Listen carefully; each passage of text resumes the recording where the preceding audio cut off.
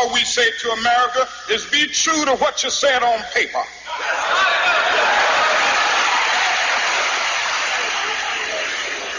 If I lived in China or even Russia or any totalitarian country, maybe I could understand some of these illegal injunctions. Maybe I could understand the denial of certain basic First Amendment privileges because they haven't committed themselves to that over there. But somewhere I read of the freedom of assembly. Somewhere I read of the freedom of speech.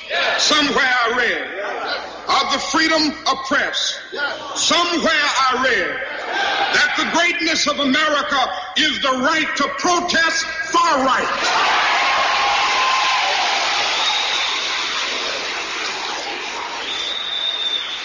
And so just as I say we aren't going to let any dogs or water hoses turn us around, we aren't going to let any injunction turn us around.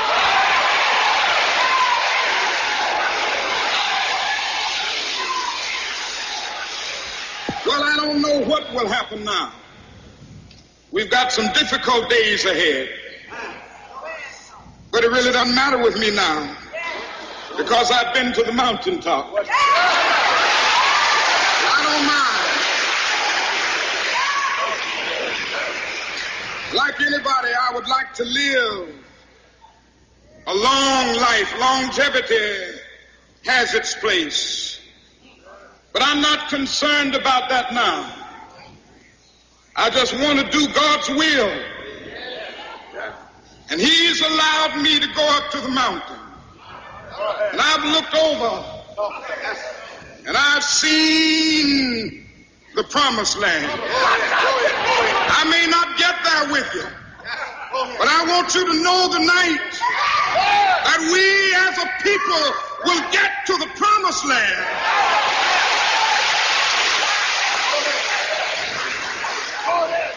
So I'm happy tonight. I'm not worried about anything. I'm not fearing any man. Mine eyes have seen the glory of the coming of the Lord.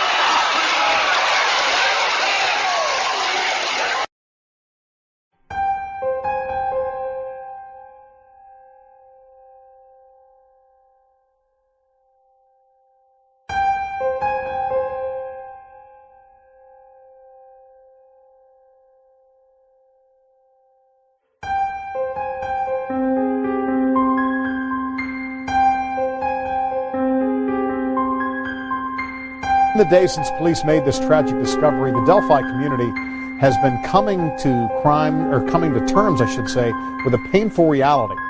Eyewitness News reporter David McAnally went back to the scene of the crime today, where neighbors still don't understand how this could happen to two young girls. Dave? As police continue a very methodical investigation here, going down every road in the search for clues, some folks who live near the crime scene, they fear that their road will never be the same.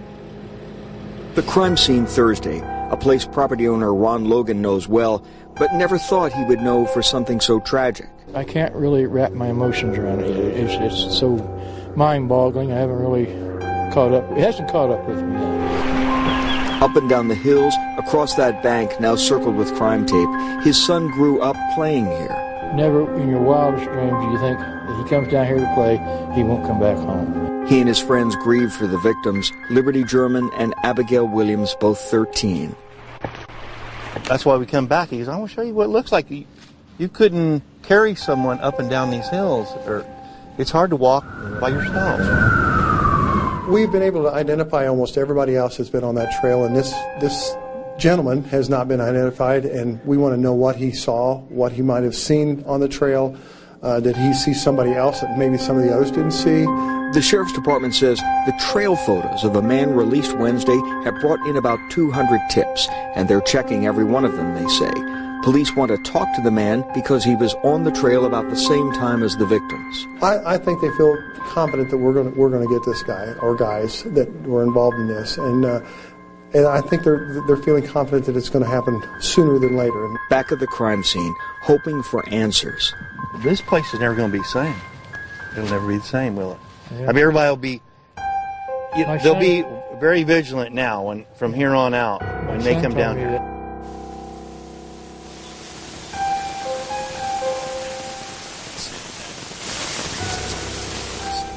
All right, that's David McAnally tonight in Delphi. Now here's another look at the man police are so desperate to talk to. Again, they have not said he's a suspect or a person of interest. Instead, investigators believe that he is the only person they haven't identified who was in the area at that time. Now, if you were in the area that day, or you know anything that could help solve this case, police do want to hear from you. They've set up a new tip line for information about the murders of Libby and Abby. All tips should be called into that number, and you can remain anonymous. You see it right there on your screen. The number is 844-459-5786.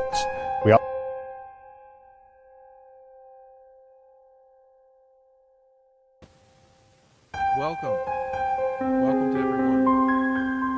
Happy Friday, February 13th, 2026. Give me a moment to check the audio.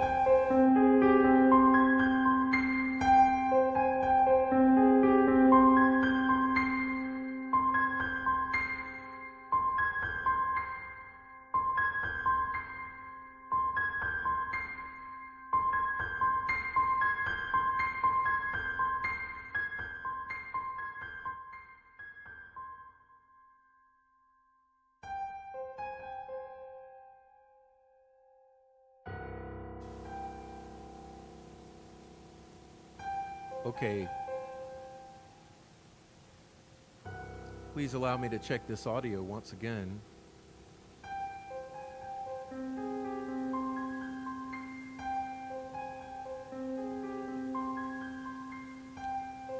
All right, so I want to welcome everyone to our show here. Tonight is Friday, February 13th, 2026. And tonight's show is very, very special moment for us here. My group of closest friends and associates who have been with me here since first day I stepped on YouTube, and for the entire community who has dedicated hours, days, and years of their lives to attempt with all their heart to get some insight or gain some insight into the Delphi murders, solely for the purpose of achieving justice for these victims that you see here behind me, Abby and Libby. Today marks 9 years since their abductions and deaths, and I want to welcome everyone in here so that everyone feels welcome to join the chat, to join the live stream, and also the replays, okay? So that you all can add your voice to this conversation. Now, it's very, very difficult conversation. And before we get started, we're going to have some of this difficult talk, okay?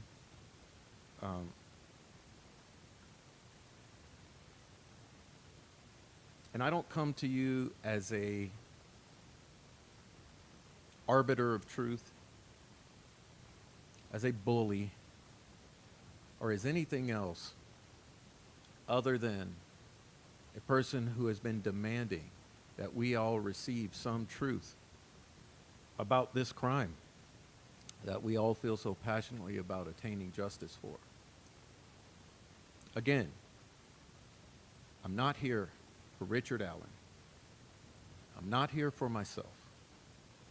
I'm not here for any of you. I am solely here for the truth about what happened to Abby and Libby in Delphi on Valentine's Day in 2017. And if you have a problem with that, I think you should do some self-reflection.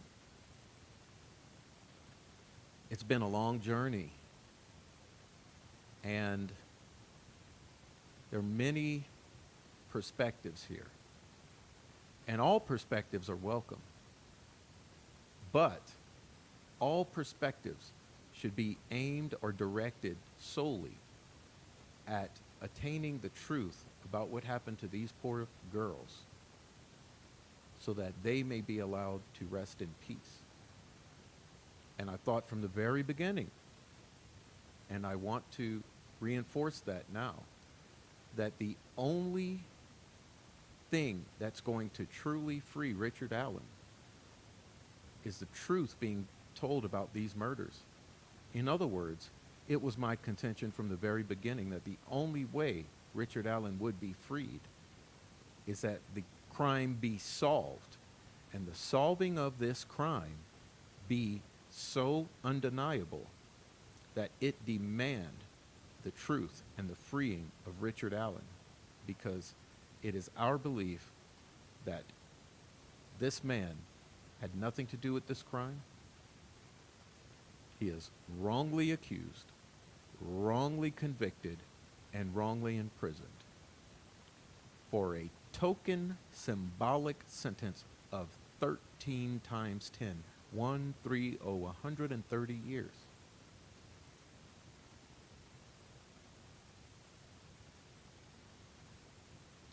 And we know that this case is very complicated. Very, very, very complicated. This thing from the beginning has been wrought with misinformation, disinformation, and symbology.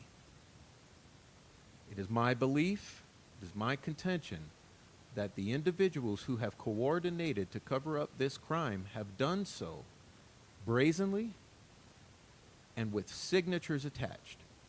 And those signatures started with the staging of the crime scene and have continued to this very day.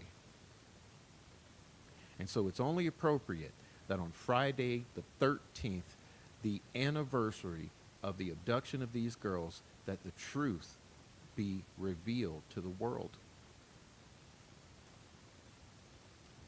Let me say further that this truth here that you're going to learn tonight, this is not the end.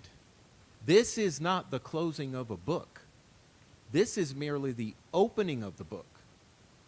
And so my challenge to you out there in this community and to law enforcement in general is let this be today. Let today be the day that the truth is told, so that a year from now, on the 10th anniversary of their murders, that justice be brought to these victims and to this wrongly accused and to the community in general. After tonight, you have 1 year to address this problem, to solve this crime, to convict, to indict, to charge, to reveal the truth of this crime. And my challenge to all of you audience members out there is you listen with open ears. You listen repeatedly. I told someone today that this thing right here requires 3 to 4 listenings before you start to get the fine details. So I'm going to implore all of you tonight, repeatedly listen to this. Give it 3 or 4 good listens so that you start to pick up on the subtleties in the story that's going to be told, and you understand where to connect the dots. Because let me tell you one thing. Tonight, you're going to hear only 90% of the story. Our whistleblower tonight has information that we are withholding because this information is so compelling. It involves physical evidence, it involves intelligence, and it involves details of confessions that are only for the ears of federal law enforcement.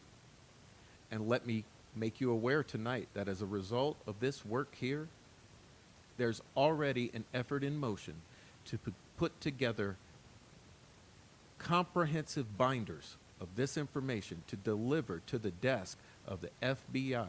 And I don't mean the FBI Indiana.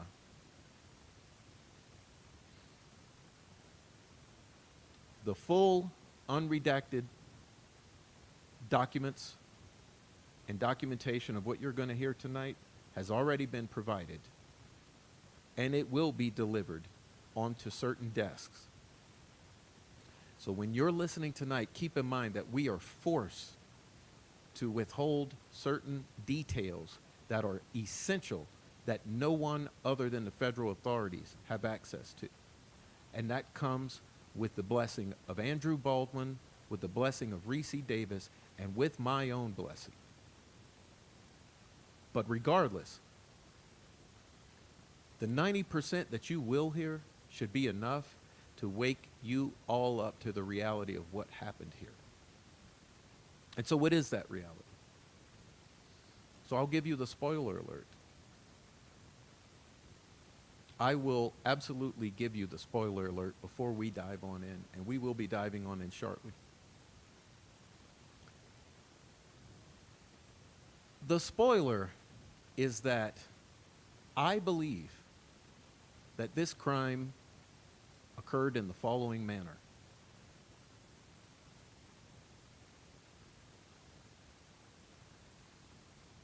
Keegan Kline,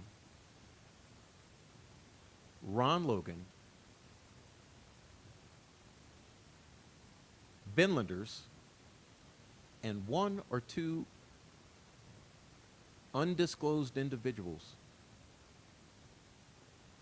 plotted to abduct Liberty German from Delphi, Indiana, utilizing the Anthony Schatz account. They all triangulated against this victim, and when she showed up with Abigail Williams, the plot was followed through on. The intention was to take Liberty out of state. And what occurred was things went bad. And when things went bad, our victims were brutally slaughtered. And because of the roadblocks, the unusual, immediate amount of searchers and law enforcement, the perpetrators were forced to leave those girls in the property where they were being victimized because there was nowhere to go. The entire community descended too quickly upon Ron Logan's property and the area in general so that there was no way out. And what does this mean? This means that all of you need to really, really wipe the sleep from your eyes. Forget about your own theories. Forget about your own biases and perspectives. Forget about what you think you already know. And forget about what Andrew Baldwin theorized as the true nature of this crime. And solely focus on the confessions that you're going to hear about tonight, combined with the wonderful, incredible, amazing work of one individual, Gregory Ferenczi. And if you combine the work of Greg Ferenczi, Todd Click, and Kevin Murphy with the confessions of Keegan Kline and Ron Logan, you will understand the true nature of what happened to these poor young ladies.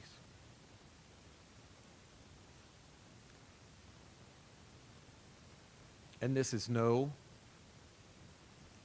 attack on Andy Baldwin. It's no attack on you. It's no attack on any YouTuber who has dedicated their lives to trying to pry into the truth about what happened here. It's just a sober look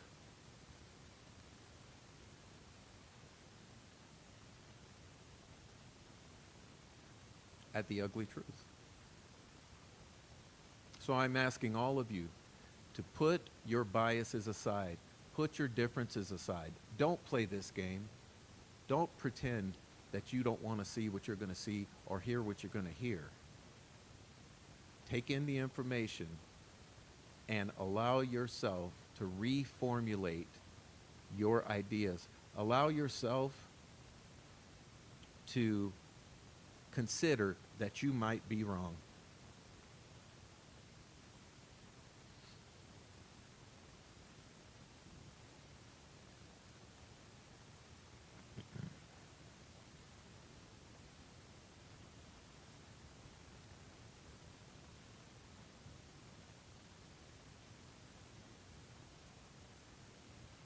So with that, I want to honor Gregory Ferenczi for having the wherewithal to pull on the right threads.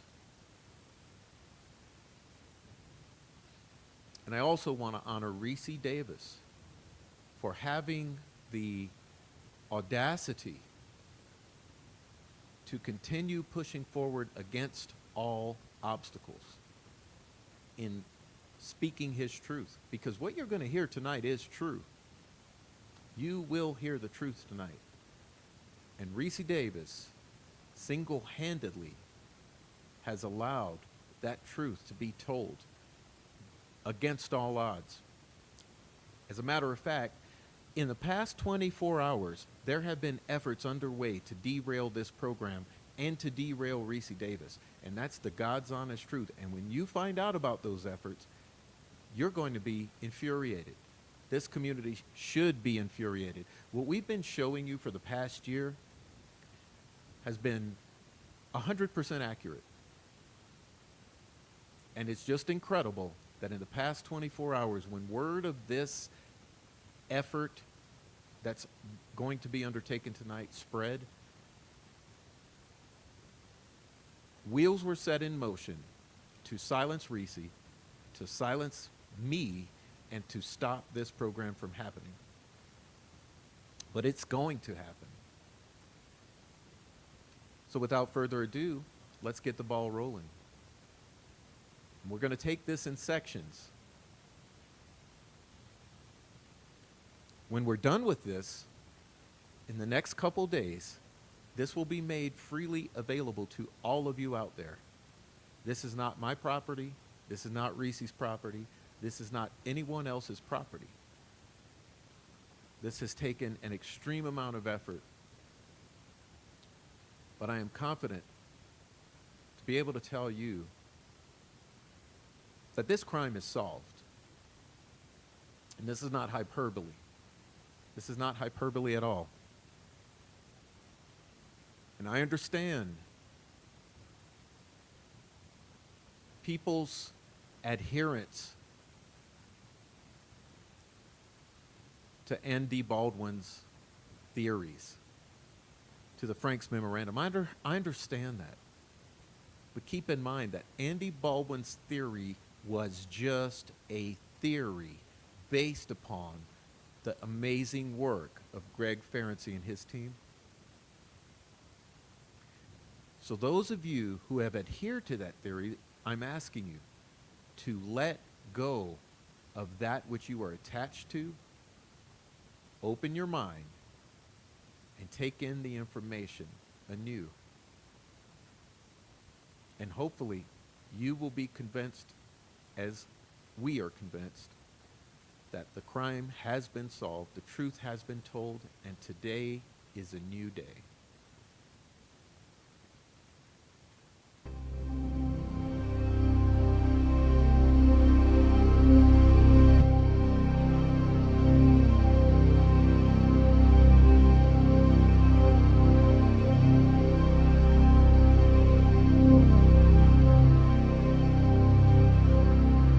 Okay, so we're talking with Ricci Davis today. We're lucky enough to have him on the line, and I want to introduce him to everybody. Uh, Hello, Ricci. How you doing? Yeah, I'm doing just fine. How are you doing? All right, good to talk to you. Okay, same here. Um, yeah, so I just wanted to open the floor up for you to talk to the audience today, and I know that you and I have talked, and there's a lot of things to talk about. So I guess I'll Yes, try to get the ball rolling with Ron Logan and let you kind of tell us a little bit about your life and Ron Logan and meeting him and all the things that unfolded way back then. So once again, thanks for being sure. here, and it's very good Well, to have you to talk to everybody. okay, for sure, same here. Yeah, okay, so I guess I'll probably more likely start out, okay, looks like I'm going to start out with probably how I met Ron Logan. This is in 2017 here at where I'm at currently over at Newcastle Correctional Facility in Indiana, okay. So, so, like I said, I met him in 2017.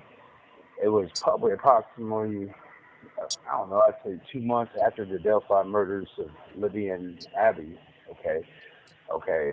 Uh, so, it happened pretty much that Ron ended up in the same unit, as me, becoming my neighbor to a adjacent cell in the dorm that I was in. Uh, let's see here. On the first day, I was I really wasn't sure who he was. You know, I guess it was noticeable that he was walking around nervous. A little bit quiet. Which is typical for people in the new prison environment. The morning after that he got here, I was sitting there on the kiosk. I was typing a letter to the family, and Ron Logan walked up seemingly he was polite, you know, and he asked, if maybe I could help him set up his kiosk account and his PIN number on the account so he could order commissary coffee and write his family and check his money and things of that nature, so typical, for new people that get here that really don't have anything, I kind of give them a care package, with coffee and stuff. I mean, it takes a couple of weeks to be able to get your food and stuff, so but he seemed pretty grateful, that I gave him some items and stuff to help him out. Okay, stuff like that. So, give or take, it was probably a couple of days later, I was working on some law work, and Logan sat in front of me at the table in the day room. He told me that someone informed him that, I was a law clerk here at the facility, in the dorm in particular. Okay, and, asked if I had a few minutes and maybe talk with him. I said, sure, that's fine. I informed him I was. And, so, oddly, his first words is, do you know who I am, and it kind of threw me off. I told him I didn't think so, really. He stated, talking really low in a real low voice, he informed me that he's been all over the news regarding the Delphi murders and explained that the girls were found on this property. And to be truthful, I was kind of shocked, but I stayed calm, wondering what he was going to say in a way. Okay, he began to tell me his lawyer told him at first not to talk to anyone about the case while he was in here. However, Logan stated that he had questions, that he was really hoping to get answered. And he mainly had questions about, he was asking me if I knew anything about search warrants and told me about the FBI searching his home and asking, if they could, for example, he asked me, if they could legally come back to his home with on the same search warrant, or if I talked to him about that, he assured him, about that, He went on talking about, how incompetent the FBI was, and complained about the search and the investigation and stuff like that. It's pretty much he stayed stuck on that, Instead of asking questions, he, intended, because he was originally intended just to ask questions, but I remember we ran out of time, and we had to lock up in our cells, and so he really didn't get into the, any hardcore questions he had. It was just mainly about the search warrant stuff. But when I went to my cell, through the night, I was laying in my bed and I was thinking, pretty much how bizarre it was that instead of, Logan being grateful his, name was close to being cleared. Instead, he was angry about, the case and being in the FBI's hands and Carroll County's, instead Carroll County's jurisdiction pretty much. That he really was hoping that it would just get in their jurisdiction and not the FBI's. And I just thought it was pretty bizarre, with the conversation, altogether, I was feeling like something wasn't really adding up with him, but, I really wasn't sure, kind of screwed this up a little bit. We were sitting outside one morning, we was on like a weight machine outside, and we was talking, drinking coffee, and, remember, like yesterday, he said, man, hey, do I have your word that we could talk and that, you keep a secret at all costs. And pretty much I had to, just tell him that I would. I mean, I knew that I was, at that point, kind of pilling for information, trying to figure out what was all going on because it was, it was more than obvious that there was just more to it, at the time. So,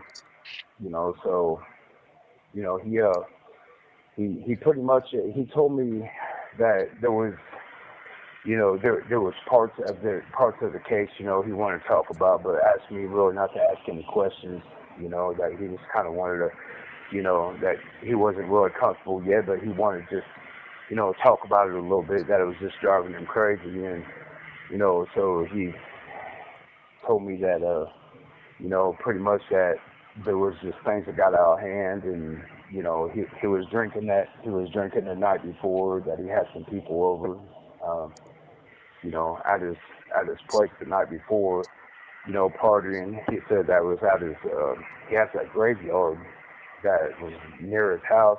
I believe it was on his property. I believe he was saying, and he said that, he bought some alcohol for some people, but he wouldn't let them be at the house, that they would have to stay around the graveyard, that night. He said it was probably around about 8:30 or so. That would have been on the 12th. Okay, so. Okay, I'm going to be temporarily pausing it to clarify points for those who might otherwise miss. He just described to you the cemetery party or the pig roast, okay? So for everyone paying attention who knows the case or who has somewhat followed the case, he just described, without any foreknowledge or outside knowledge, he just described Ron Logan's confession of the cemetery party / pig roast, which began on the evening of the 12th. Okay, so as we go along, I may be periodically pausing it to clarify for you what's being said. That's why I ask that you don't distract yourselves in the chat. You don't try multitasking unless you're coming back for repeated listens, because everything's here. So you have to listen attentively. So let me let him continue. Apologize, but I just wanted to interject. He said that he was also expecting a couple individuals to come. Well, he said they were friends, and after he described it, he said there was burner phones involved. With the people. He didn't yet at that time tell me who it was, but I'll get to that later on. He was telling me how he had trouble setting up these phones, that there was, I'm going to pause for a second. I have to kind of explain something for it to make sense for the listeners. Okay, currently I'm in the protected custody at this time. Okay, it's a kind of a high profile, dorm at the facility as I'm at, and mainly the people are here for the most part. They're either ex-gang affiliates or they're high-profile sex offenders or high-profile murderers and stuff like that. So he was kind of comfortable talking to a few people about, about familiar things to do with sex cases and stuff like that. And, I tried not to show him any animosity when he was kind of getting into them type of things. So he was starting to feel, after time, he kind of went a little more comfortable talking to me. And I was trying to make him feel, as hard as it was, I was trying to make him feel that, it was okay to talk to me and that I understood and, things like that. And which was working. It was making him, feel more comfortable to talk. He was stressed out. You have 1 minute remaining. Yeah, I will call you right back. Okay. Okay, hello. Okay, I'm back. I apologize, man. Okay, I can't spell this. Well, anyway, I guess I was probably talking about the burner phones, but yeah, there was a burner phones involved. He didn't want to really list any names about what was going on, but he was telling me that a friend of his had pretty much had some kind of, I don't want to say business, but kind of like where they were trading off pictures and videos, stuff like that, things in that. Okay, so let me stop it again. Here he is revealing to you the allegations that Ron Logan is a pedophile. Okay? What you just heard as again, I'm asking you to pay attention to every single point. I know the audio's not the best. I know there's a lot that's not the best. We're dealing with someone who is currently locked up in Newcastle. It's not the easiest to accomplish this. But he just revealed to you that Ron Logan was buying burner phones filled with CSAM and with access to accounts by Kagan Klein. We already know that Kagan Klein was selling these burner phones filled with access to this stuff to members of the community. So this all tracks. And if you're honestly and in good faith following this case, track it. Okay. Nature, and that he was telling me that he had a friend that came up to Delphi, pretty much from out of town, that would help him set these burner phones up every. He was saying from anywhere from from 3 months to 6 months. He was saying then they would switch them out, and I don't understand why or none of that, but that's how he was describing it. But okay, and that's describing that Keegan Klein is coming to help Logan with maintaining these burner phones every 3 to 6 months. This is how Klein is connected with providing this CSAM to Logan. Pretty much. He was explaining that at first he would not give me names or any information about who else. I mean, this was through time. I was getting more and more information, so it was hard to, when I would talk to in particular people, like we would say later on when I was talking to like Andy Baldwin, stuff like that. I had a little information to give them at the time, and when I talked to the police, to the detectives and stuff when they came up to the facility, I really had a little bit of information, some information to give to them, but I was still at that time getting information too, right? So it was hard to, so that was that. So, later on, okay, Ron was stating that pretty much this was after my interviews with the police and everything, but he was saying that pretty much when that he was going to meet up, him and a friend, okay, was going to meet up. When he was speaking to the girls, he was describing that pretty much that there was only one girl that they were planning to meet up with, that they weren't expecting to at the time, and was saying, that it was really ultimately his friend, that was wanting to meet up with the girls. He was describing pretty much that, he got in a situation that he really didn't want to be in. He described it as kind of the situation went too far. He said that he was being blackmailed for whatever that. I can't tell you what that means even to this day. I still don't know. So the plan was with Ron, and there was another individual. I don't know what happened to the people at the party, but as he described, he said that everybody got drunk, and they vandalized the property, the graveyard. They did a lot of vandalism out there, and he said, the next morning after they did that, they all got in an argument, and he made him clean it up. He said that after everybody cleaned everything up, he made him put it in a bag. Some people left. I'm not still sure, but they got some bags together, gathered it all up, and that's when pretty much he went to the dump yard. As he described, that's what he was doing, was dumping the trash that was being vandalized at the house. Okay, so what you have here in this portion of the story, this is describing that Ron Logan, the morning of the 13th, gathers the evidence of the cemetery party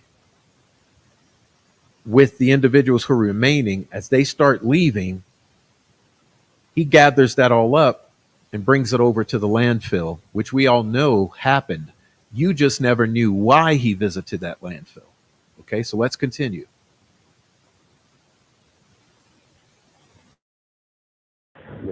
And so he went back to the house after dumping the garbage off. And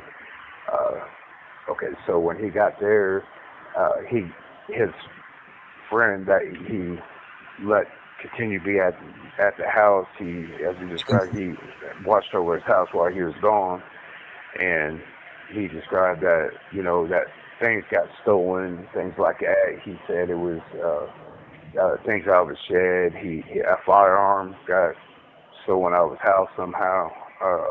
He said that his bunch of garden tools. He said a rototiller, that he described for a garden. I mean, don't ask me, but just a bunch of tools and stuff like that came up missing.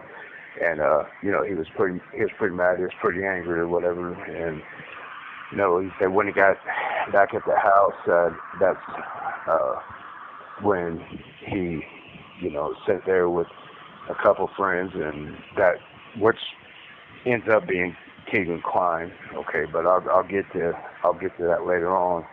But pretty much he said that he was being blackmailed about some things, and the way I was taking it was about the videos and stuff like that. But he had plans to meeting up with one of the girls, which was Libby, and him and the other individual. There's still a unknown person. Okay, which I mean I believe I know who it is through conversations, but I can get to that later too.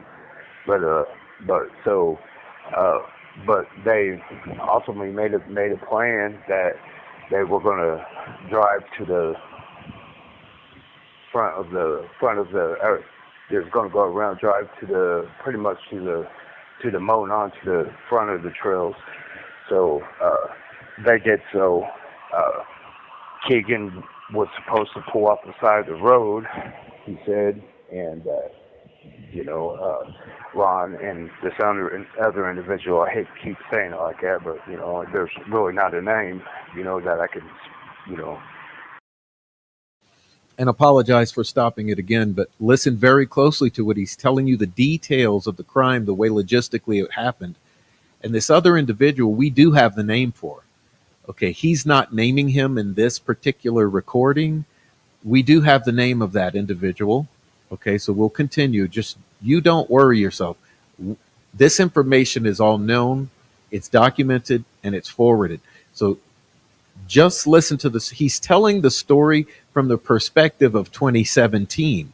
Okay, he's not yet caught us up to 2025. So just please be patient as you listen to this. We got hours to go. Okay, so just please try to keep tracking. But I'm going to temporarily or periodically interject to help you understand the end game here. Okay. Say right out. I mean, because I was never really told a name. I just believe I know who it is. But Keegan pulled off the side of the road. They went to the trail to meet up with Libby. Okay. He said when he pulled off as he was broke down, and that while he was like sitting there off the side of the road, he said a lady pulled up when he was by himself, and he said, she asked if he needed any help or whatnot, and he assured her no, everything was fine. He said that his dad was on the way to help him. Okay, so after that happened, he got nervous, and then he decided not to stay right there, and then he go ahead and went on and drove off and went towards Ron's farm, but they're still at the trail, going to, talk and get Libby, and when he got to Ron's house, he contacted him saying, pretty much, what happened with the lady that pulled off the road, and he just got nervous that he was going to walk to the back of the way of the property and meet them up to the, back up to the trail where they were. But however, since they, Ron and this, the other individual, I hate saying it like that, but since they were went to the bridge, they noticed that there was two girls, which was Abby too, and that was not expected. As he made clear that it was only supposed to be one of them, and they were going to take her to the car originally, but then they realized that they had to walk to the back of the property and walk up through the woods and all this other stuff towards the property. And so he said when they approached her, at first they both went to approach her, and both of the girls got nervous, as he described, and he said that they were looking off down the way, they weren't on the bridge, but looking down the way, and there was like little wild rabbits and stuff like that, and he went to go talk to them, make him feel comfortable. Well, they got nervous, and they walked, sped off and walked up kind of on the bridge. And so so they didn't want to push and make him any more nervous. So they went and they talked, and they decided that Ron was going to approach the girl. So, and the other guy to just go ahead and stay back.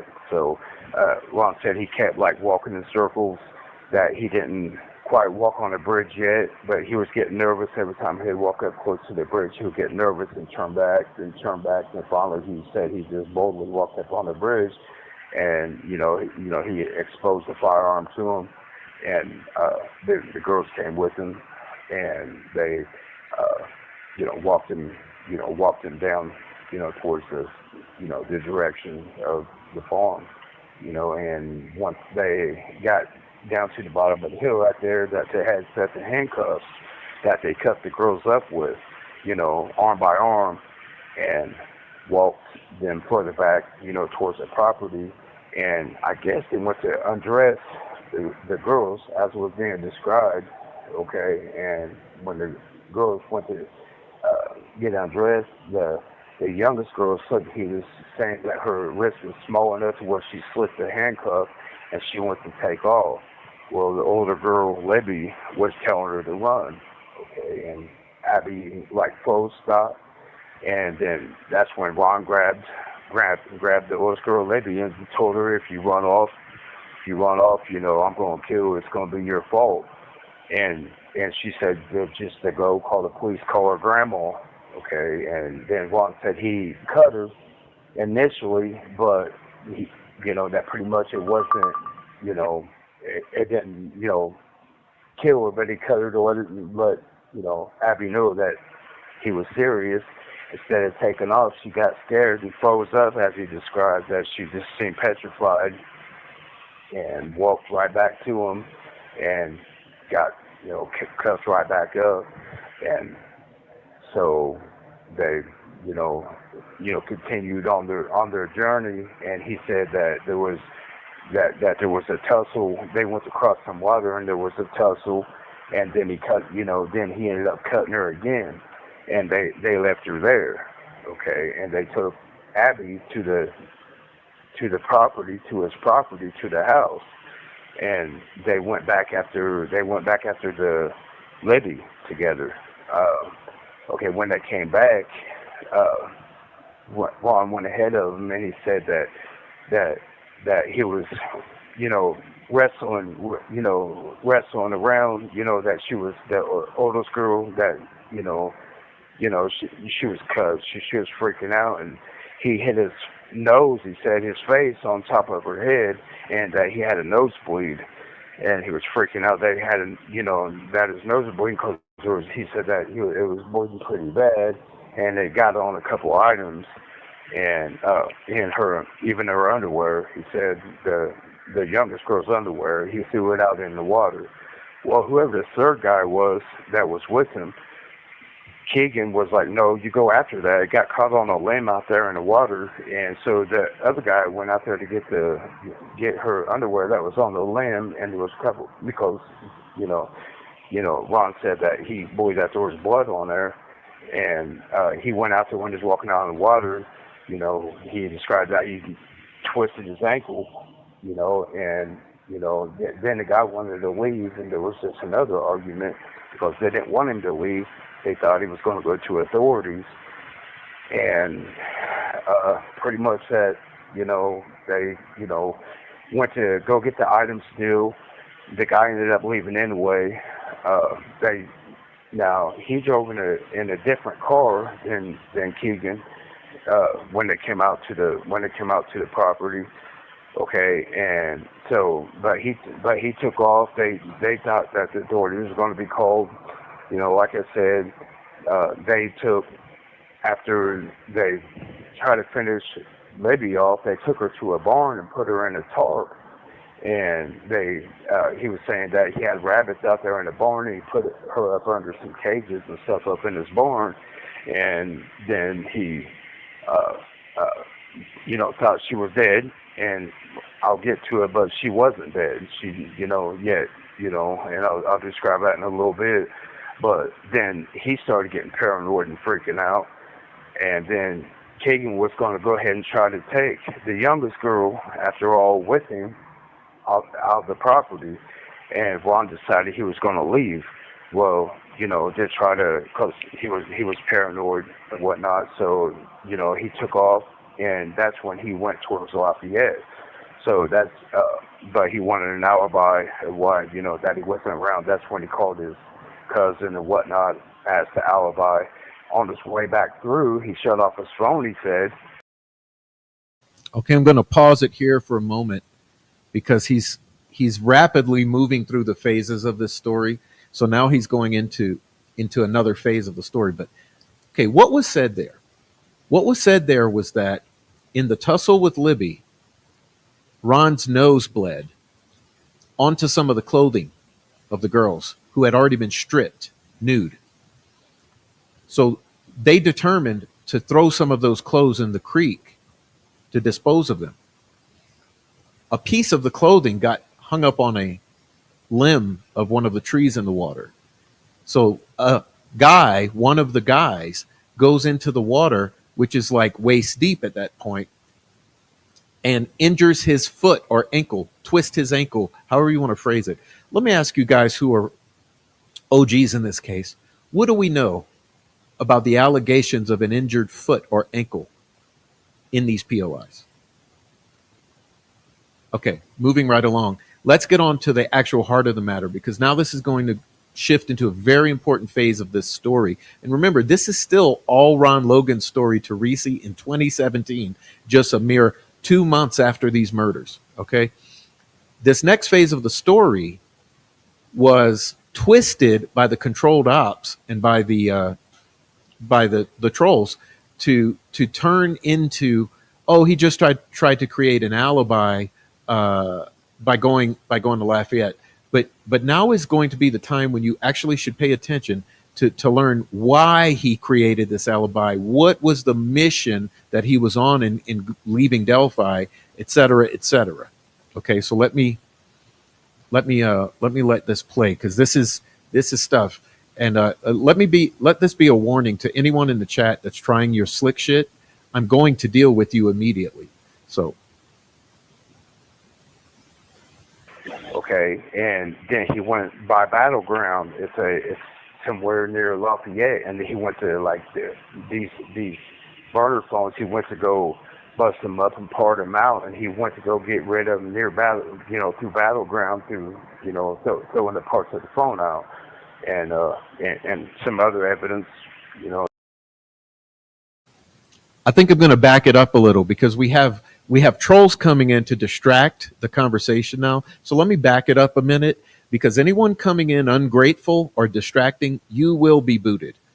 Okay, so let's back this up, because just because of this distractor in the chat right now, we've already missed a very important point. Okay, so here we go. Let's see. And put her in a tarp. and he was saying that he had rabbits out there in the barn, and he put her up under some cages and stuff up in his barn, and then he thought she was dead, and I'll get to it, but she wasn't dead. She, yet, and I'll describe that in a little bit.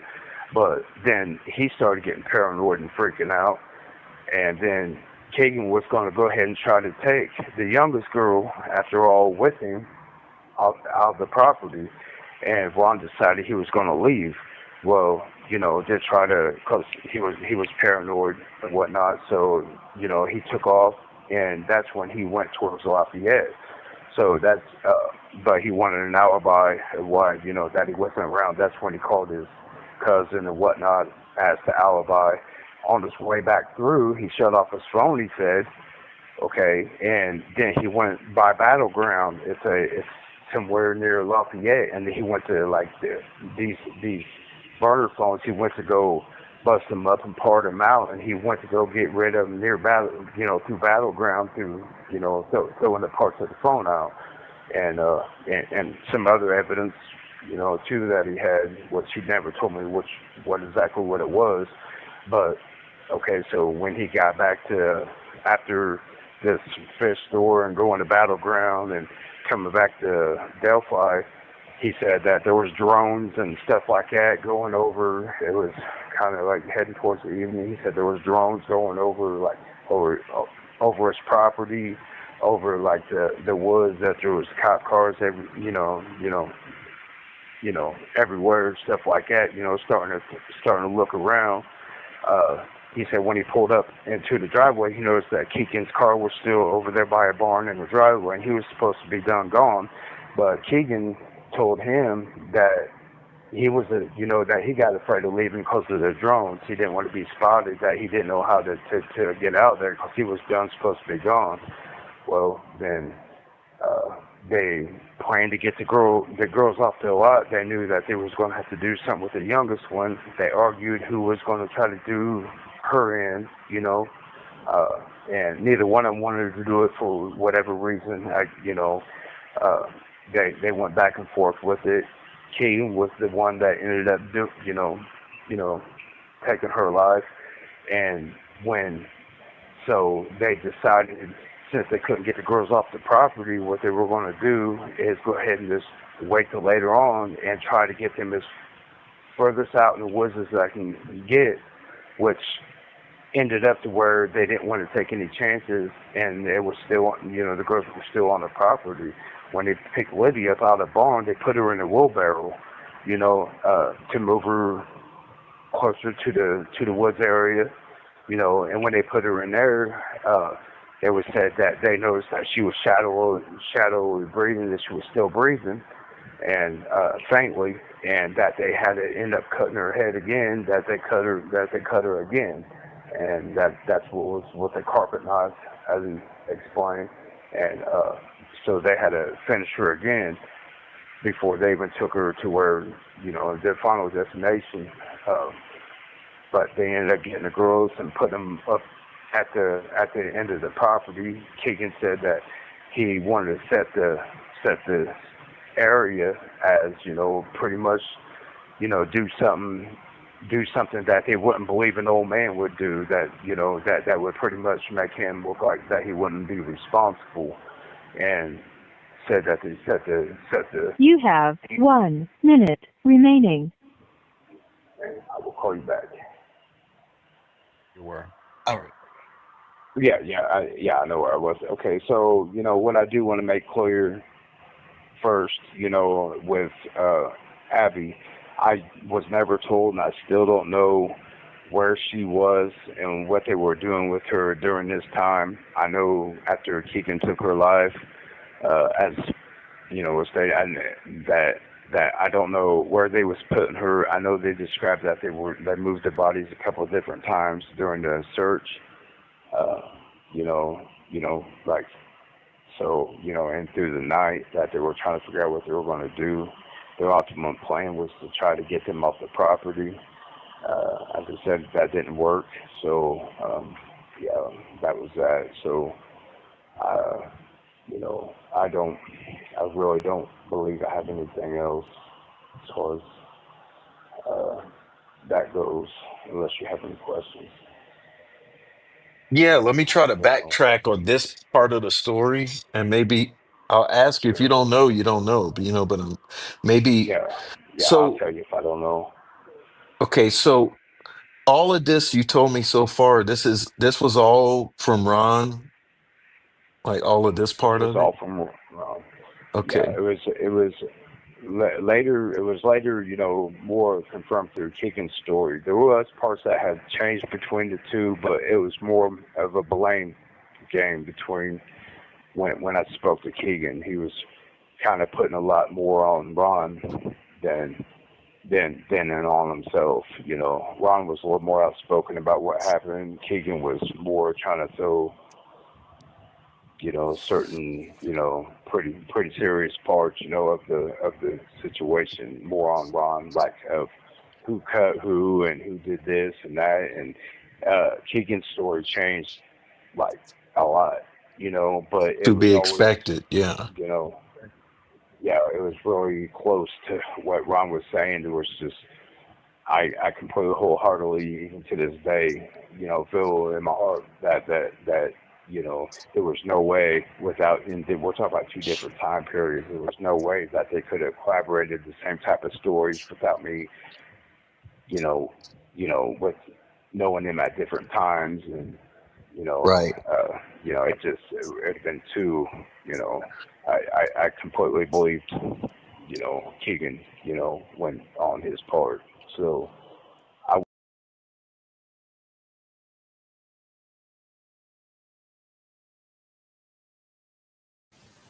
Okay, what we're going to do now is we're going to pause temporarily because I have a very special surprise for you guys tonight.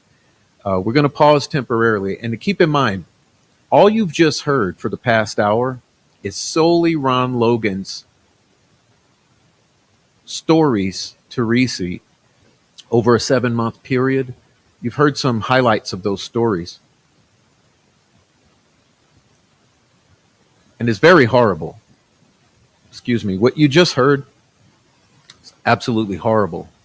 But it even gets worse, okay? Because keep in mind, like Ricci just said, that years later, when he ends up housed with Keegan, Keegan corroborates the entire story with all the details, etc. Unbelievably. And we're going to hear that tonight.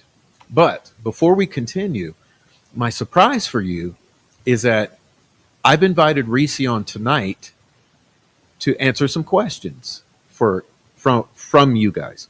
So if you have questions for Ricci, priority is going to those with wrenches. Okay. So the first questions we're going to answer with Ricci are from those with wrenches. But everyone is welcome to submit your questions. Make sure you put an uppercase Q before it so I can see it. We're going to take them in order of my choosing and priority. But I'm expecting any minute now a call from Ricci because I scheduled him to call at this particular time. So hopefully we'll get the call in momentarily, and we'll make sure we hear him, and then we'll be good to go. Okay.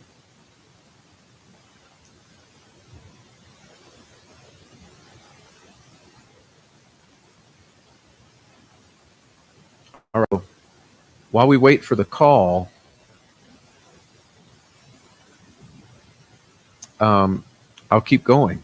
Let's see.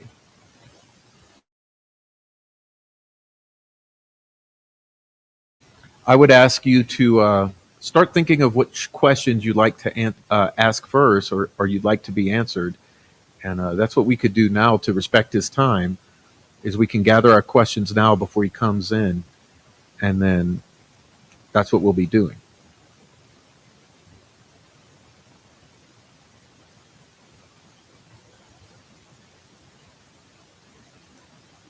Okay. Now, just to recap, one of the things that Ricci said that was extremely important, that again, it's going to fly by you if you didn't listen closely. Ricci says, undoubtedly, they move the bodies 2 or 3 times over the course of the night to 2 or 3 different locations. Okay? For instance, according to Keegan, they move the bodies 3 times. According to Logan, 2 or 3 times. You see what I mean? So listen, when we're talking about moving the bodies, we're not talking about moving the bodies 10 feet. Okay, we're not talking about moving the bodies 10 feet. We're talking about moving the bodies all in the area inside the cordon. So do you understand what that means?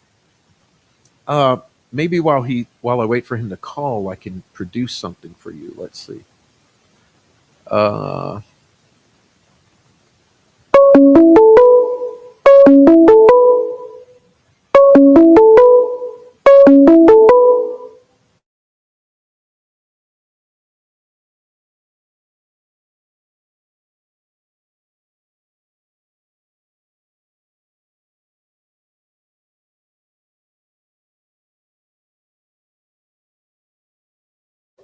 Hello, Reese. Hey, Prof, we doing, buddy? Hey, what's up, Reese? Thanks for calling in. This is perfect. Hey, Let me make sure right we can on. hear you. Just give me a moment. Okay.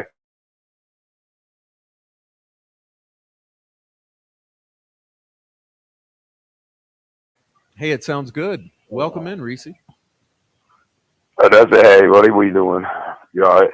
Yeah, we're good. We're All right. telling your story here. Yeah. Okay. Yeah. Right on. So, yeah. Okay. Would you like So, to say yeah. hello to everyone? Everyone's saying hi to you. Okay. So, yeah. Hello, everybody. Yeah. Just tell them to say hello. I don't know how this works. I mean, this was, but so, uh, wait. Did you want to start? I didn't know. We didn't really discuss what was supposed to be going on right now. Yeah, thank you.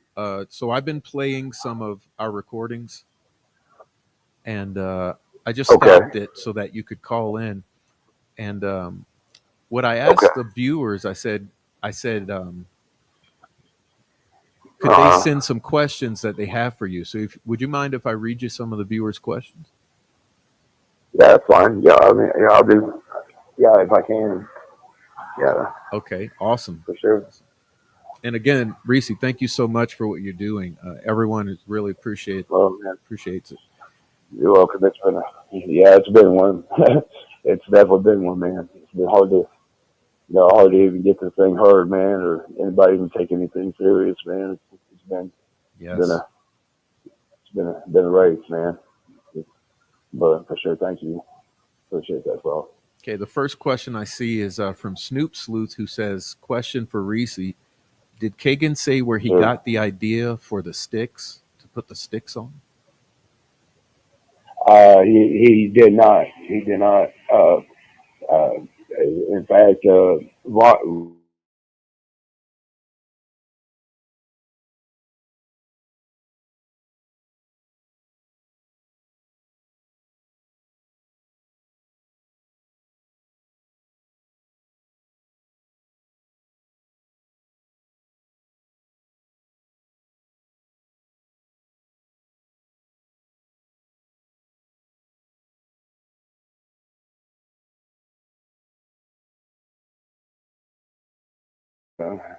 so no, he really didn't get into a whole lot of that, right?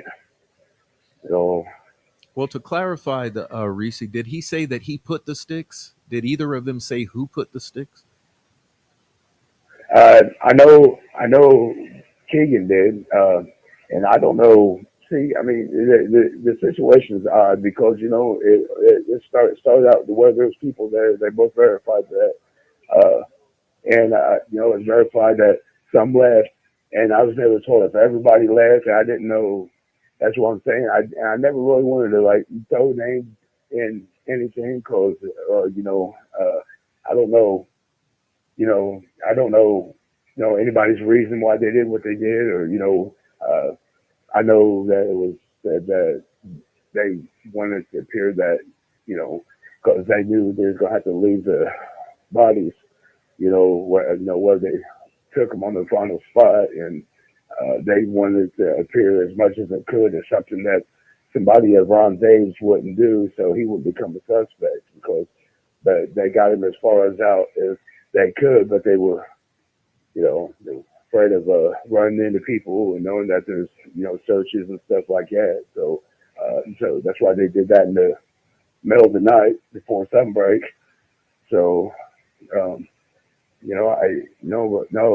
mean, there's a lot that wasn't really told to me. I mean, like I've always said to people, I probably got just as many questions as anybody else, but no, he wasn't descriptive of why, but he did, explain, the patterns, and,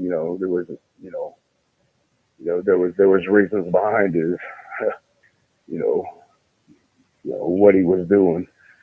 I just kind of, let him talk, same as Ron, let him talk, man, because, there was a lot of questions I had, but like with, both of them, it just seemed really odd because it's when I would have a question, just the way they would act. If I started digging in, and it just seemed like, especially with Ron, he would shut all the way down if I started asking questions. But when it comes to allowing him to talk, I mean, he was in his comfort zone, I guess you could say it like that. And he would just talk, and but there was a lot of questions I asked too. And he just seemed so weird.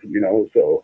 I got to the point where I just really realized it's just better just to let them talk, and really not even ask any questions, just because they both gave me enough information where I just, was just able to write it down day by day with both of them, and, so and a lot of it didn't make sense to me or what they were saying, but like, I wrote it all down anyway, did the best I could trying to recall it every day when I went back to my cell, right? And so, but all that still don't make sense to me. Mm-hmm. But both Keegan and Ron did say that they staged the crime scene to look like witchcraft or ritual. Both of them did relay that to you? Yes. Well, right. It was Keegan. It was Keegan that did it. He was describing what Keegan was doing, and he said, his best way to explain it was witchcraft signs, symbols and stuff like that. And when Keegan explained it, he said that, there was a reason for the way he staged it, but he didn't flat out just say Odinism or all that stuff. He just I just took his explanation and just let the conversation continue, right? But he definitely said that it was staged and there was some things done, and so I don't know. I don't know. I still don't know, man.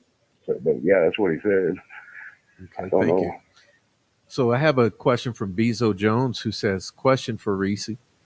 Did Ron tell you that Nick told him that when he became the DA, he would get him out of jail and he would never be prosecuted for Delphi? Absolutely.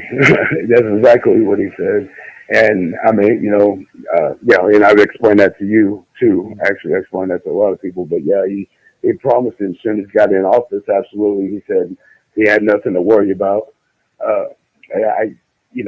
He got his modification started early before he even got into office as a take it, as he was describing, he was just like watch this, as soon as he gets in, I know I'm nothing to worry about. He said, other than that, he said if it didn't happen like that, he said he was getting really nervous, because there was a lot to, he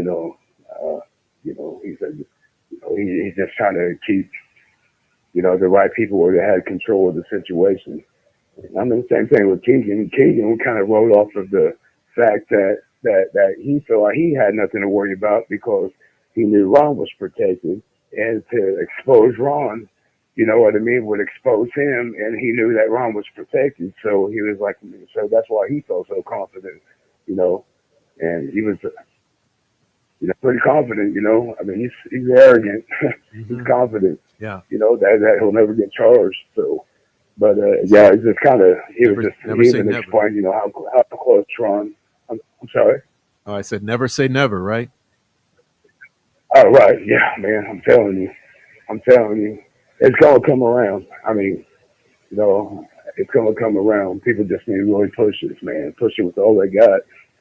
I mean, if the Keep right thing to keep do, pushing. Yep. for anybody.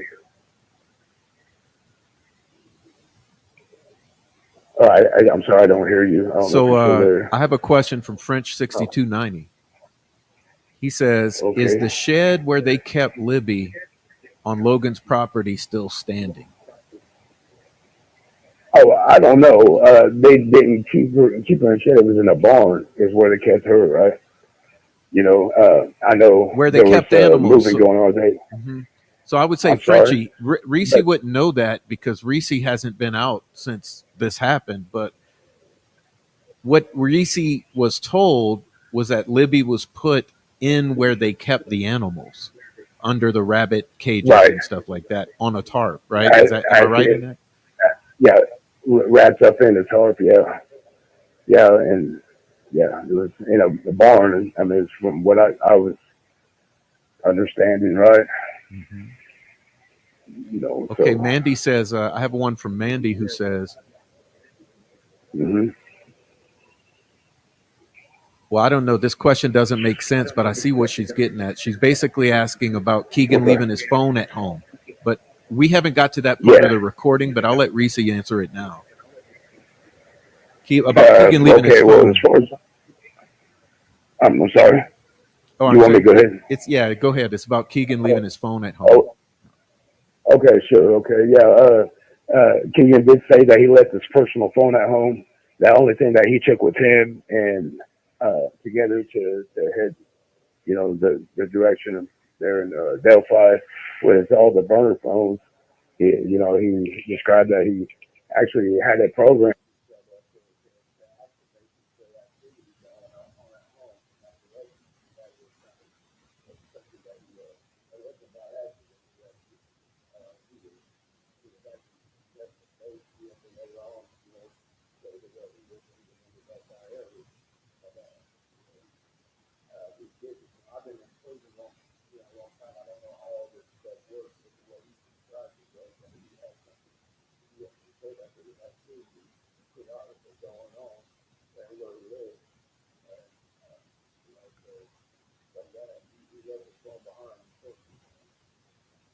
Hmm. With an app running or somehow to make it look like it was being used, right?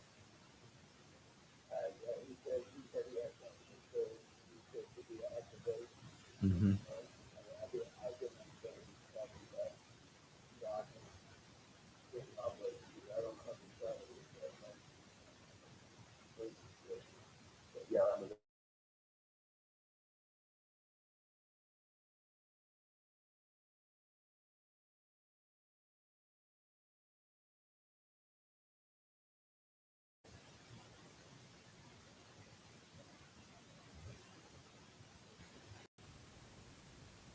Okay, hello. Are you still there, Reese? We had a little audio glitch here.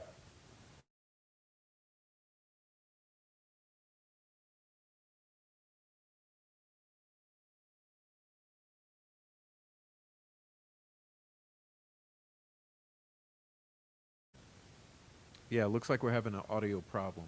Let's see.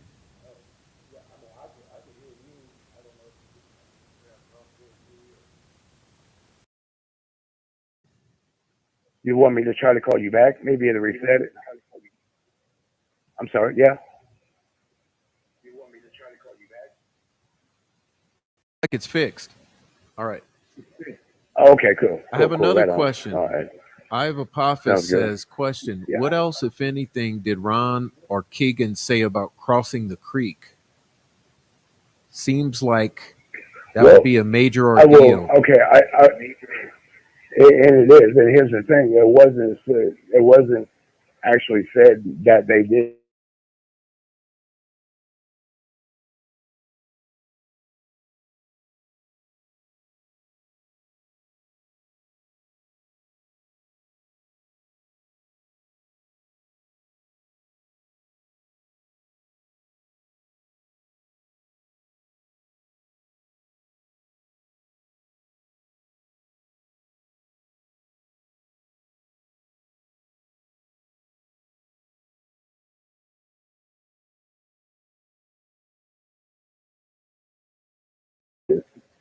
Based on. I mean, because they knew the depth and everything of it. You know what I mean? I mean, so they were discredited. So there was a lot going on. You know what I mean? With there's one thing I can't really absolutely verify it happened. I believe that's how it happened by the way it was described.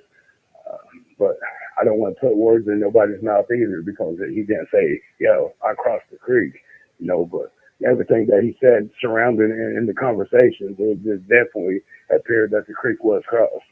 Mm-hmm. So I'm sorry the audio cut out, but I think I fixed it now. Okay, I think I fixed it. There was an echo cancel button. I turned that off. It seems like it's working. So I apologize, audience. This is difficult, but I think we cleared that up. There's a question from someone that says, was Keegan at the party or did he come on the 14th?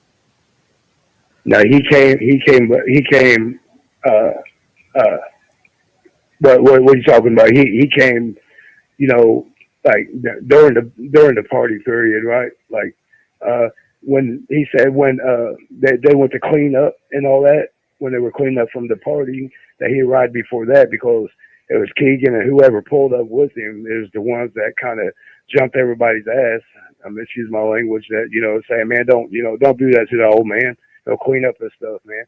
So they all got together and cleaned up. They were drinking and, so, I mean, that was kind of how it was explained, right? So did Keegan describe coming in the morning when this all happened, or was it more so like real late at night, like in the early morning, like in the AM? It was still on the 12th, right? It would be still considered on the 12th, right? So explain that to me again, because Ricci, it's difficult, but so you're saying Keegan says he shows up on the 12th at the party with his other person? Yeah, after they were already partying, right? Mm-hmm. And Ron said he was waiting on a couple other people to show up. Mm-hmm. Okay, he was, and two people pulled up. One of them was Keegan, and another vigil pulled up with him. Two different vehicles, and so yeah, I mean, so he stayed around, and he stayed around, and eventually he told they told him to clean up the property, and this was in the. I guess it would be the 13th. I mean, if you're going into the wee hours, right? Yeah, but still dark, exactly maybe. In other words, mm-hmm. It was dark. On the 12th, the party was already. Because I mean, I guess they were partying throughout the day too. A little bit. But the only thing that threw me off, Ron said that he bought alcohol for people, and I didn't know if it was kind of just being friendly or. Or I didn't understand it is maybe was people not of age to buy it, but it was never really said, right? He was like, I bought everybody alcohol, bought himself beer, and he was drinking with them. You would assume that might be young people if he's buying them alcohol. I mean, that's how I took it. But I didn't know because I mean I thought about it over and over, like were they not old enough, or was he just being generous because it was his property? And I mean, I don't know. He didn't really describe, but he did say that he went and bought the alcohol for him. Well, he said they vandalized. Did he ever say that it's because they were younger kids or something? Yeah, he did say that. He didn't say whether they were kids, but them vandalized. It was like this broken bottles and things pushed over, and there was stuff like that. So I mean, just a lot of trash. So whatever he meant by it, but yeah, I mean, he was really pissed off about it. He even seemed angry explaining it. I mean, to be honest with you. And didn't you tell me that he kicked them off? So this started at his house, but then he kicks them off and tells them to get their ass in the cemetery. You have 1 minute remaining. They were going to his house to use the restroom back and forth as why, but they were supposed to stay at the graveyard, but to use the restroom and stuff, he was letting them go to the house back and forth, right? And things came out missing, and that's why he was like, no, you guys ain't doing that no more, Okay. I know your phone's going to die. I'll let you call me right back, okay? Oh, sure. I got you ready. All right. Thank you. Right,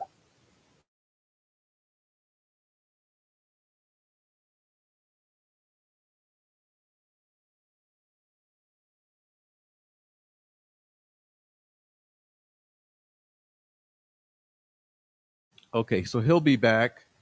The next thing I'll ask him when he comes in is about these names you guys are mentioning and the details of this party. Now, keep in mind, this was not the central focus of their conversations, from what I understand.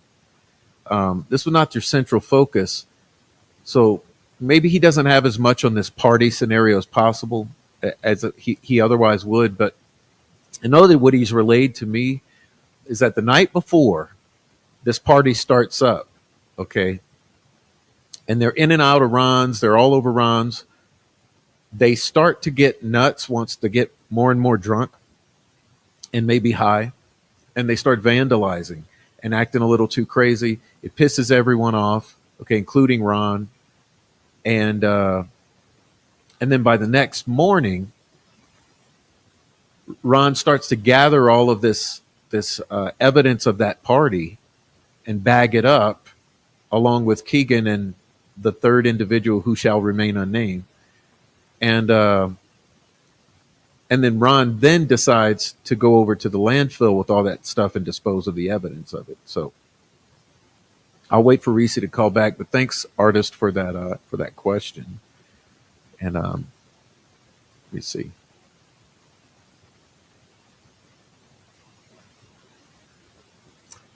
Okay, I'll answer this while we're waiting here. Did either Keegan or Ron say how Abby ended up wearing Libby's clothes? Yes. From what Ricci told me,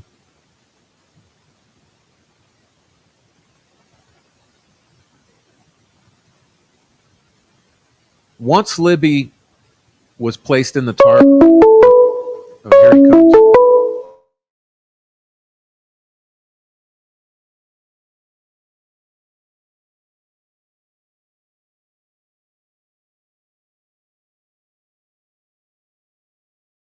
All right.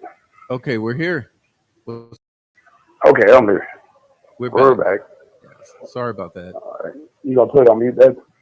Okay. All right. So they were asking about as far as like finishing off with this party, did they ever say any names or anything about any of the people who were there that you remember? Man, dude, I've been asked that a million times, and they hadn't, at all. I know the thing that I filled out for sure about that this other individual was, Keegan's father. There's a reason that I believe that. Wasn't just, it's just not just a random belief. It's just, there's things that he said that, that just, I'll just say that just made me believe that. But, man, they both would not talk about names. He was just talking about protecting his dad and hoping his dad could protect him, and that's what. And he would throw that in there,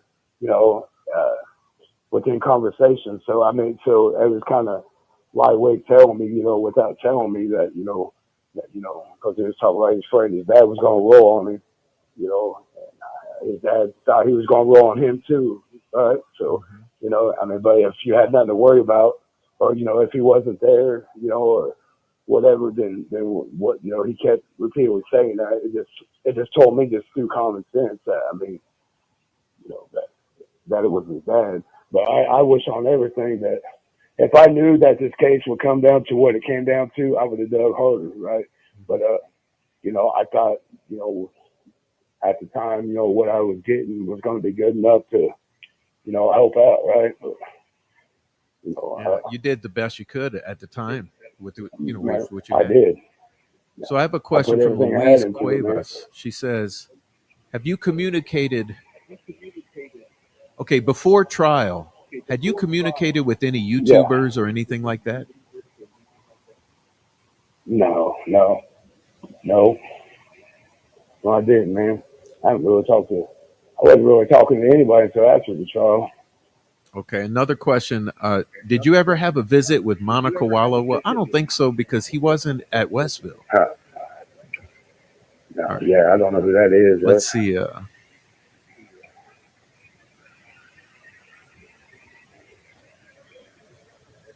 Trying to skip over the questions that I already know are pointless questions, so apologize, y'all. Okay, there was a question about dressing Abby. So people are asking, why was Abby dressed after she was nude, and why was she in Libby's clothes? Do you have any thoughts on that? because they was going to take her. I mean, they was planning to take her and keep her. You know, so they had her get back dressed to where it didn't look suspicious that they're running around with a naked girl, right? Yeah. Bottom line, that so I would assume this, Reese, if those clothes are wet, Mm-hmm. it's hard to put on them little skinny Mm-hmm. jeans once they're wet. So they probably got the bigger jeans and the bigger clothes and put back on the girl Yeah. because those clothes were wet. So Right. that, I think that answers the question. Yeah. And this brings it to another Sure. point. It's a New Day says, why take off Mm-hmm. their clothes if there's no sexual assault? So what do you think about that? Man, you know what? I asked it a million times. I mean, that's my question.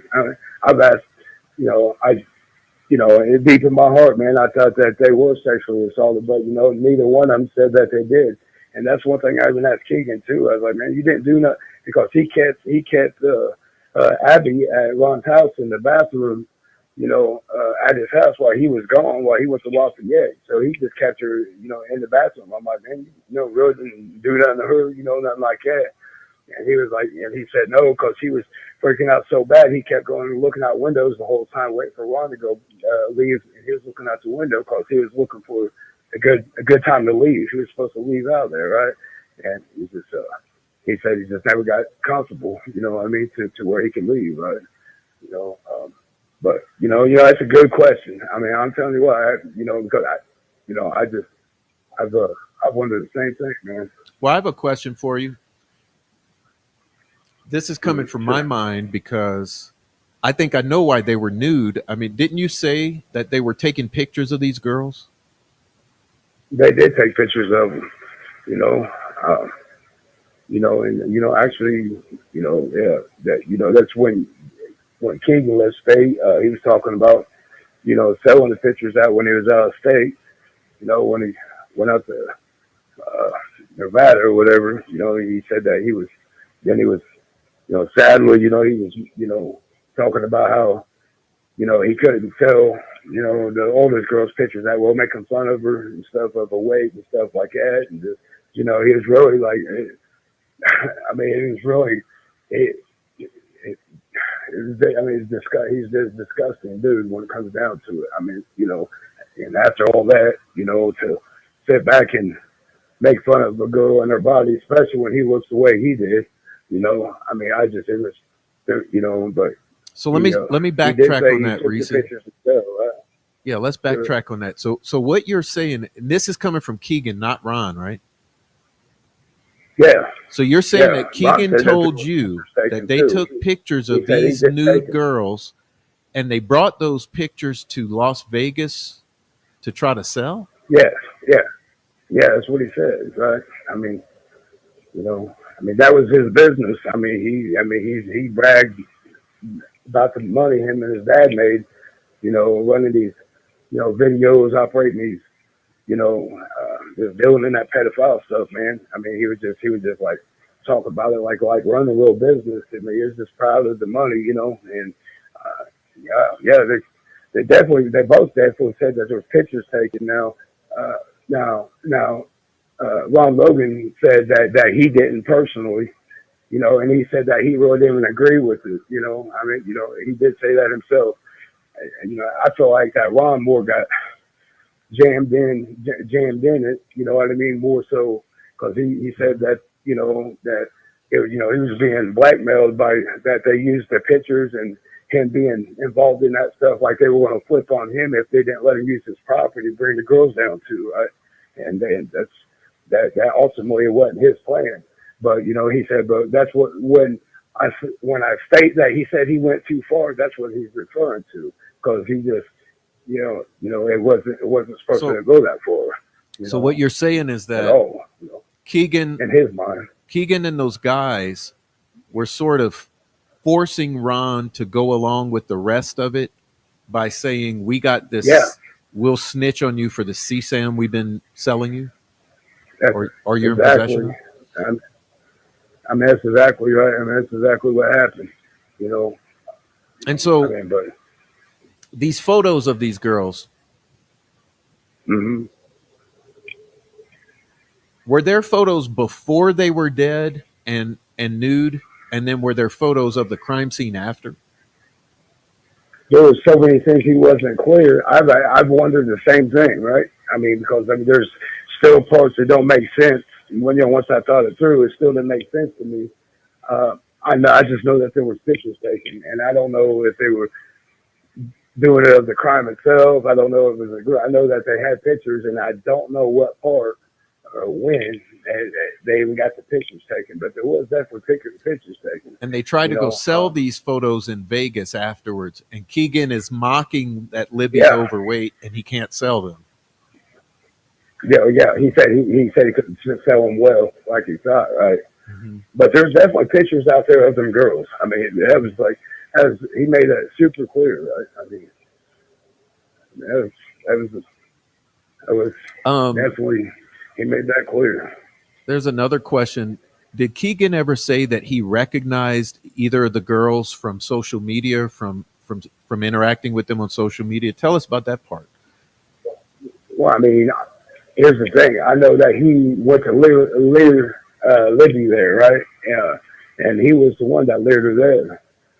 He made that, I mean, that was clear, but he would not get exactly into, as far as, he talked about, pretty much stalking other kids, I mean, under young girls too, trying to, get to know them and using different profiles and stuff like that. But, he's the one that lured supposed to be Libby, there. Right.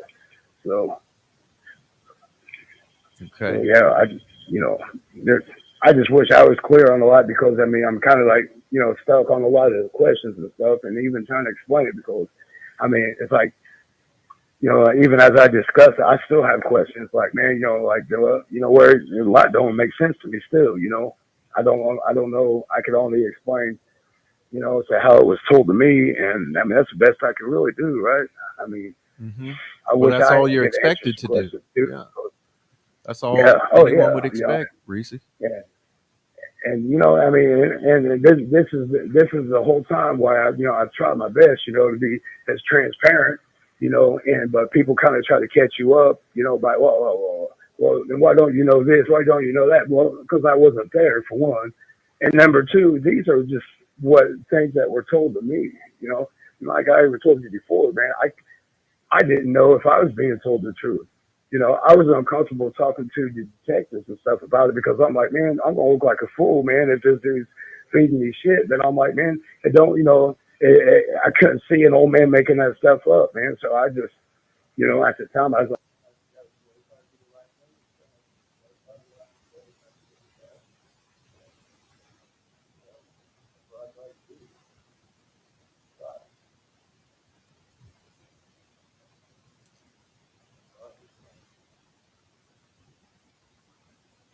I saw another one.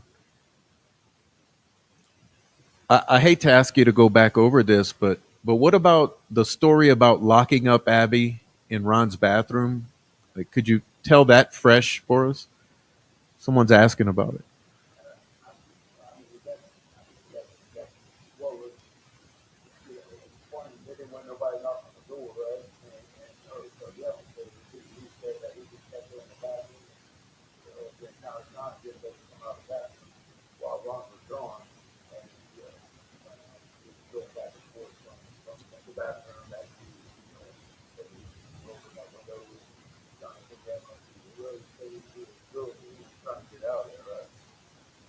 Hold on a second, Reese. I'm sorry, the audio's glitching. Let me try this trick again.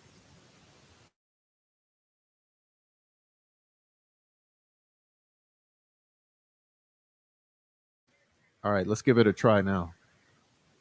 Okay. Do you want me to repeat that, or did you understand that? Okay. Yeah, it's back. It's back. I'm here too. Oh yeah, so the time period where they're saying they locked Abby up in the bathroom, this is when the search is starting to happen on the morning of the 14th, right? Am I wrong? Or is this in the evening of the Right. Yeah. 13th? No, you're right. This was after that she was abducted, right? And that she was taken. She was ended up being taken to the house. They, you know, so I don't, and I know that they went back for Libby.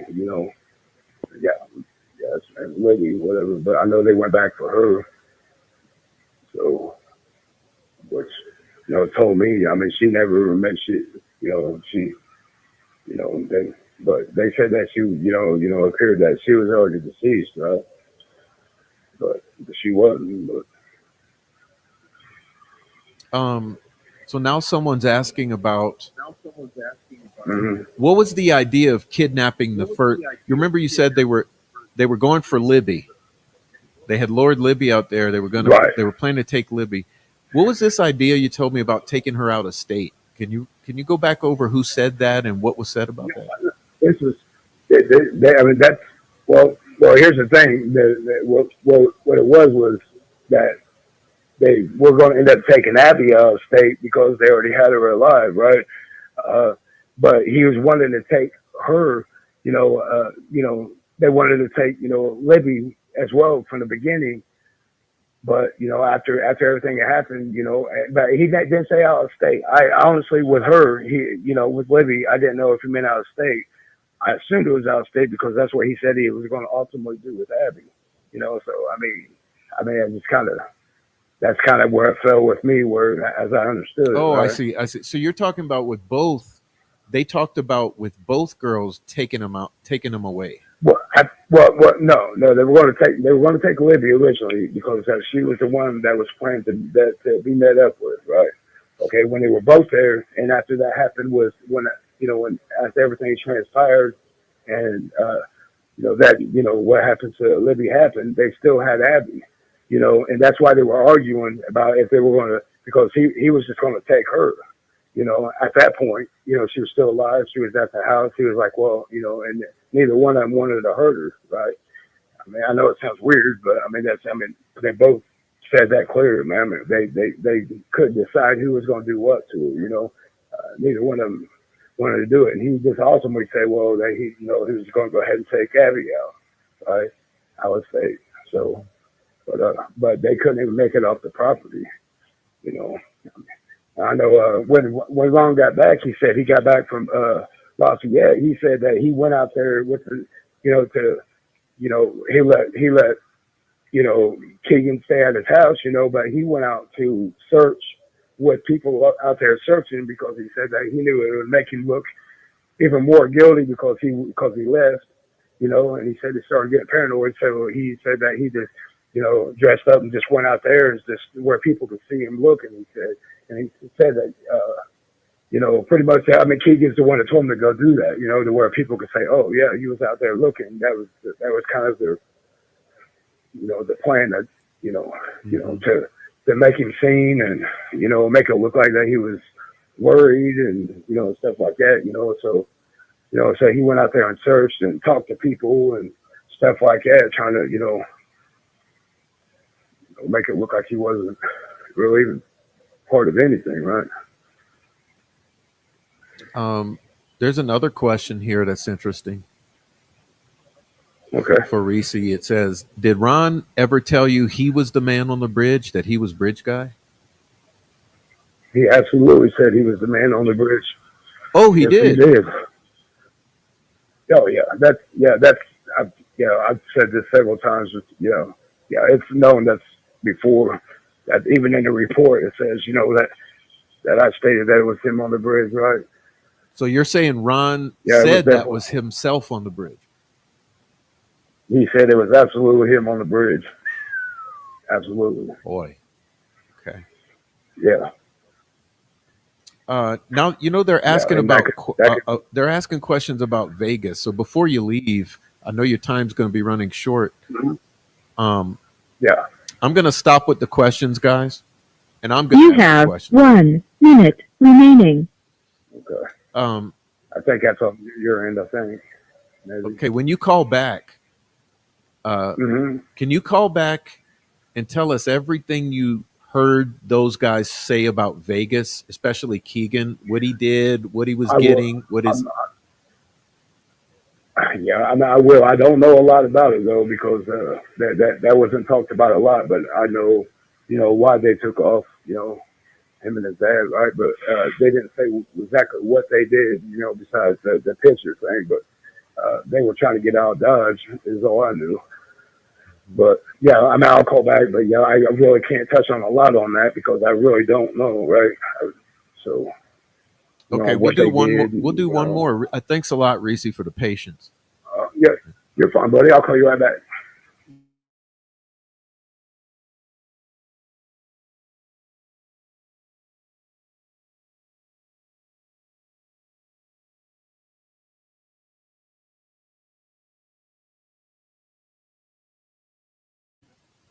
All right, highly concerning, y'all. Let's see.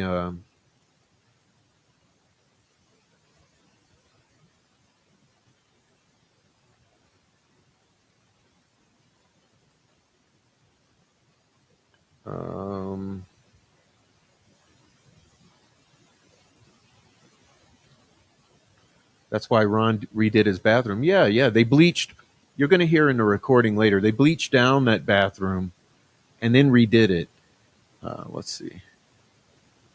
I'm waiting on him to call back. Let's see. All right.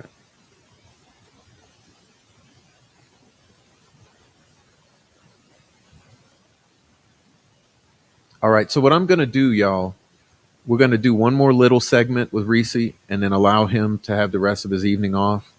And then we'll continue with the recordings that we've already made. The most interesting thing I want to hear from Ricci is what Keegan specifically told him about Vegas and about the aftermath and coming back and why to go and all the questions about Vegas. So I'm hoping he calls back and he can kind of pull up some memories in regard to Vegas. Okay. Let's see.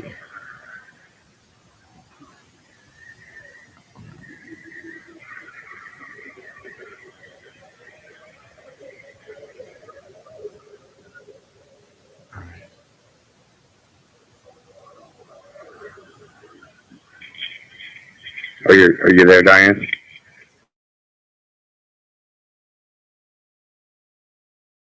Hello. Hello. I'm here. Oh, you hear me? Hey, what's up, Ricci? Yeah. All right. Yeah. Hey, do me a favor. I mean, if you will explain to people, man, that I have a stutter and a Tourette's issue, right? That's Oh yeah, why I had someone say it in the chat. I mean, Yeah, I don't want people to misunderstand. You know what I mean? Like, well, people are assholes, man. Let me pull this down. I have some on the screen. Pull it down. Look, people are fucking assholes. If you're over here judging Ricci over his medical issue, where he tends to have trouble sometimes if he gets anxious speaking fluently, you need to leave. Okay, because this is important. This is not about trifling shit. So anybody in the chat, time them out if there's any problems. But I don't see any. But yeah, Ricci, we're not worried about that. right. We know where your heart is, bro. I take medicine for it. It's a mild Tourette syndrome, right? So I mean, I be jumping all over and stuttering. It's hard for me. We're following you just fucking fine. Okay. Okay. I was hoping you could dredge up some memories if you have any more about any mention of Vegas, like whether Keegan was saying what happened before with Vegas, what happened during, what happened after, any money involved, any plans, anything about Vegas, just since we're on that little angle. And the most he said they hit him and his dad, felt the pressure coming on and they knew that they had to get out of Dodge is what he said. Now, I mean, again, he didn't tell me a lot about it at all. I really don't have anything to say about what they did besides that he had people up there, that some friends and stuff that kind of dealt in the same child ring, whatever you want to call it, up there with him, and that he took some stuff up there to get rid of and stuff like that, and that they were planning to just stay away from Indiana, that they knew that they were about to go down, you know. So Okay. yeah, I mean, Well, I really don't this know a also lot, follows what you he know. said to other inmates that he's been Hmm. in the dorms with. So, Right. okay. Yeah.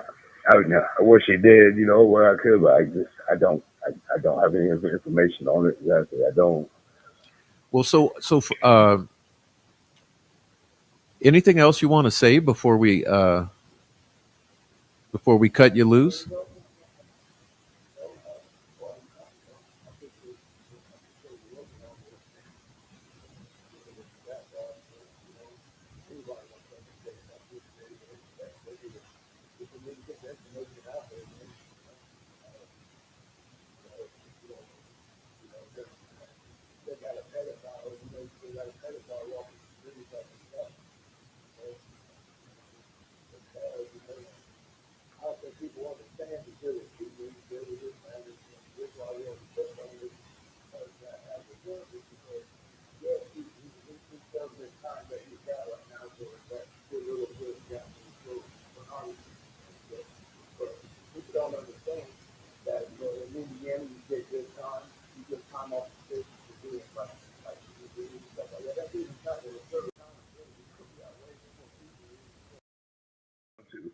You know, there's, you know, you know, he's gonna be. I'm sorry. I'm sorry, Reese. The audio glitched. You're back. You So know, you're back. no, okay, okay. Well, do you want me to? Sure. Yeah, I was just Do saying you want me to anything read? else you want to say. I'm sorry the audio's kind of in and out, but it's Oh the yeah, YouTube. I'll, So I'll yeah, I'll repeat again. I don't know, you know, if I heard, but you know, the thing, you know, with Keegan Klein, right? I mean, you know, people believe that it's safe to, you know, not push his case because he's in prison, and you know, he got his little deal off his child pornography thing that he had going. But people don't understand. You know, a lot of people don't understand how prison works. That you don't serve all your time in prison. You get good time off. You also get additional time for GEDs, maybe substance abuse, different programs and stuff. This guy's gonna be out of prison a hell of a lot sooner than people really believe him, or really think, right? I mean, and like I've stated before, people need to really push for the facts, man.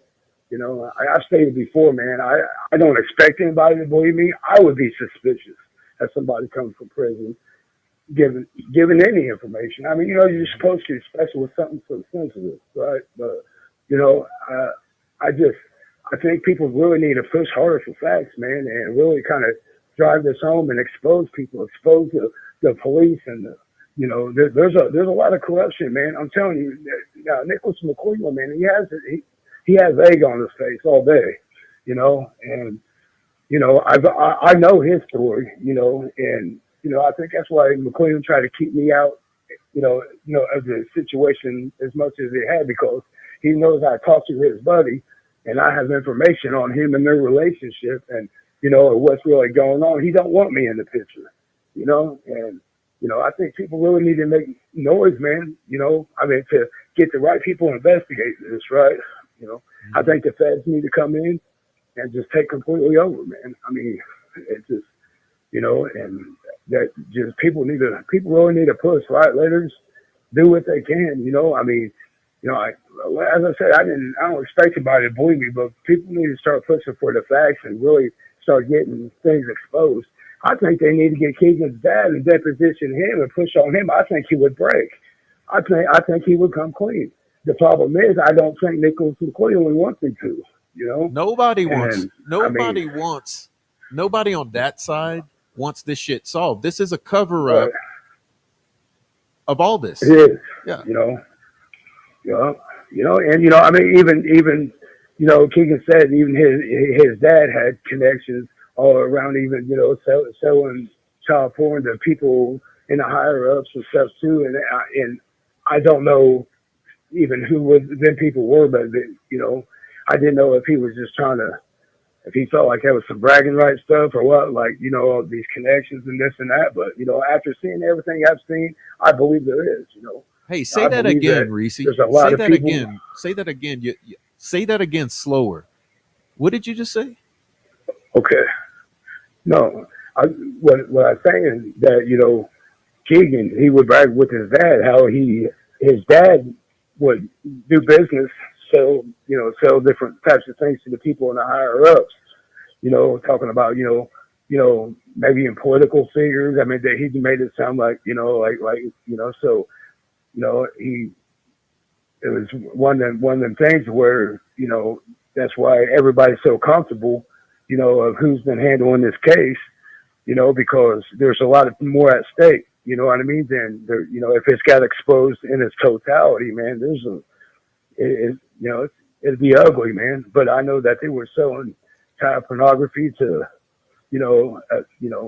definitely an attorney. He said an attorney, I mean, stuff like that, and talking about that's why he was bragging about the money so much. He was like, yeah, man, he's selling to attorneys and these people, and I didn't believe him. I mean, at first, I really didn't. I didn't know if it was true or not. I didn't know anything he was saying was true or not, man. But when he started touching on the Ron Logan stuff and started getting a little more into things that only I knew Ron told me, that he wouldn't have known, I mean, unless he was there, and then I started taking it real serious. That's when I came around and, I was, just said, man, I'm going to do everything I can, man, to get this information out there, right? But. Well, you're doing a wonderful job. You're doing a wonderful job, man. Right. Well, what, I just think what we think is this is what we're thinking is that they're covering up this shit for the very reason you just stated. That Keegan's activities selling this shit opens a door into all of these higher ups.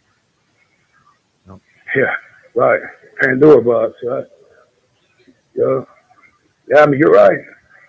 I mean, and I mean, that came straight from him. But he explained that he said that he felt comfortable with the Ron situation because with Ron, between with Ron, that Ron had close connections to these people that they knew that no matter what they weren't going to set out the Logan's name, and he said that if it did get set out and the like Nicholas McClellan and all them clowns, man, if it did get set out, you know what I mean, it would expose a lot more. That's why he said that that he felt confident that he was going to be all right, that that he wasn't going to ever get charged. He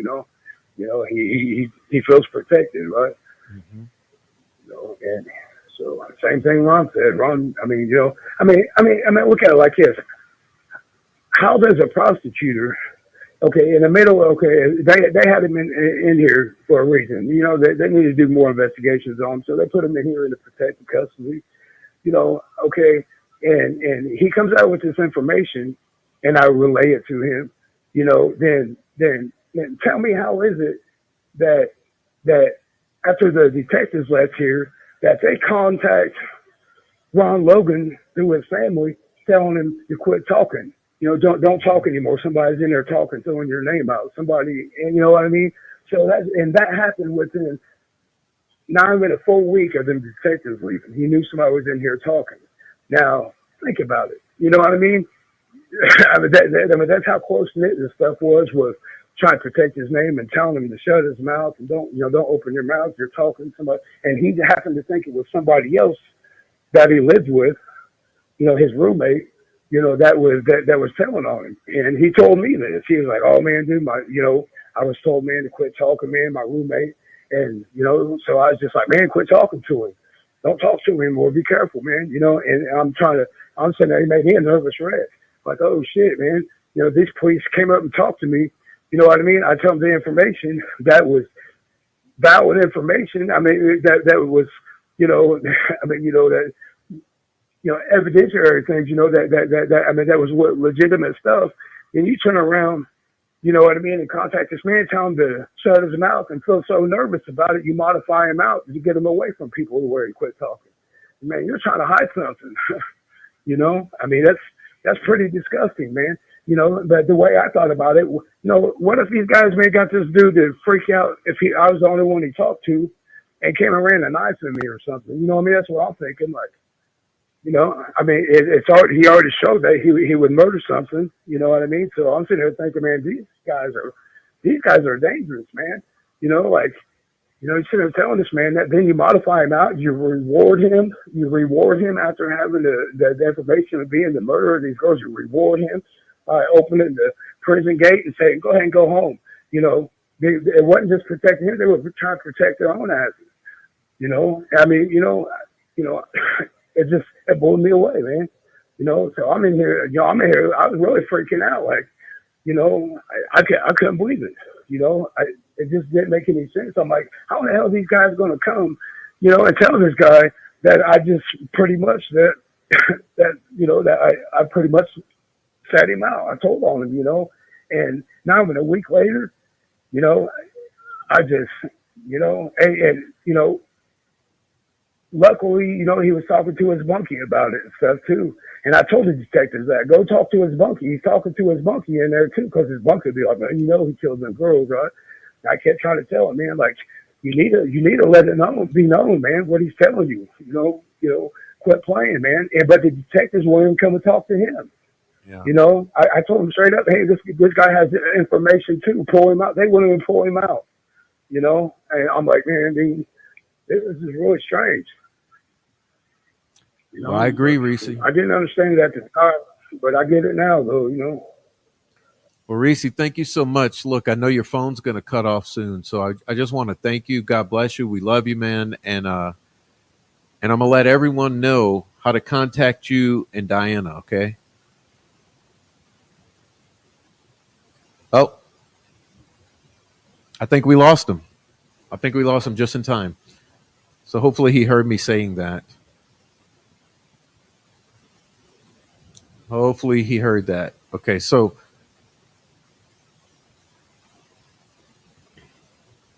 let's get serious again. Okay, so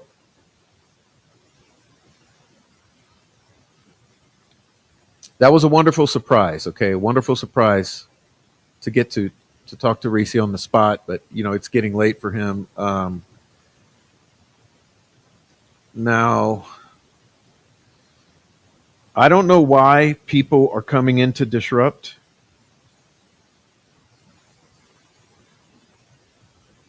Okay, but we will not be derailed by all of you in the chat. So here's what I'm going to do. I'm going to put the entire chat in timeout. Okay. And I'm going to get serious again. So what's happening now is you are seeing the shit hit the fan. Okay. You are starting to see the shit hit the fan. People are going to be acting out of character. These sleepers who've been in this community for years, you're going to see more and more with this information surfacing. People are going to be stepping out of character because they are in full on fucking freak out mode because the jig is up. This game is over. And so this is an ongoing conversation. We will have Ricci back. Okay, we will have Ricci back.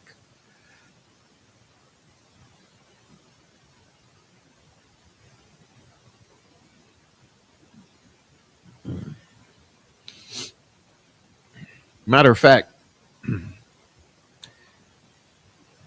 this is how this is going to work in the chat. Okay, you're permanently banned if you fuck with me. Okay, so congrats. So you're already about 5 of you out of here permanently. So I want to get 5 more before the end of the night. So keep your shit up. We see what you're doing. Okay, got it? Blurry at first. Oh yeah, go ahead. This thing with Ron. So, how many times, like the story you just told me, how many conversations with Ron you think this unfolded over? Like, how many times y'all talked where this all was told to you? Probably about 40. I mean, Oh, that's a he was lot. my neighbor. We talked. Yeah, Okay. oh yeah, we talked every single day. I mean, every single day. We drank coffee in the mornings. He really wouldn't. I would actually tell him, not to talk to other people because I was trying to make it look like I was on his side. Yeah, I'd I be get like, it. be careful talking to these other people, and just kind of, and I built a trust with him, but that was the only way to get him to really start trusting, and I mean, but it worked. I mean, it did work. Over time, it worked, Yeah. so. How long a period of time was he housed next to you? Like, how long do you know about how many months or whatever in I would total? say about he was here about right at a year, but we was housed right next to each other for about 7 months. You know, and like I said, we spoke every single day. So Yeah, so in your feeling, like just as in your gut, you feel that he was basically telling you the truth, confiding in you with the truth, with his feelings and shit. um, Prof, I absolutely deep in my heart know he was telling the truth. I mean, I just do. I mean, that couldn't have been made up, and who could or would make that up? I mean, it was just too. I mean, there was times he shed tears. There was times that he seemed, I don't know, I hate to say it like this, but almost like a really odd excitement to tell the story. I mean, there was other times that he was really feeling himself and, kind of tearing up, like talking about how far it went and, and just how much in trouble he believed he was in. And I mean, it just, Hmm. stuff like that. Yeah, I completely 110% believe that he was telling the truth. I mean, it's just, there's just no way to convince me any different. Okay. So this part of the story, kind of where I got a little confused, is you say he was saying he showed the gun and I guess brought them down maybe to the driveway under the bridge or something, like down, and that's when the little Yeah, Abby took off or wanted to. no, this was later on after they were cuffed, and later on during the heading towards the properties. I guess they went to get undressed or something where he went to where he was going to uncuff them, and he was talking about how her little wrist slipped through the cuff, and Oh, that she took off, and that the older girl was telling her to go, and they were Ron was yelling at her, to come back, and but yeah, that was like later on once they got closer to the property. I was taking it, but that okay. wasn't right away. He said he exposed the gun to just exposed it. Is all he said. He said, that the gun was exposed, and pretty much that they fell in line.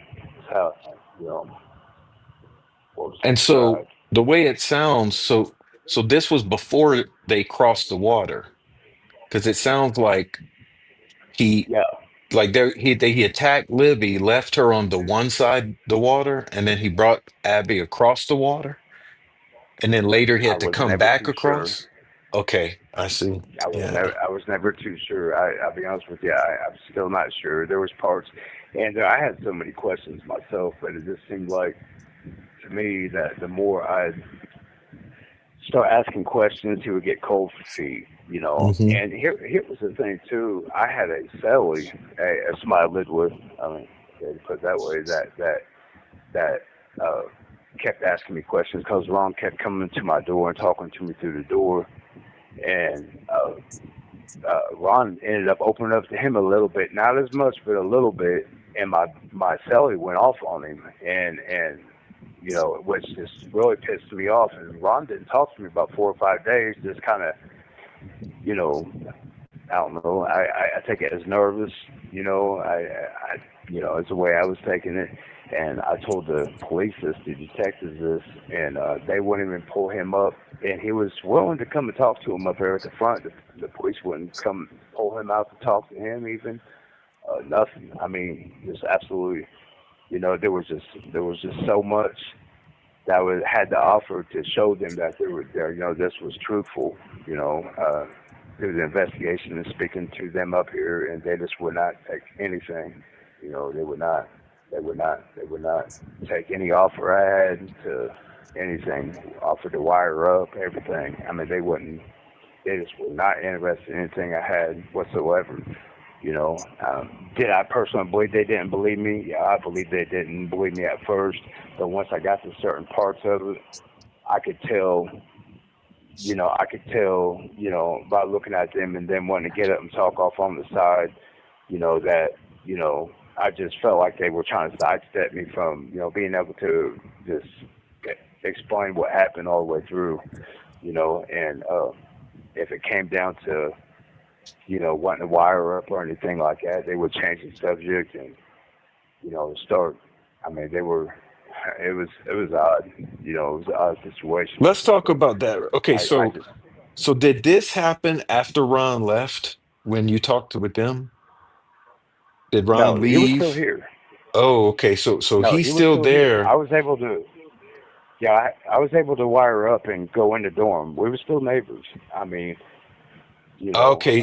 Well, okay, so when, tell me how did that transpire? Like, did they just show up one day wanting to talk to you, or did you request? Would you mind telling that story real well, quick about when they came? yeah, I have a friend. She contacted the FBI and they told her, uh, they were just taking, information. But once she gave the part that the youngest girl was taking, they were interested in that, and uh, I was taking it that there was some, truth that they knew about it, and that's when they stopped and said, we're going to get somebody up there right away, and that's when the Cleveland sent a state police officer and a guy that did the what do you call them, the you know a lie detectors test, brought them up here, and so when they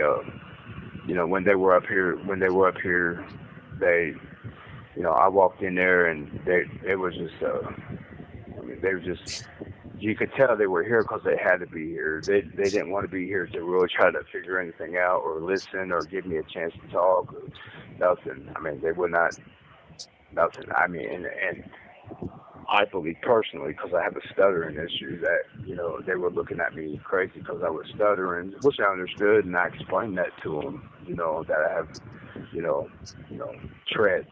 I have a Tourette syndrome, and I also, stutter like extremely bad. And I was trying to explain this to them, and they were, just awkwardly, trying to push the conversation other places. And they first started when they came here was because when the lady made the report on my behalf, she told them, she said that he declines that I decline any kind of money, reward. That it wasn't about that I completely decline it. I just need somebody to get up here and listen to, what was said, and but their interest was, why would you decline any money? Who would decline money? That don't make no sense. Why would you do that? That just makes no sense. What else do you want? Or you want? I mean, is it you wasn't? I mean, it was just really wild. It was like I felt like I was getting interrogated. And I'm like, like, dude, I'm a father. You know what I mean? I have kids, man. What's wrong with me? What's wrong with me reporting something without, wanting something in return? They're like, well, that just don't make sense. That just don't, is it media attention? Is it this and that? Mm-hmm. And like I explained to him, I said, well, let me tell you something that you don't understand, you don't know. This stuff will get me killed in prison, man. Media attention. What do you mean? I mean, the last thing I want to do is put my face out there and be in a prison snitch. I mean, so no media attention doesn't do me any justice. Besides, it's going to probably put a knife in my back before you know it. So no, it's not media attention. It's not that I want money. It's not none. I just need you to listen. And I explained to him. I said, man, I'm a father, man. You have 1 minute remaining. Yeah, I just explained I wanted the stuff be known, and and just to go follow the information, and that's Yeah. it. That's all I asked for, right? Did either of those guys identify themselves as FBI to you? Well, one of them was the guy that was doing the Texas test. He was to the FBI, I guess, and one of them identified himself as a state police sent up to Delphi, Carroll County, that was stationed up there. Okay. We'll pick it up on the So, next call. Okay. All yeah, for sure. I got right. Let's keep going because you could do, you. it's Okay. sounding good now. It's sounding Okay. good. So Sure. I Sure. wanted to Sure. ask Okay. you about this polygraph. So you just Sure. said that you believe one of them was from FBI and the other was from McClellan, like one of the Carroll County or state police. As they described it. I Is mean, I it don't know anything as a hard fact, but I right? mean, that's kind of how they described it as I was there. So, I So mean, let me ask you this about it. So they hook you up, right? Did they hook you up to the device and then did they chit they chat with you did. for a while to like establish a baseline and just ask you normal No. questions or whatever? I was I was not asked a single question, not a yes or no question. I wasn't asked. It was all argumentative the whole time. Everything was a back and forth scenario. We was all angry, there was not one question, one time, not for 1 second that they said, did this happen? Or are you telling the truth? Or nothing. There was never a yes or no. There was none of that the whole time. The whole time. Matter of fact, it got to the point where I took the stuff off. I'm like, man, I'm done with you guys, man. Because, it just kept going back to what my motive was the whole Mm-hmm. time. There was no, they set a camera up right in front of my face. They set a thing where it was recorded. They informed me, hey, okay, we're recording you. We're recording you with this video thing. We're gonna, we're gonna get the audio sound and lay that there. And I agreed, that was fine, whatnot. And so everything was, set up, but. No, like they said they lost it all. They lost the recording. They lost the video. They lost the questions. Typical. But there was no questions. That's why they say that they lost the questions is because there was never a question to begin with. Not once, not one question. I swear, I wish I could explain to you, man. These people have not asked me one question. I was up there. Now, when McClellan later on tried to cover his rear, saying that, that I felt miserably was his exact words. There was no questions. There was no real, it was, everything that I said, described, especially to Andy Baldwin, when he was here. Nick McClellan later on denied it, but he had no evidence to back anything he set up. He supposedly lost everything. And he tried to throw his own narrative on it, which was all a lie, every bit of it. He tried to even say the fact that, and he was trying to divert certain things I said, like the phone. Okay. When I said that Ron Logan took the battery out of the phone when he was coming back in from Lafayette. That McClellan jumped in there on, I believe it was a podcast or something, and he was saying, or a YouTube, same thing. And he jumped on there and said, oh, well, he had been lying about these phones because the phones were smartphones and you can't take batteries out of them, this and that. However, like I said during the interview, if he produced the audio, I even described to them that Ron Logan explained to me he had a flip phone. That was his personal phone. Now he took the battery out of that because he didn't want it to he didn't want it to show that he was going to battlefield when he was leaving Lafayette. So he took his battery out there, and then he ended up putting it back in soon after. But McClellan didn't want to state that. He was trying to divert it as I was talking about the girls' phones, the smartphones, and if he produced the audio, people would have been able to see what was really said. Uh-huh. But he was trying to do everything he could to make me look like a liar. trying to, take it. But he couldn't really say much because, everything that I spoke did end up becoming the evidence. Now, I've stated all this, and I gave, and the information that came out was in 2017. I didn't know any of what actually happened through the case. I didn't know if I was being told the truth, or not. I really didn't know. I know as much as, as anybody else. However, when it came to after Ron Logan's trial, and I'm watching it on TV, I was watching it on court TV, the trial after they were coming out and speaking of, the case. Everything they were coming out talking about off court TV was everything I told Nick McClelland and them on this case, and the polygraph examiner and the detective that came up here was all the information I gave them, and they were taking the same information that I gave them and putting it on Richard Allen, and it blew my mind. All the way to the type of knife it was, to the throats being cut. It blew my mind. They actually took every single word I said and just really built a case on another individual, and this was all the way back in 2017. A couple months after the murders occurred, I didn't know none of that. When so this polygraph, when was that? What year was that? Yeah, I believe it was still in 2017. It was in 2017. I would say probably in November, I would say.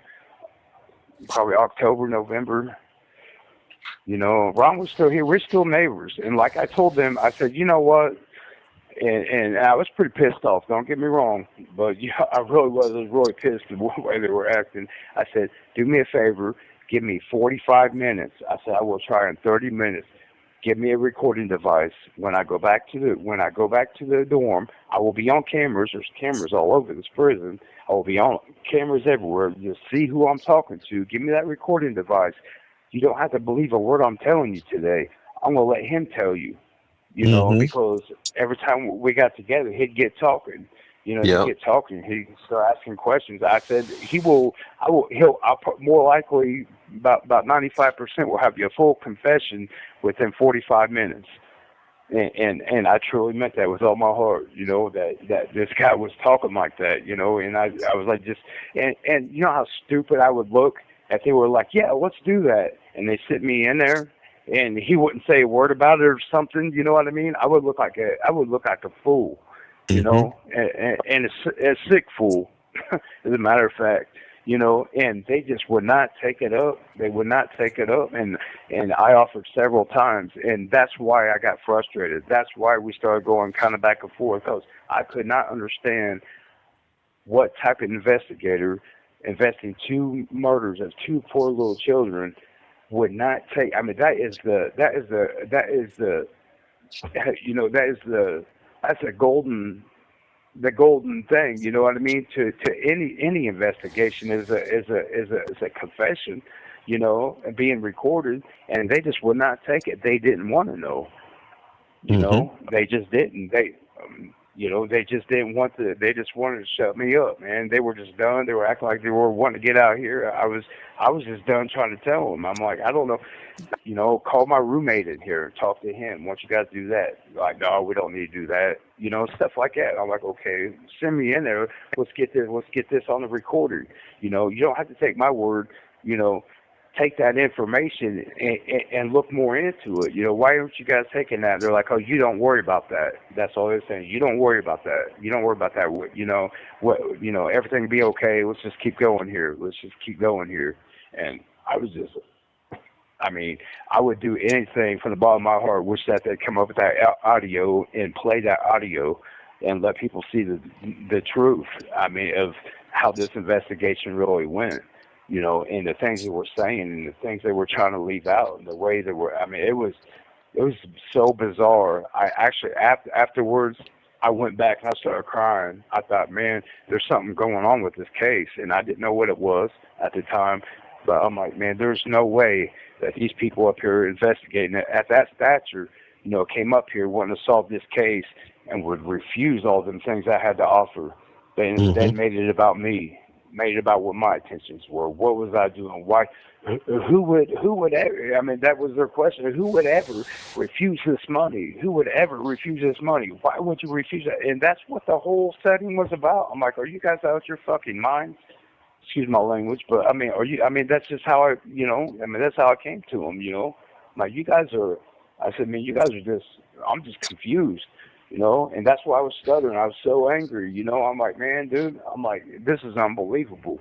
I've never seen anything like this in my entire life, and I mean, it was really odd, man. I mean, it was the weirdest thing I think I've probably been through, I would never imagined, I really thought I was going to be able to get up there and give them information. I didn't expect them to believe me for a minute. I really didn't, and I don't blame them. They're not supposed to, but please take this information and look into it. Start, pull my cellmate out, send me in there. Let's get this recording on the road. Let's get this stuff going. But they were, and I mean, and here was the other thing. I mean, if they had that recording, here was the even more odd than anything else.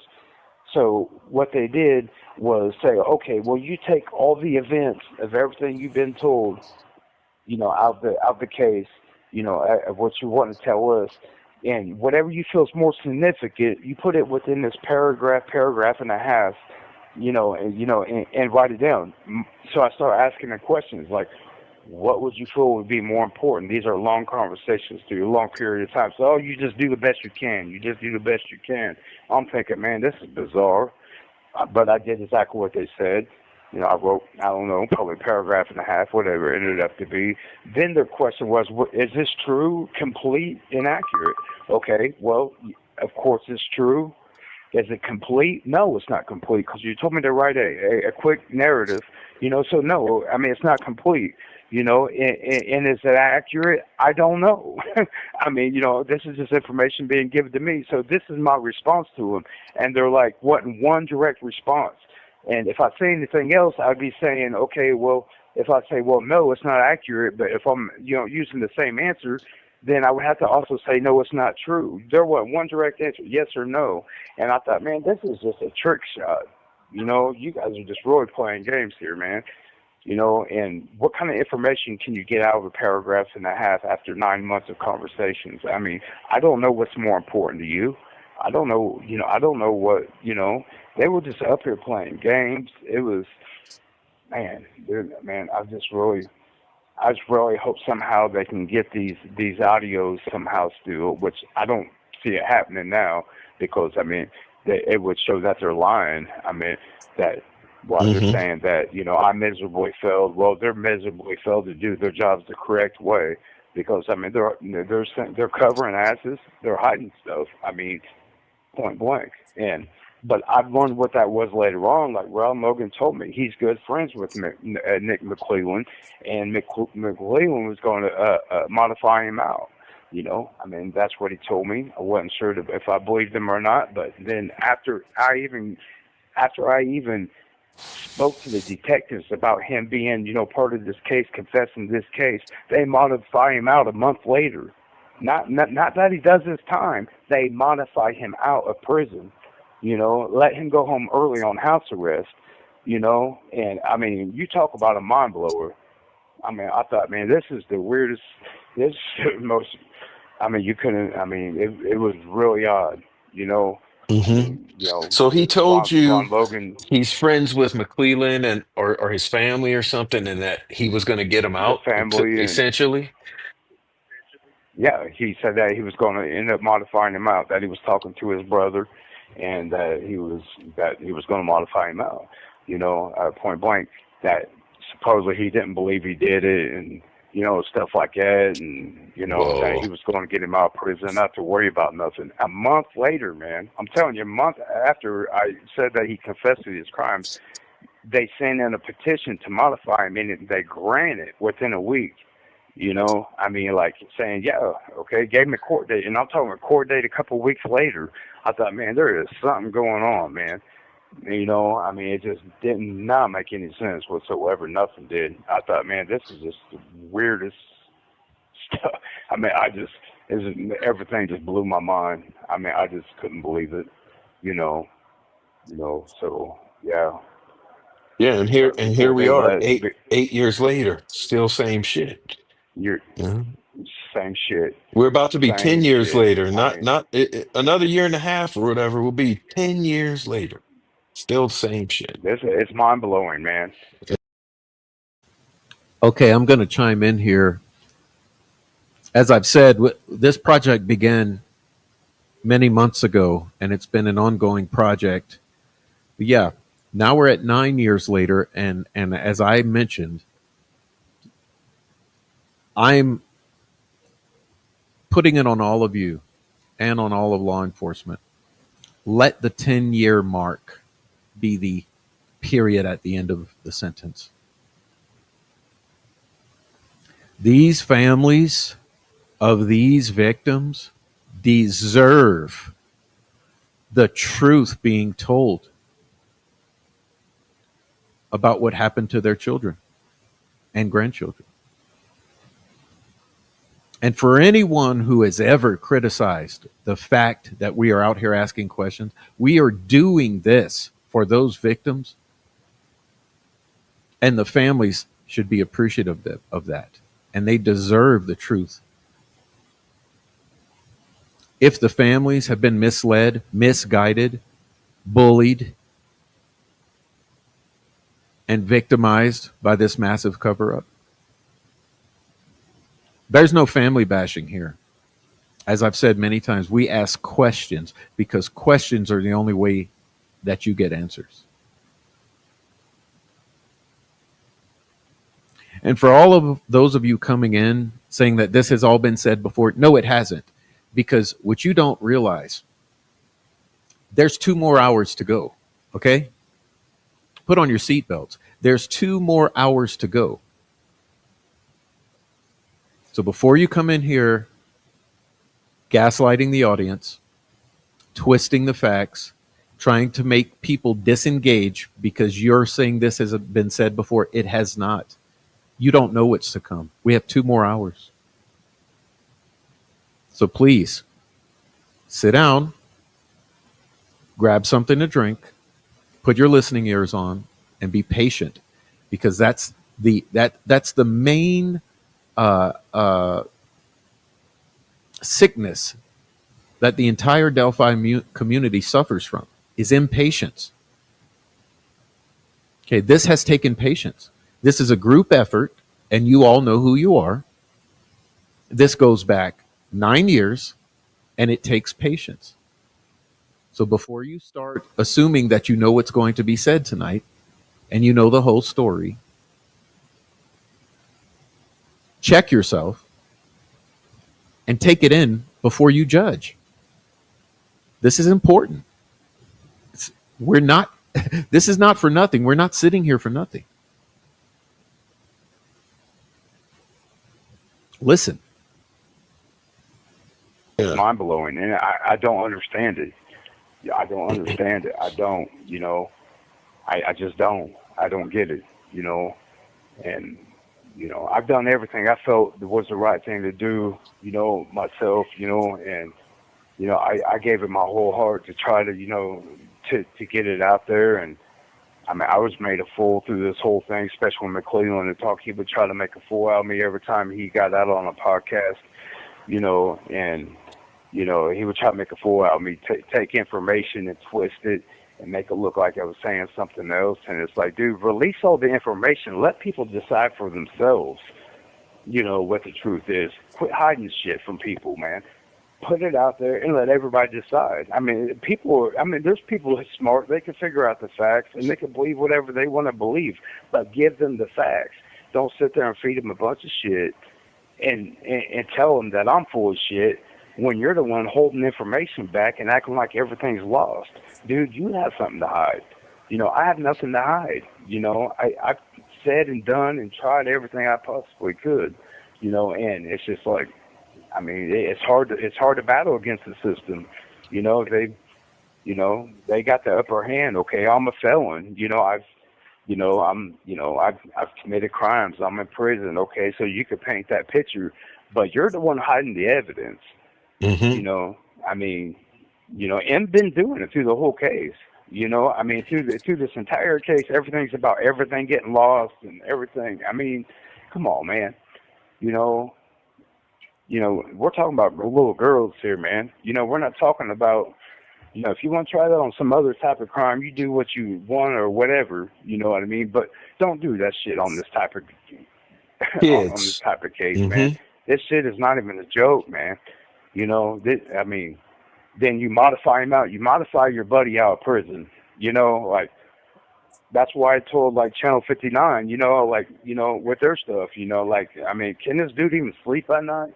I mean, and I mean that. Can he really sleep at night? Does he really feel good about himself?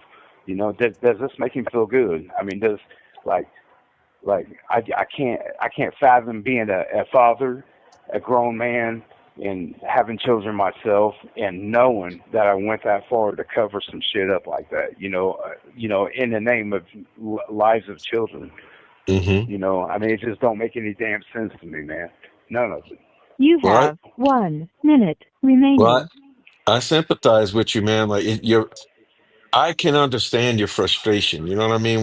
When you say like it don't make sense and you're anxious about it. I mean, of course, man. There's no one Frustrating. blames you.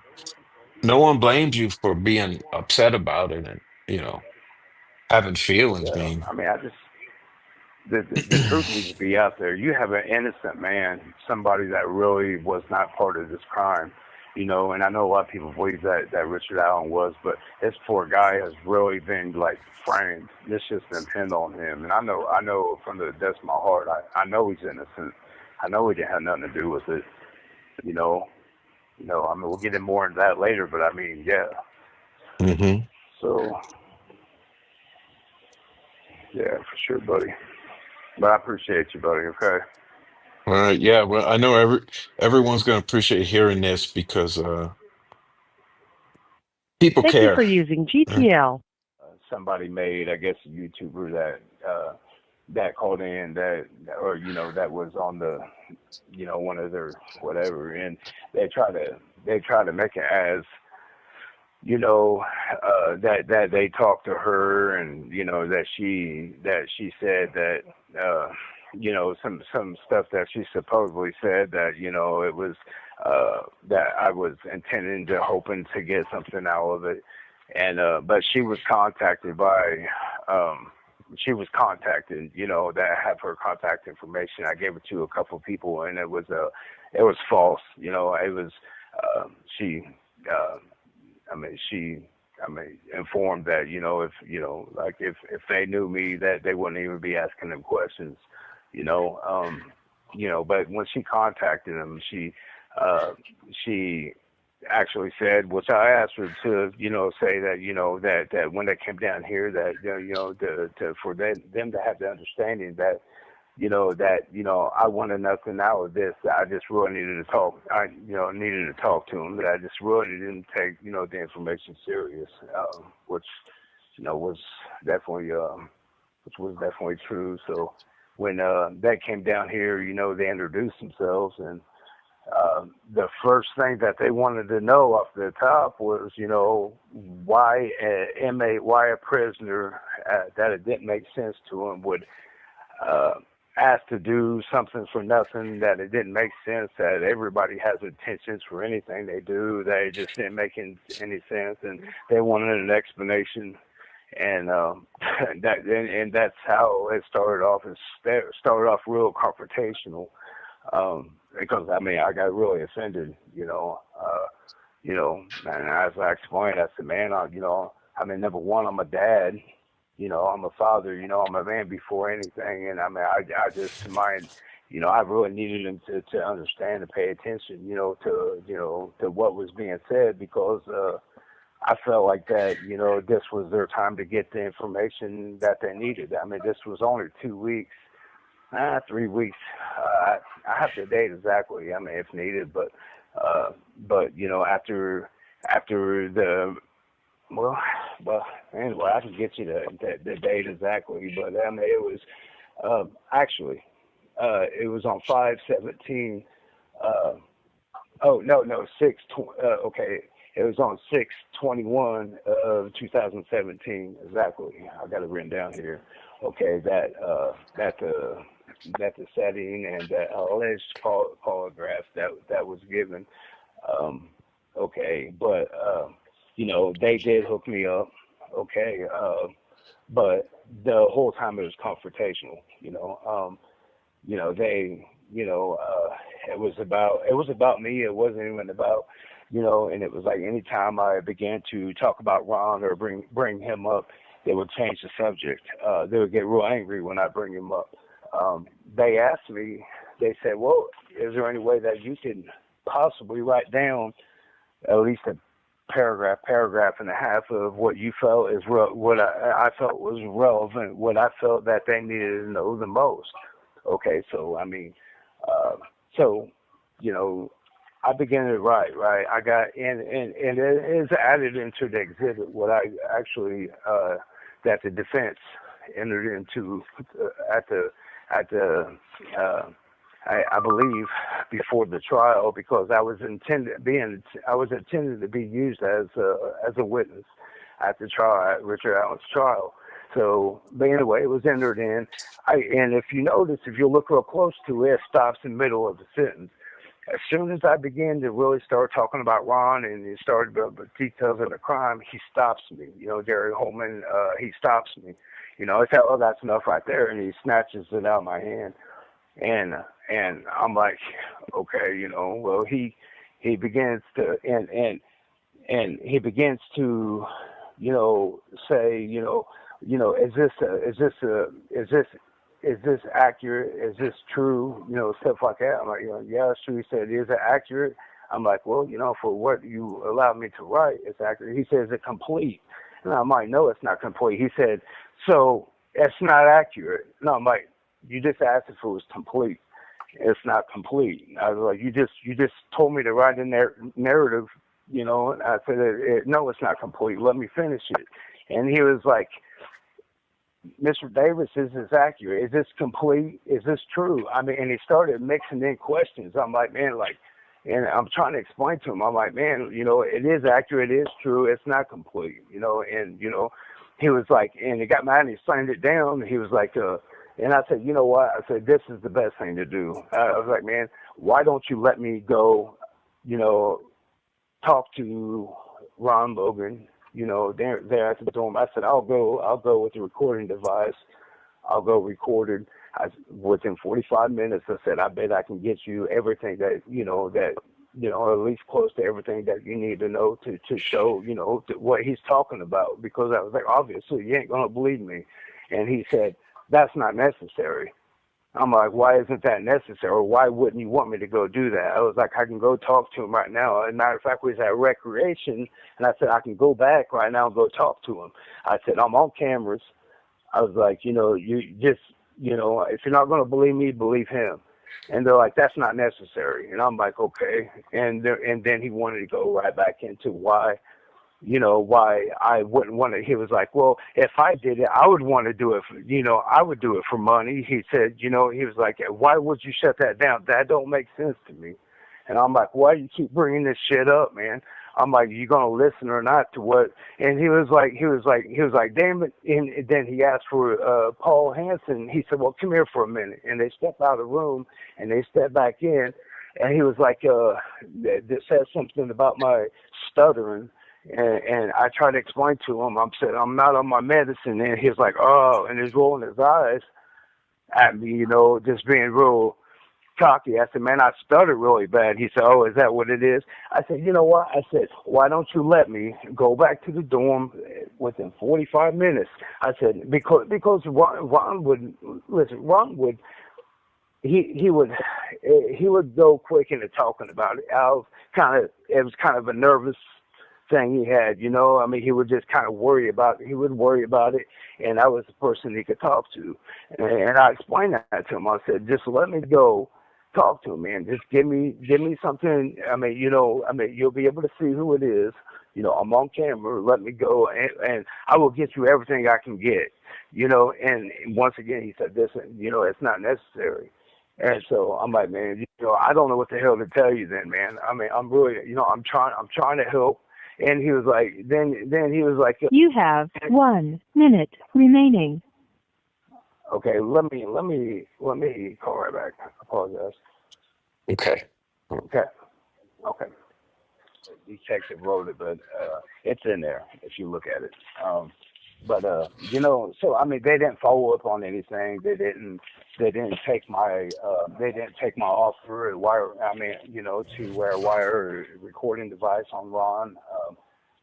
My point was I was trying to make to them that, like, what type of investigation wouldn't, take the offer of a record, getting a recording of, that's a dream. I mean, that's the golden, that's what, to any investigation, and they're flat out, as soon as I offered to shut it down, like, no, that's not necessary. No, that's not necessary. And it was really pissing me off. It was pissing me off bad. I'm like, man, you guys are not here on good intentions, whatsoever. Okay, well, to get to what,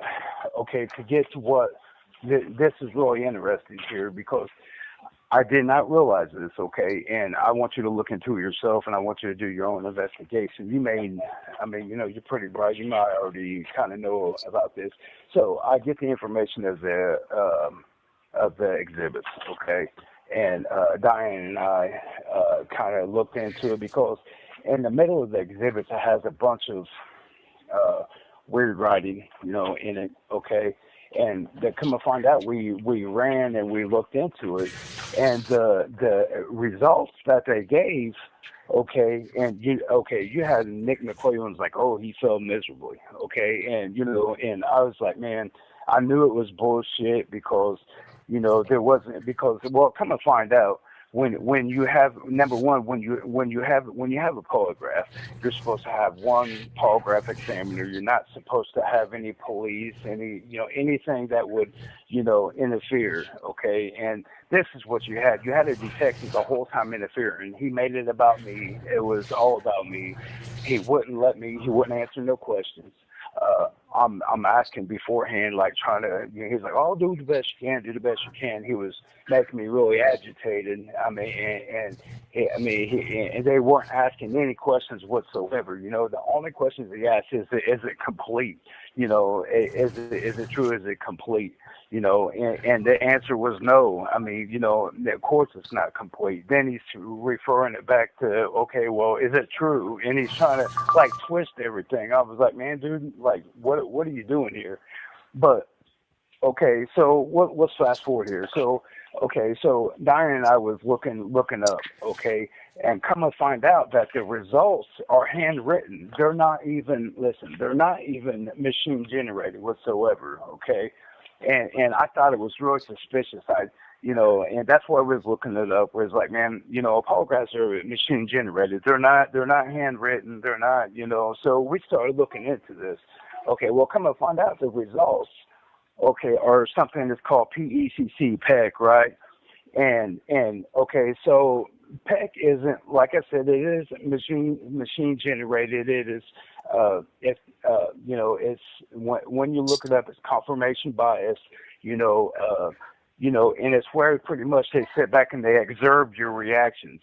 Okay, and I've told them that I have a stuttering issue, that I have a Tourette issue, and that I take medication, and they're not, and they never produced to the defense anything that was machine generated whatsoever. They hand over something that okay, like, okay, it's it says like it's like a pre-test they're supposed to do. It's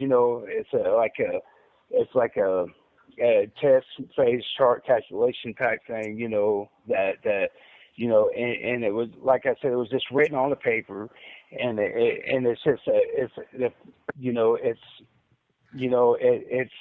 there's no questions. There was no baseline, it was, and you had, like I said, you had interference in there. You had an officer, sitting there trying to interfere, and it was like they didn't want me to pass it, and they with them saying, okay, well, he failed miserably. Okay, you would have to have some type of a real test, some kind of generated test, and they they made it as if there was one this entire time, but they couldn't produce it. Now, okay, now they had a recording setting, they had a videotape setting, and they didn't tell Andrew Baldwin this. Okay, and when I finally informed him, hey, there was a recording, because I wanted him to get a hold of this stuff, man, because I'm like, dude, like, this could prove that they're full of shit, okay? And, he was like, oh, there was a recording, there was a videotape. I'm like, absolutely, He said, okay, well, man, listen, I'm gonna motion, I'm gonna get a hold of this stuff. Well, he went in there and they didn't deny it, but they were pretty much saying that, well, they believe they lost it. It was recorded over. I mean, this was the information that they gave them, that they no longer had it. If it was like that, they couldn't give a solid answer whether they had it or not, and that they believed that the tape was recorded over, which, come to find out, this was kind of something that is kind of, happened in the past on other people, and, when they were trying to produce evidence, oh, well, we had it, but it was recorded over, and they wouldn't report it, and they were misleading, and, the defense, and they did the same thing with my setting, and I thought they actually had a real test, because he's like, oh, well, he felt miserable. I thought they had a real test to provide, so I wanted to see it, because I've informed them there was no test. There was no actual test. There was no test to where they could actually, show any type of real performance. And I knew that, and I'm like, man, I want to see that. I want to see it. I want you to see it. I want the defense to see it. Now, if I was full of shit, okay, excuse my language, right? But if I was full of shit, I put myself on the spot for them to go and ask them to go get this information. But they couldn't produce the information. They couldn't produce the information because they knew that everything they were saying was untrue. When they finally produced something, it's this peck stuff. It wasn't anything that they ever said it was in the first place. I mean, it was all false information. It was a subjective test. And it was based only on like observation of like reactions, because I have a twitching issue, with my treads. I stutter really bad. I have issues. I take medicine for it, okay? And they're like looking at me, and I'm trying to explain it, and they felt like they finally got me on the hook just because, they're seeing my reactions, but they never want to produce a test. There was never nothing objective that they could have did, and they did not want to see the defense on these tapes and these issues that I'm offering to go in there and wear a recording device on Ron Logan.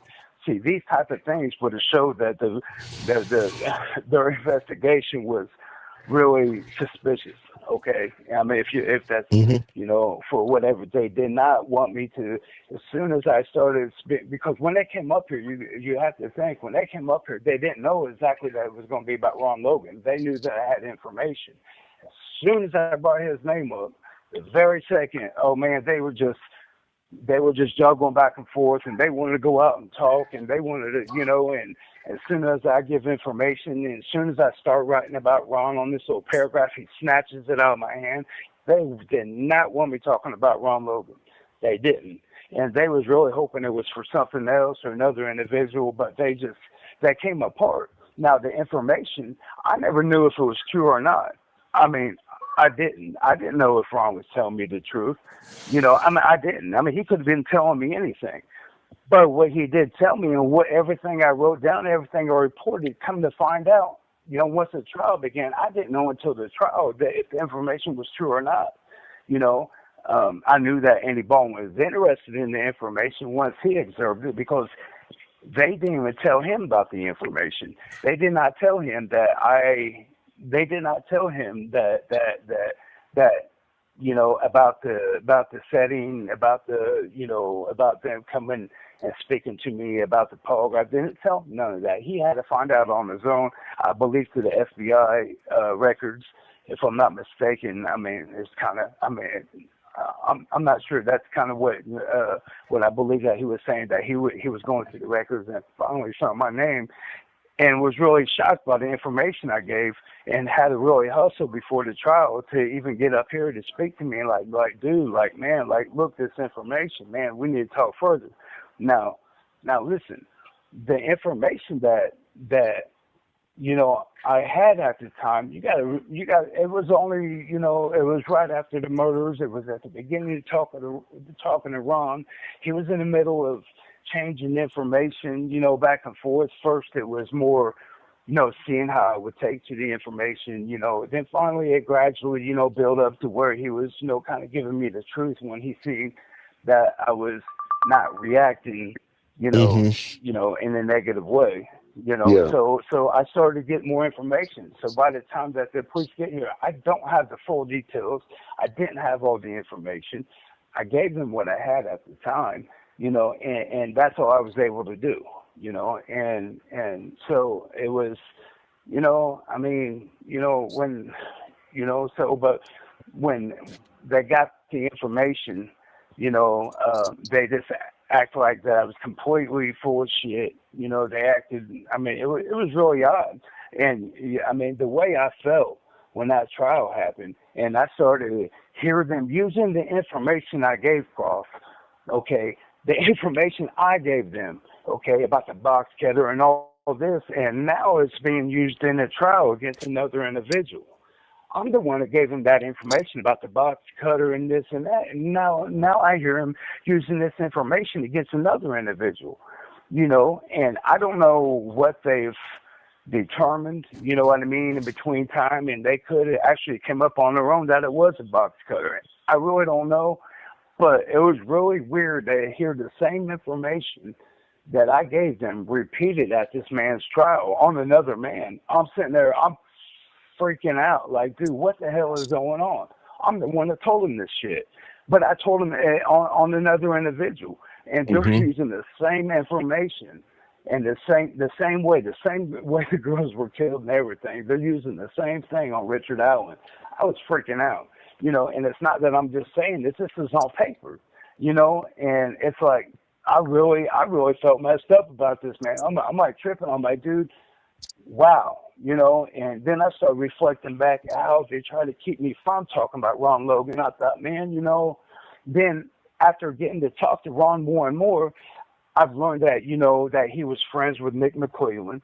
We've had long, extensive talks about, how McClellan was going to modify him out. And, and I didn't know if it was true or not, okay, if Nick McClellan was going to modify him out. But dang it, Prof, man, this I thought, I didn't know what he was telling me. I didn't know if it was true. I didn't, but damn it, Nick McClellan came right in the office, man, and modified this man out. Yeah, he did file the modification early, and do just what he said. He said, man, he's going to modify me out, man. He said, man, I'm not worried about it, because when he first came in here, okay, and here's another thing, Prof. Here's when I talked to him and I talked to investigators, the investigators had formed somebody to shut his mouth while he was in here. So the investigators, and I don't know if it's Nick McClellan, I can't pretend I know who it is, but somebody within that circle of the investigators told him to shut his mouth quick, that somebody is in here reporting the information he's given. Oh. He thought it was his roommate. Can you believe it? Yeah, I promise, Prof. I Can you believe it? My right hand to God, buddy. He came in, but here was the odd thing. Ron Logan came to me and thinking it was his roommate, okay, that was giving this information, bitching, because he's like, oh my God, my roommate's in there, man. He's talking to the detectives been up here, this and that. So I had to play a role, Prof, that, like, damn, you need to shut your mouth, Ron, man. Quit talking to him. And he actually believed me. I played that role and he went with it. He was like, man, I can't believe this, man. This is, oh my gosh, it's freaking me out. I might get charged, blah, blah, blah, and it just went on. But I went to my room freaking out, like, oh my God, these investigators informed this dude that somebody's in here talking to shut his mouth, man. You know what I mean? And this shit was blowing me away. I couldn't wrap my mind around it all. It didn't make sense. And I thought, man, and at the time I didn't know, I didn't know what was true, what was it, but it started coming full circle to where I actually realized, like, not only this shit is true, there's something more going on. And I didn't know what it was, and then I realized, like, it got real, you know what I mean? It got real. And I've said every single day I went in my cell and I concentrated and focused and remembered everything this guy sitting here and told me, and I wrote everything down in detail. Some of it seemed relevant, kind of the same. Some of it didn't. I didn't know what was what, but I was writing every detail down I could remember, and my mind was blowed. I thought, man, I didn't know what to think. If you want Do to know you the real still truth, have that, Reese? you know. Do you still have that? Oh yeah, I Good. have every Okay. bit of it, bud. I have So every when single bit of it. so when you were saying that, when you were saying all the things they were saying in that polygraph, was that all Jerry Holman? Yeah, That was every bit of it. yeah, okay. Now Paul Hansen didn't say a word, man. He didn't explain nothing to me. He just kind of let Jerry do his thing, and he didn't explain to me what was going on, or he didn't explain how it went. They wouldn't even answer no questions. I'm like, I'm asking a lot of questions, like, man, I'm sorry, man, I look like a nervous wreck here, man, but like, what, like, I didn't know if that was the procedure or not. I just fell off, and it fell off that I was being attacked. It fell off that, You have 1 minute remaining. my gosh, dude, I hate that stuff, man. But yeah, you can stay on the line. I can call you right back So it if you sounds want. like, I mean, you could basically say you were not polygraphed. If they didn't I establish a absolutely, baseline or actually ask you questions, that's not a polygraph. absolutely not. That's Jerry Holman barking No. at you while you're hooked. Okay. There. Okay. Yeah. Okay. And I do want to say one more thing about it. When you look it up, okay, it says that within a setting of a polygraph, the only person approved to be present is you and the examiner, and it also says that only person approved is a translator if there were communication barrier issues. Okay, that there is not supposed to be a detective. It's not a what do you call that, man? It's not a time to do a what would you call that, Prof? It's not a Interrogation. yeah, it's not an interrogation. And plus when you look it up, it also says there's not supposed to be any secondary attorneys, prosecutors, police, any type of authority. And it says due to any pressure, that and that's the and this all comes from the PEC information. You know what I mean? When it's kind of giving you the layout that this, it was. And they just want to do some narrative control afterwards, man. Yeah, yeah, yeah. And this is why when McClellan got a hold of it and he failed miserably, I didn't know if I did or not. I didn't. I didn't know. I didn't see anything. But what I could offer was for the defense and anybody that will listen, go get the information to validate, because I knew one thing for certain, that it was no polygraph. Well, and it doesn't even I said matter at that. this point in time. That could be redone. Because I mean, you would expect polygraph, especially if it's videotape, Mm-hmm. they should be able to produce the graph, the little Mm-hmm. graph that Absolutely. was, and they should be able to produce the video recording and to prove what actually happened. Absolutely. So to me, No, it's that's a the dead video issue recording. at this point. And it is. And here was Yeah. the other thing. They could not produce any questions that were asked. That was requested from them too. But here's the problem: they never asked any questions. That's why they could not produce any questions. There was never any questions asked to me. Because I mean, for me to fail something, you have to be able to provide what I failed. What did I fail? What was asked that I was not, that I Where was did you defective show on? deception? Right. Yeah, and they couldn't do that. And come and find. Yeah, McClellan. Where did Ricci show deception? Okay, you claim there's a polygraph that was video recorded. There should be a graph. There should be experts who can verify that. Where was deception shown? That was because there was no test given.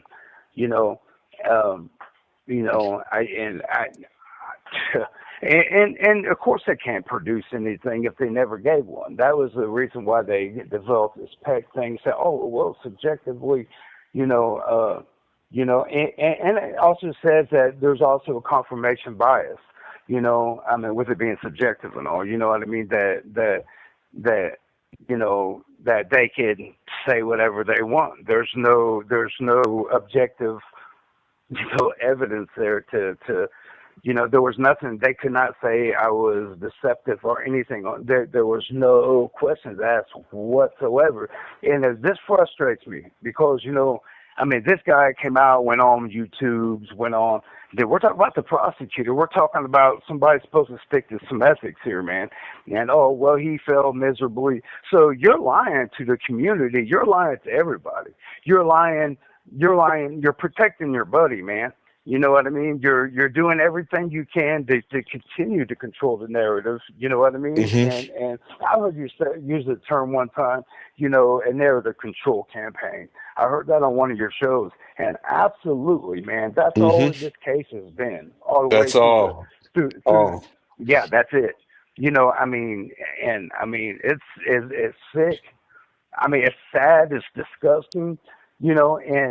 Like when I talked to Fox 59, I had a conversation with them, which was a news outlet, and I even asked him on there, man, like, dude, can you sleep at night? Can you look in the mirror, man? And this was the information that I left on the news outlet because I knew what happened. I knew I had nothing to worry about, and with me being a prisoner, with me being, I mean, an ex-addict, things like that, it's easy to have a narrative control, because that's all they have to say.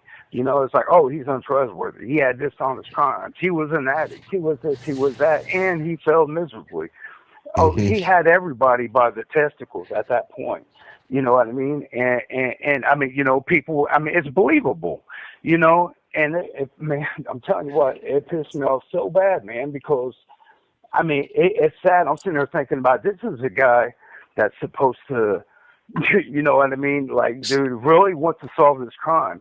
Supposed to be getting justice. Absolutely. We're not talking about a burglary somebody did. We're talking about two lives of two little girls, man. And dude, this dude is really just turning up, ramping up, man, to protect an individual.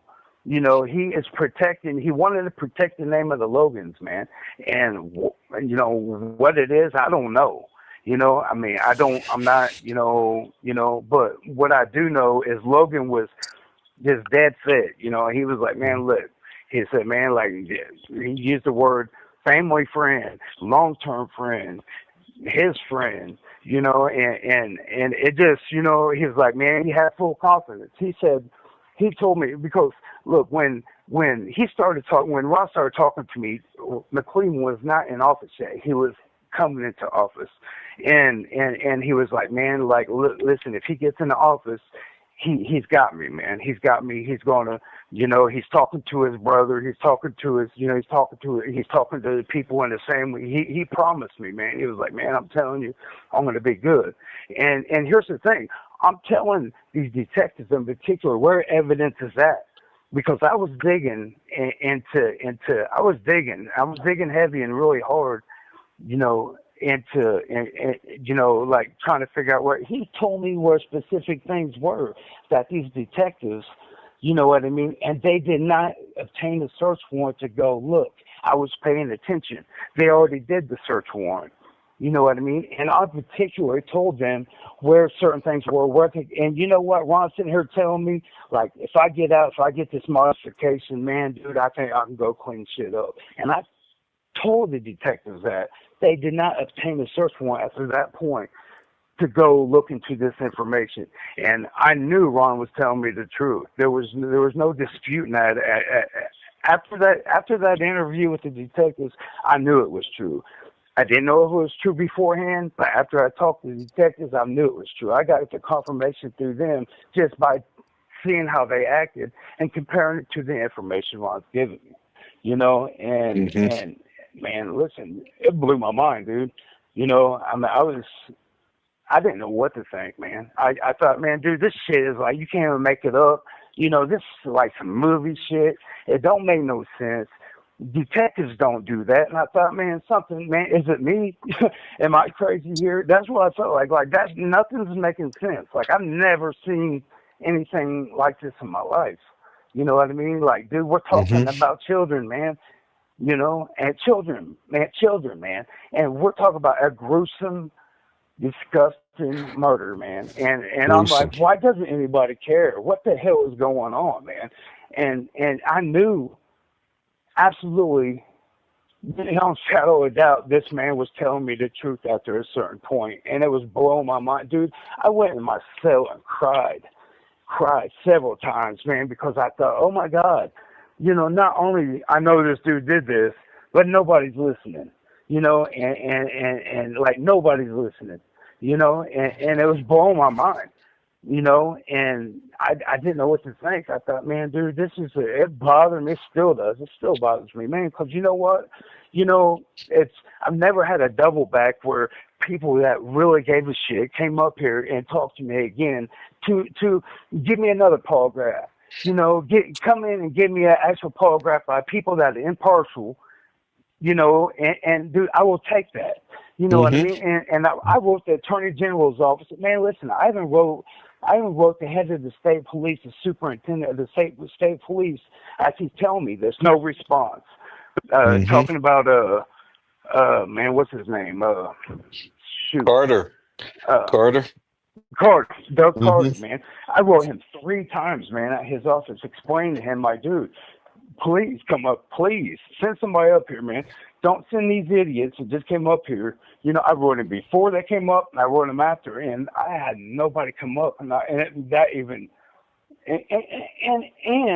you know, after the conviction, Doug Carter gets on TV with Nick McClellan, and he's asked by the media, well, when they asked, well, why did you say that you believed that there was more than one subject to this? Do you still believe that? Oh, we don't believe that at this time. After I done, man, I'm like, oh my God, dude, what the hell is going on? I mean, dude, Doug Carter, man, I wrote him personally, you know, several times, telling him, like, dude, like, please, come up, please. Please, I don't want nothing. Please, come up, man, please.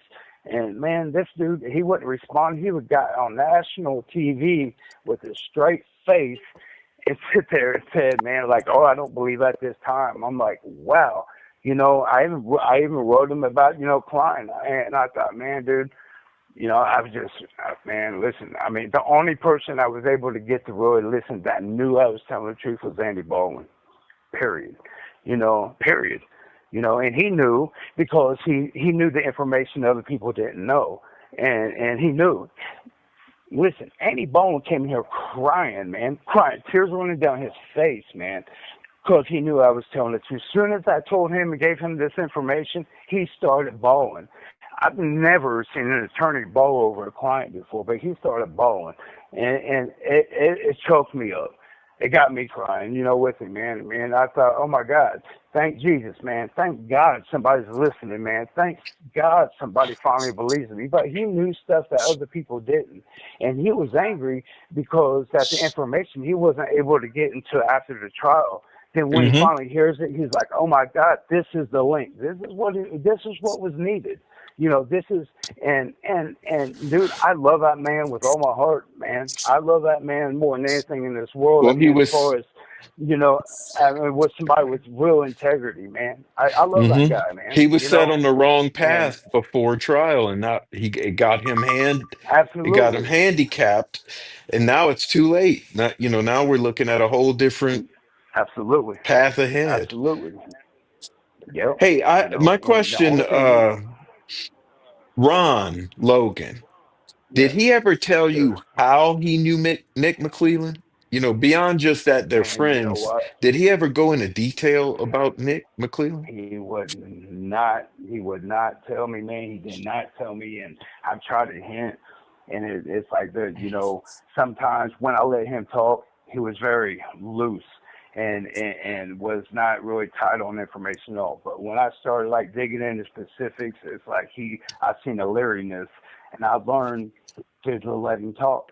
You know what I Hmm. mean? That's all Hmm. I could do is let him talk, and I tried to actually figure out like how he did know him because it made me curious. Like, you know, especially after the interview, because I thought, man, like, why would a prosecutor put everything on the line?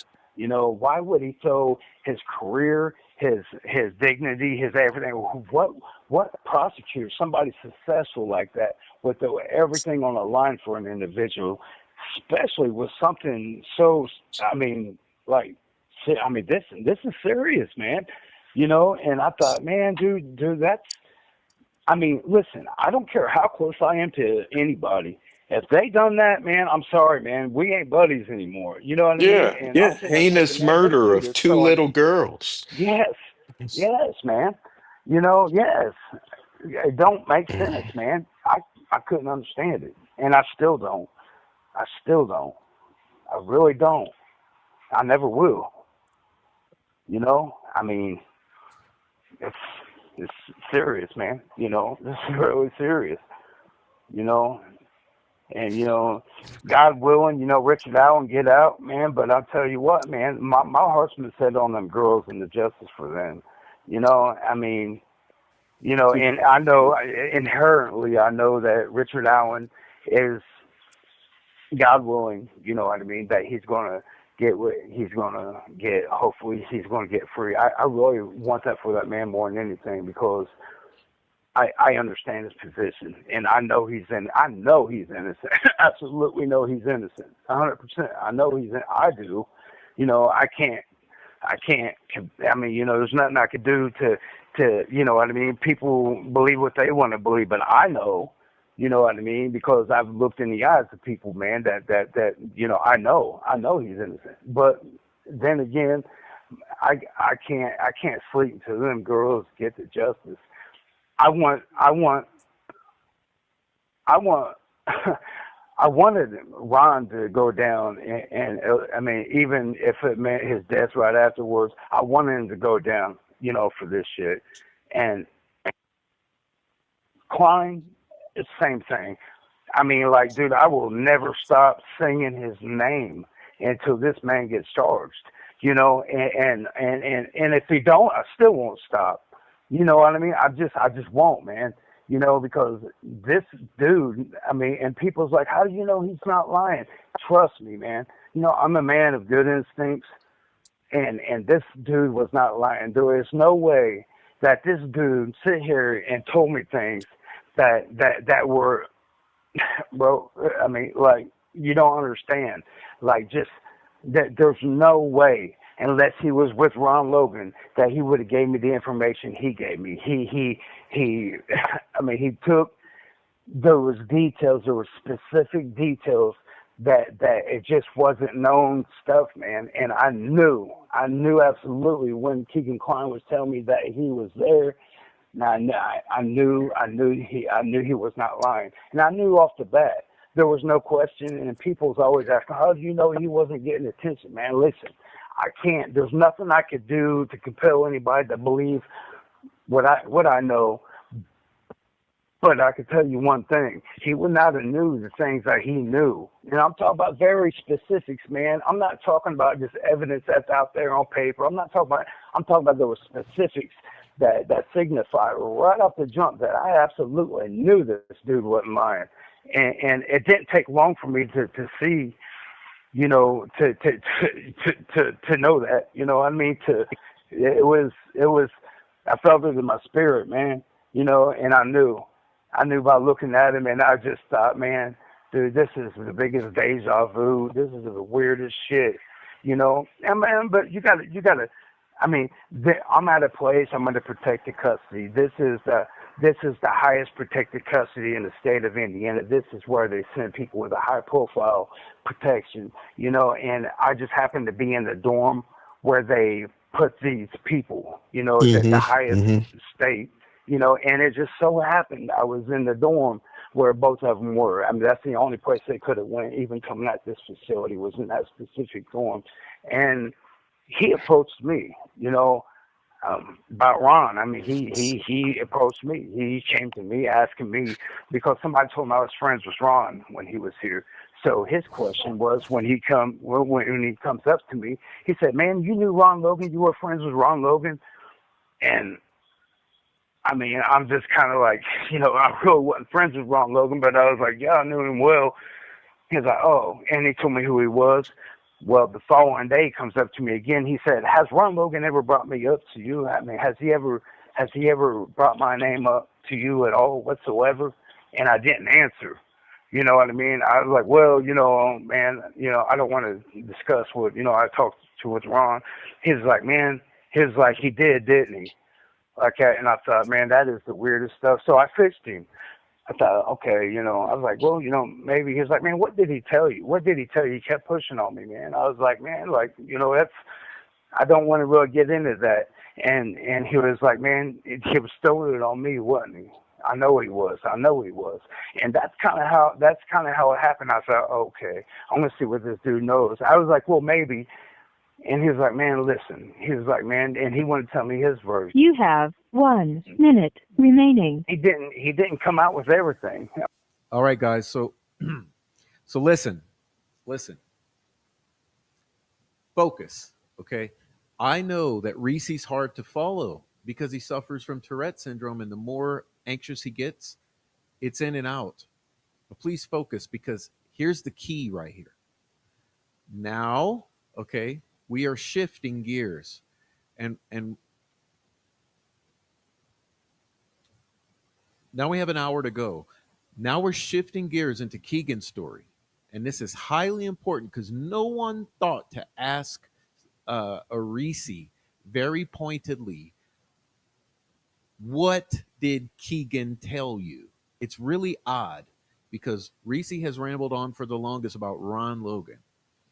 But this is where it gets deep, okay? Because all you've heard before, okay, consider this. And now we're going to add to that an entire separate incident years later, or many incidents years later, and to try to take away his understanding of the way that Keegan relayed this. And it's difficult to follow. So please, we got a little bit to go, and we're going to get to this now. So I'm going to shut up and let's go.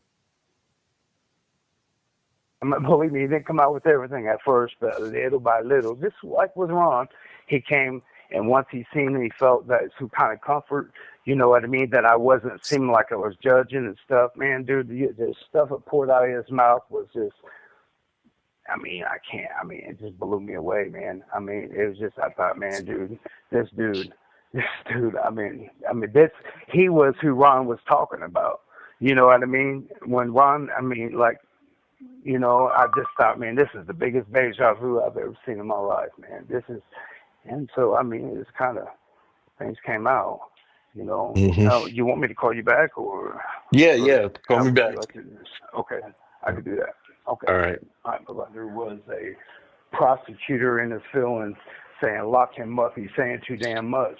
I had the superintendent of the facility come to me and specifically, personally tell me, hey, you really rattled some chains, man. You pissed some people off, man. In the court. He was like, I don't know the details, I don't know the specifics. He said, man, but he was like, man. I said, man, you can't keep me on lockup. He said, man, we kind of have to at this point. He said, I don't know what's going on, but he said things will get figured out. Just chill out. And I was in it for 3 months, you know. under like restricted housing, man. No clothes, nothing, man. It was crazy, man. And it was all because that son of a gun, man, was in the feelings.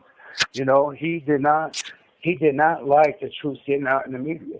And the sick thing is, dude, he knew everything I was saying was the truth. But that's when he had the opportunity, which is really unprofessional, getting on people's YouTube and stuff, trying, he's not trustworthy. He's this, he's that. And I thought, man, for a prosecutor to get on YouTube to lie, and convince people, that I was untrustworthy, I failed miserably, I've done this, I've done that, and come to find out none of it was true. Nothing he's ever said was true.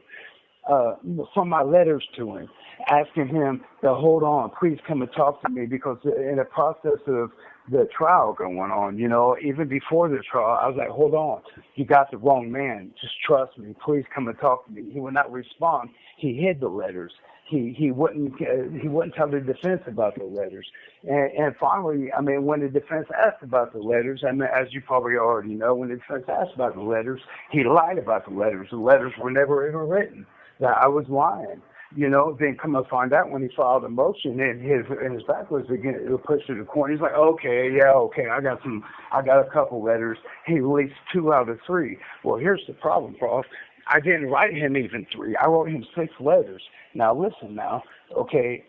Not only I wrote him 6 letters, but here was the thing. He was falsely given a false narrative. In each envelope, okay, there was 4 letters I wrote.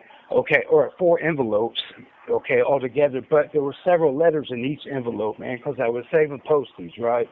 Not only that, but there was letters from Keegan Kline, okay, in the envelopes. He never, to this day, released them letters from Keegan Kline. As a matter of fact, when he released the letters to Andrew Baldwin, he said, I only got 3. I don't know where the 4th one's at. You know what I mean? And it was just a bunch of lies and bullshit, man. And I'm going to pause it for a moment. Isn't it interesting that the letters that Nick McClellan, quote unquote, can't find are the very letters from Keegan Kline himself? What are the odds of that? In a case of unbelievable coincidences, of unbelievable accidents, quote unquote, of unbelievable destruction of exculpatory evidence. What are the odds that the very letter or letters that Nick McClellan cannot find and never got and doesn't have are the very letters that contain handwritten confessions and statement of Keegan Kline in his own handwriting? Think about it. And not only that, and we're talking about the interview, the polygraph. When we're talking about that, we lost it. There's no, first it was like, there was no video, there was no this. Then it was recorded over. Then it was this. Not having anything to do with me. It's not because I'm full of shit. You know what I mean? I wasn't the one full of shit. I was the one telling the truth through the whole thing, because you know what? That's how important this whole case was to me, man. But it was the man losing everything. It was the man putting things in his back pocket, man. That's what the problem was this entire time, man. And dude, I had crucial information for these detectives, man. If they listened to what I said, what this evidence was, you know what? They would have found it. And not only they would have found it, they could have came and prosecuted him. It was something significant enough. And I even told these detectives, if he gets out, he said he's going to go get it, and please go look. And I thought, okay, cool, they might go get a search warrant, or at least try to validate, maybe, they didn't act like they were concerned. But, I thought maybe they'll at least go do their job and at least go get a search warrant and go validate. Man, they did not. I paid so much attention. They would not go get another search warrant. I knew for a fact where something was that would just, it would have been indisputable. There would be nothing they could say at that point besides, oh my God, how would he know this, man? And then they could have came back to Ron Logan and said, okay, we'll take you up. Let's go ahead and have you go in and record him to hear what he's got to say. Nothing. Silence. Crickets, man. Crickets. Now let me stop there. Let me stop there, because do you realize what he just said? Because, like I said, Ricci's not the best communicator, right? It's hard for him.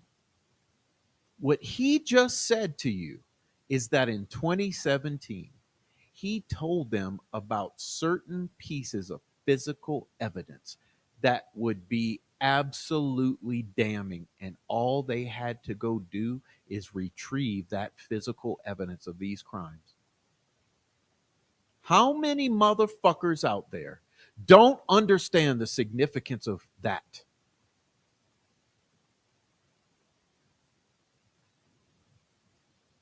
Physical evidence of these crimes, forensic physical evidence of these crimes that still exists, that they refuse to follow up on. Now, for the protection of the integrity of this case, for the protection of the integrity of Richard Allen's future, and for the protection of the integrity of the evidence, we have redacted the information regarding that. And Ricci will not be talking about it. So don't try it. Don't try to go and contact Ricci to ask him about this, because he will not say, and we will not say. But this is important.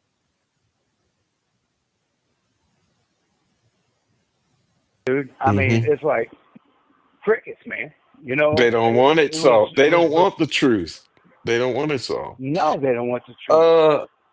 These letters Attorney from General, Keegan everybody. that you sent, Yes. what was in those Yeah. letters? Those were letters Keegan wrote. So what was in the letters that you Man, know? that, Mhm. well, kind of give you the kind of the background. I mean, kind of where you could see what was going on. We was on a facility lockdown, okay? There was something going on at the facility, so we was on lockdown, okay? And I was, so he was writing me. This was around trial time, this is before, and he was writing me, I mean, just kind of making fun of Richard Allen. I mean, really just kind of like making statements like, oh, better him than me, things in that nature. He was doing some drawings, some sick, weird drawings, man, making, I can't really say. There's certain things there's certain things that there's certain things that you got a hold of that I can't talk about yet for a certain reason. I was kind of asked to be quiet on, but there's certain things that now, or because this was the thing when I went to that lockup, when they put me under restricted housing unit here at the facility. There were still letters from Keegan Klein, and I told the defense, I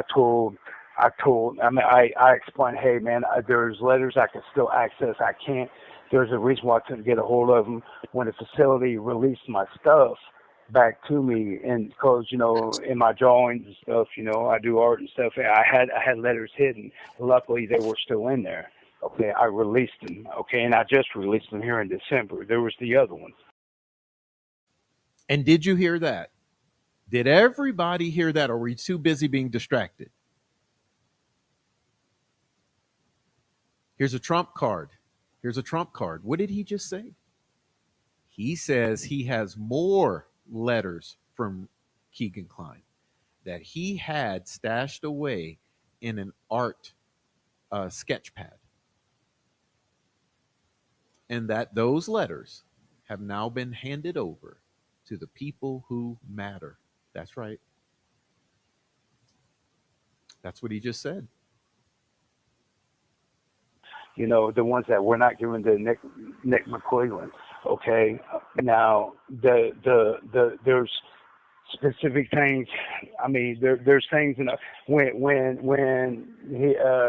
when Andy Baldwin was talking about the bombshell, that's kind of what he's referring to.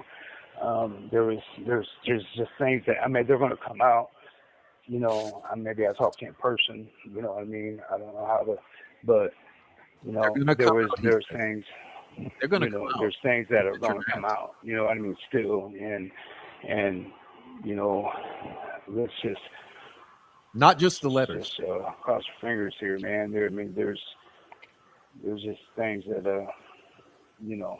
But yeah, but it was just more of making fun of Richard Allen. Uh, there was things that he said in there that were. I mean, we'd have to speak on the side, bro. You know what I mean? You know, I mean, I can't. I don't want to. Not like this, right? But I mean, I'll talk to you, right? You know, but I can't at this point. You'll understand, you know. But and I'd rather you delete this part if you can't Yeah, handle well, it. I know it's going to And cut I will off in a talk to you. minute. I want you to tell me, Mhm. we'll start a new one when you call back. But Sure. However you I want to like you do to it. like run down. You know how you ran down um Ron's story for me? Sure. Maybe Yeah. run down Keegan's, and then Okay. Yeah. I got you. and then I got you. Yeah. Yeah. I got you, bro. could also kind of touch on the parts that line up a little bit, between him and Ron, but I Right. guess, yeah, let me see. You probably got 1 minute left, I'm guessing. Mhm. Yeah. Well, I mean, yeah. Yeah. But I can call you. You want me to go ahead and call you right back now to just kind of keep that from. Sure, yeah, I'll turn this off too, and I'll Yeah. let you call back. All right. Yeah. It would make more sense. Yeah. Sure. Okay, buddy. All right. Your story you got from Keegan that you believe, Sure. you know, the parts Mm, that you believe to be yeah. true, or the way he Sure. told it. I mean, and I don't know really what's true or what's not, but I can tell you what's lined up with Ron that makes sense. That uh, he was kind of back and forth on a few things. I mean, at first, a lot of it was a blind game, putting it on Ron, seeing how, you know, uh, worried about what Ron told me, um, worried about, pretty much where my head was with it, when he kind of got the idea that I appeared, I ain't gonna say comfortable, but, receiving whatever on the information, in time he kind of came more, more comfortable, I guess you could say, and uh, what he was explaining to me is he had his dad and him, had a little service. I don't know how to explain it, okay, and they were, working, selling, getting child pornography kind of pictures, videos, things in that nature, selling them off.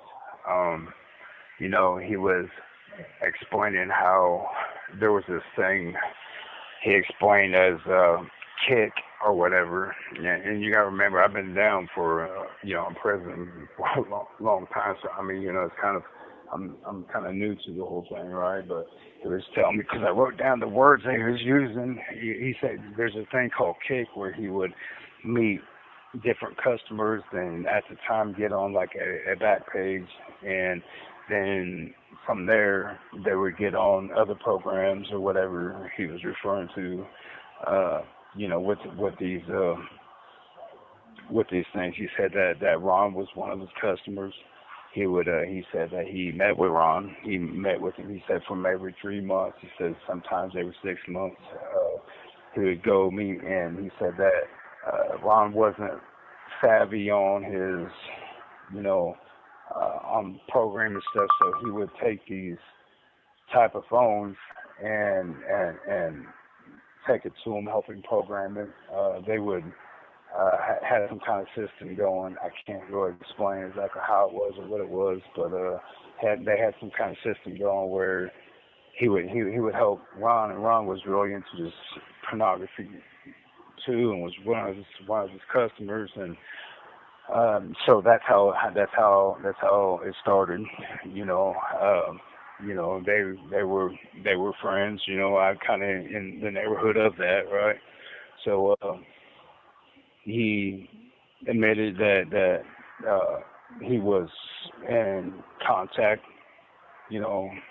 quite a bit with the oldest girl, Libby. That he was in contact with her pretty often. That he was fishing her, and he admitted that that she wasn't, that there were several girls that he fished in, that he talked about. He was the one to lure that day to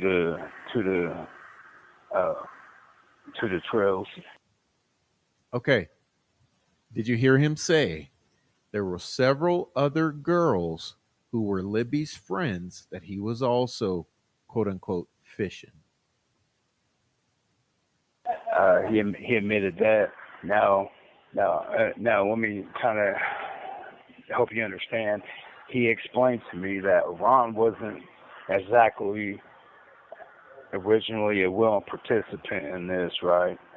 That he explained that he blackmailed Ron with the fact that of the child pornography ordeal, that Ron really wasn't, willing to be part of this thing that they had going, right? And him and whoever the other individuals, whatever, blackmailed him. And that's when he said that they were all drinking. He said that they showed up. There was another individual that followed him from wherever he came from. He said he left his phone at home,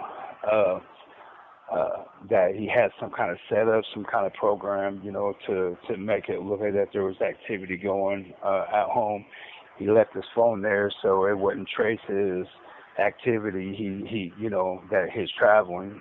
He took these burner phones, that to deliver.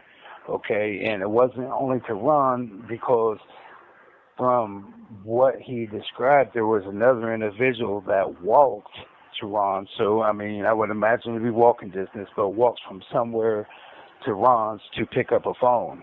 This was before. All right, guys. So what he's describing here are the additional individuals. Now, this is coming from Keegan.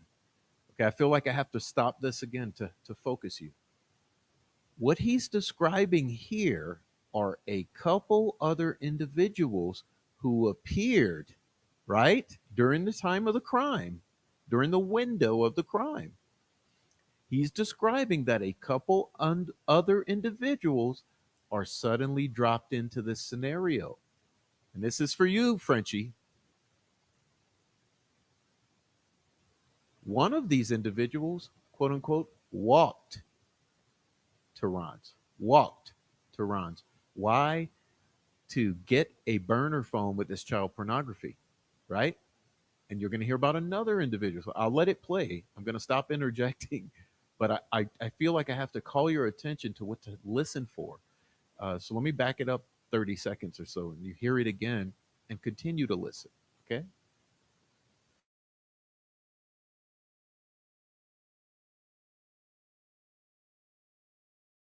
He that his traveling. He took these burner phones, that to deliver. Okay, and it wasn't only to Ron, because from what he described, there was another individual that walked to Ron. So, I mean, I would imagine it'd be walking distance, but walks from somewhere to Ron's to pick up a phone. This was before the murders occurred. This was before, so when they, Okay. So what does this mean? This means someone who lives within walking distance to Ron Logan. You guys think about that. He got there. He said there were some issues going on with some other individuals. Him and whoever came with him followed him from his home, whatever, helped get people, out from Ron's. They stole from him. From Ron, they stole some things off of him. they vandalized some stuff around the graveyard, okay, which confirmed exactly what Ron told me. Ron said the same thing. He was really pissed off about it. He was like, man, these son of a bitches tore up, painted shit, they broke bottles, he said, man, he said it was a mess, so Keegan confirmed that, 100%, so once they 100%. cleaned up the area, he also confirmed what Ron said about cleaning it up, taking the trash, putting it in the truck. Now, okay, so they at some point, and I don't know the times here, bud, but I mean at some point, he was expecting Libby, okay, from what I'm understanding, I was kind of understanding. I mean, there's some stuff that I'm not really sure. That I still got questions here, right? I mean, but he was expecting Libby, and he wanted Ron he wanted to bring her to Ron's. Ron, I guess, ended up. They were all drinking. He said that Ron was, kind of. Appeared willing, okay, but they set up to meet with the girls, so I guess Ron, he went to go get rid of the trash. They have already picked the girls up. He said that he waited on Ron, as he went to go get the girls. He explained to me a lady, they drove all together. Here, let me kind of back up. Okay, there was three of them. Ron, another individual, the person that followed him out there, and himself drove. Okay, and like I said, we know who this quote-unquote other individual is. We're just choosing not to say, okay? Drove around, and they all went to go try to get the girls, okay, and they pulled the car off the road, okay. He explained that he tried to make it look like the car was broke down, okay. They all went to pursue the girls. Keegan said he went back to the car. He had to go back to the car for something. There was a lady that pulled up. He explained there was a lady that pulled up behind his car as the goods broke down.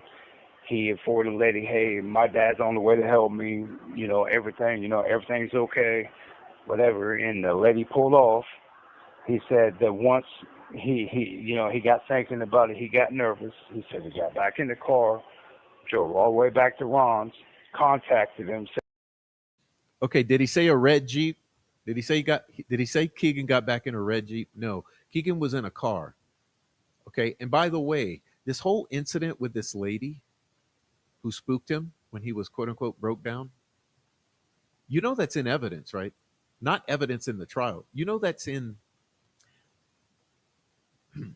do I have to say it? There's a record of this. Said, hey, I'm walking through the back of the property. I want to meet you guys. Go ahead and get the girls. He said that he walked down a path that Ron showed him. He said it was a really narrow path. He said, man, he was like, Ron showed him. Okay, so he walked all the way through the back. Somehow, they all met together. He said there was a confrontation. He said as soon as he met up with him, that's when Abby got loose. Okay. He was yelling at Abby. He was yelling at Ron to get a hold of Libby. And he kept telling to cut Libby, and he did. But he said it was real superficial, and it pissed him off because they were trying to get the youngest girl back because Libby was yelling for to call the police, call the police, and wanted her to run, and pretty much they threatened her, said, man, if you don't come back here, we're killing her. They got her back. They coerced her back. She came back to them. They cuffed him back up. They both got cuffed up. again, they said something in between time about getting undressed. They were getting them undressed. That's how Abby got loose, because they were cuffed up from the beginning. At the very beginning, once they got down the hill, they were cuffed up. Said that, when they got uncuffed to get undressed, that's when she slipped the cuff and she took off. And it's just real sad, but she was, Libby was like, run, and they were yelling at her, if you run, we're gonna hurt her. They got her back. I don't know what happened in between that time, but Ron got hit in his nose by, he said, Libby's head, and he said that he started bleeding when a little bit, and that he was afraid that he got blood on the youngest girl's panties, and they went to go get rid of her panties. You know what I mean? He threw it in the water, threw a couple of items in the water, and I don't know what. He said it got caught on a limb. Something got caught on a limb, and whoever this third person was, they asked him to go out and get this item off of a limb, out in the water. So he started walking to go get this item, and I don't know if he ever got it or not, but he as he said, that dude, he said that he was like, almost waist deep in water, and he twisted his ankle, and so, dude was talking about wanting to leave, and they all got in an argument because, they didn't want him to leave. They was afraid that, he was going to get scared. So they didn't want the police showing up. But in a way, they talked, dude talked to him and just let him leave. He wanted to get out of there. So he got out of there. And it was only Ron and Keegan at that time. And, if there was, and there's somebody ended up showing up to the house. I don't know who. I don't really know any names, man. I was fishing real hard. That's when, they took I don't know when Libby was exactly killed, but she was killed in between where the girls got loose and got naked and going back to the house.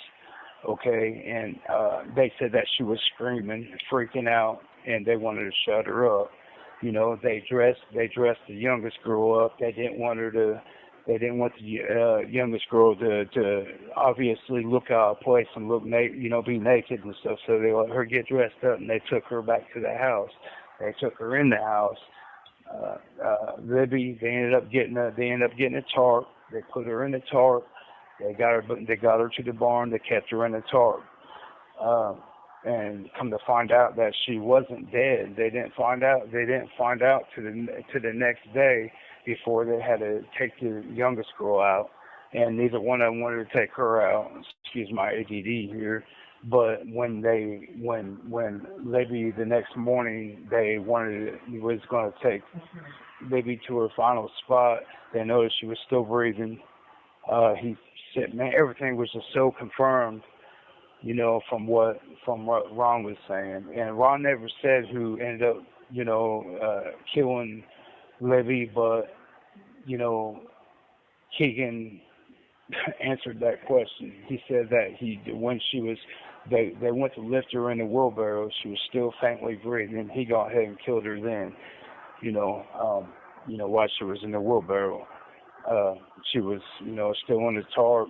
They killed her. I don't know when they killed the youngest, at what point, but they argued about who was going to kill her. I don't know who did that. I don't know who decided to do it, but neither one of them wanted to do it. They was going to get the girls out of the area. Ron said when he came back, this was okay. Let me rewind. When he came back from Lafayette the next day or whatnot, there was drones. He said that there was drones in the area. Their plans was to try to get the girls out of the area. Keegan made a comment of wanting to take one of the girls, with him. There was pictures taken. I don't know, exactly what. There was pictures taken of the, of the youngest for sure, and I know it sounds disgusting, but took pictures of the crime scene. I don't know what his intentions were for it. He did say he went to go sell some of the pictures of Libby, and he made fun of her. He was talking about her weight and how he couldn't really sell them like he thought he could, and really kind of making a sick joke about it, talking about how big she was and things of that nature. He couldn't sell the pictures. I mean, it was. I mean, there was kind of a lot that he said. He was there with the girl. He kept her in the bathroom. He cleaned the bathroom up real good. He said he even bleached it. Keegan. See, I don't know really. And this is Keegan all. The phone. This is Keegan all saying This was this. Yeah, it's Keegan saying it, and Ron said a lot of it. He didn't really say what Keegan did when he was gone. But Keegan filled in the blanks on that about keeping her in the bathroom. Now, this is really messed up, but Ron said the very next morning, okay, this is as soon as they took the girls to the final spot, okay, and came back, 2 other little girls, I know it sounds messed up, come knocking on the door, asking to search the property, saying, we have 2 school friends that came up missing. Do you care if we look around the property? He said he almost told him no. He got real nervous. He said, but where they took him, that you would have to know the area, and that he felt pretty confident that they may, that they wouldn't find him, directly find him, and so he go ahead and approved him to look around on the property. And he just said he was just a nervous wreck, and. Okay, you know what this means to me? This means they weren't in their final resting spot yet. This means they were somewhere else. Remember, they hid them 3 times, approximately. This means that at the point those 2 other little girls, those little classmates came knocking on Ron's door, and he said, yeah, sure, go look around my property. This means that those girls were not yet there. Think about that. They're in their secondary or tertiary hiding place before they're in their final resting place.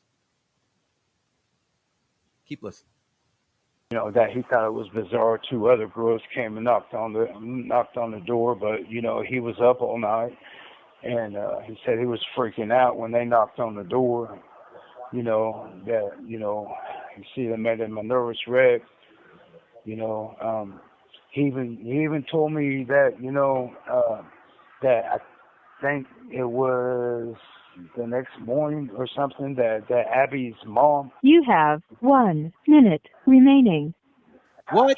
Abby's mom came to him and made a comment as like, I know you had nothing to do with this and stuff like that. He said it made him really nervous that she did that, that she came and talked to him. Well, I had a friend that talked to Abby's mom and confirmed that she did say that, And this is Ron? This is Ron? Yes. Yeah. Yeah, Okay. Ron. And Abby's mom confirmed that conversation did take place. So, you want me to call you back again? Yeah. Okay, yeah, I guess so. I would say so, Ricci. No, did you hear that? So Abby's mom goes to Ron's house and says, look, I know you didn't have nothing to do with this. Don't worry about it. Da, da, da, da. Confirmed. Okay. Thank you for She's like, yeah, that conversation did happen, as a matter of fact. But she went back from that to, but I still don't think he did it. Like weird, very weird. The reactions from the family are so bizarre, dude. Like really bizarre, man. And I'm saying it because she wanted confirmation that I even met him, talked to him, and so she said, well, ask him to give you something to know that he even talked to him.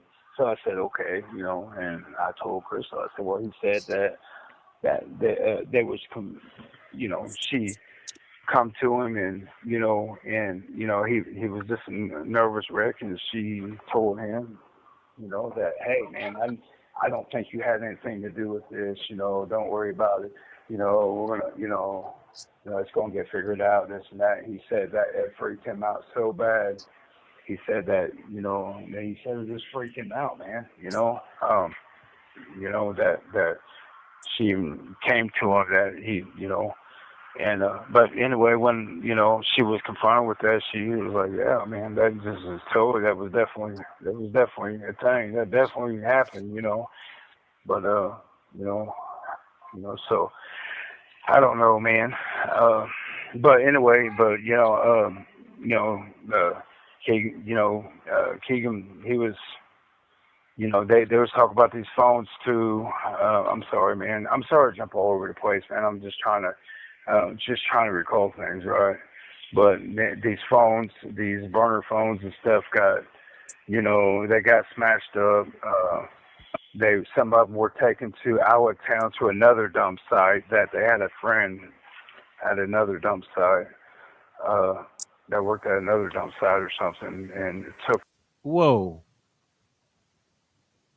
them there, and the other ones were taken to Battlefield, Indiana, smashed up over in, I don't know what's that, some white water, I don't know what, little river. The Wabash River. Through there. Is that what it is? Wabash. Okay. Yes. Wabash River. So them phones were put in Wabash River, over there towards Lafayette and Battlefield. Say that again about the dump site, about their friend and the dump site. Say that again. What? What about the he dump had a site? friend. You said he had a friend. Yeah. Yeah, worked Yeah, at a say dump that again. site. I mean, what do you mean, say it again? He had a friend that worked at a dump site out of town that. You see, guys, here's the thing. Ricci is clueless on the implications of this. Ricci is clueless on the implications of this. He doesn't even understand why Diana and I were like, what? Say that again? What the fuck? Now you put your thinking caps on. You're smart people. We already have this guy who walked from walking distance, right? Who shows up. And now, who do we have? Who do we have disposing of a wheelbarrow and showing up? I'm going to back it up a bit because I shouldn't dirty this up. Okay. But I just wanted you to perk your ears up now. Okay. Please. This is for Abby and Libby.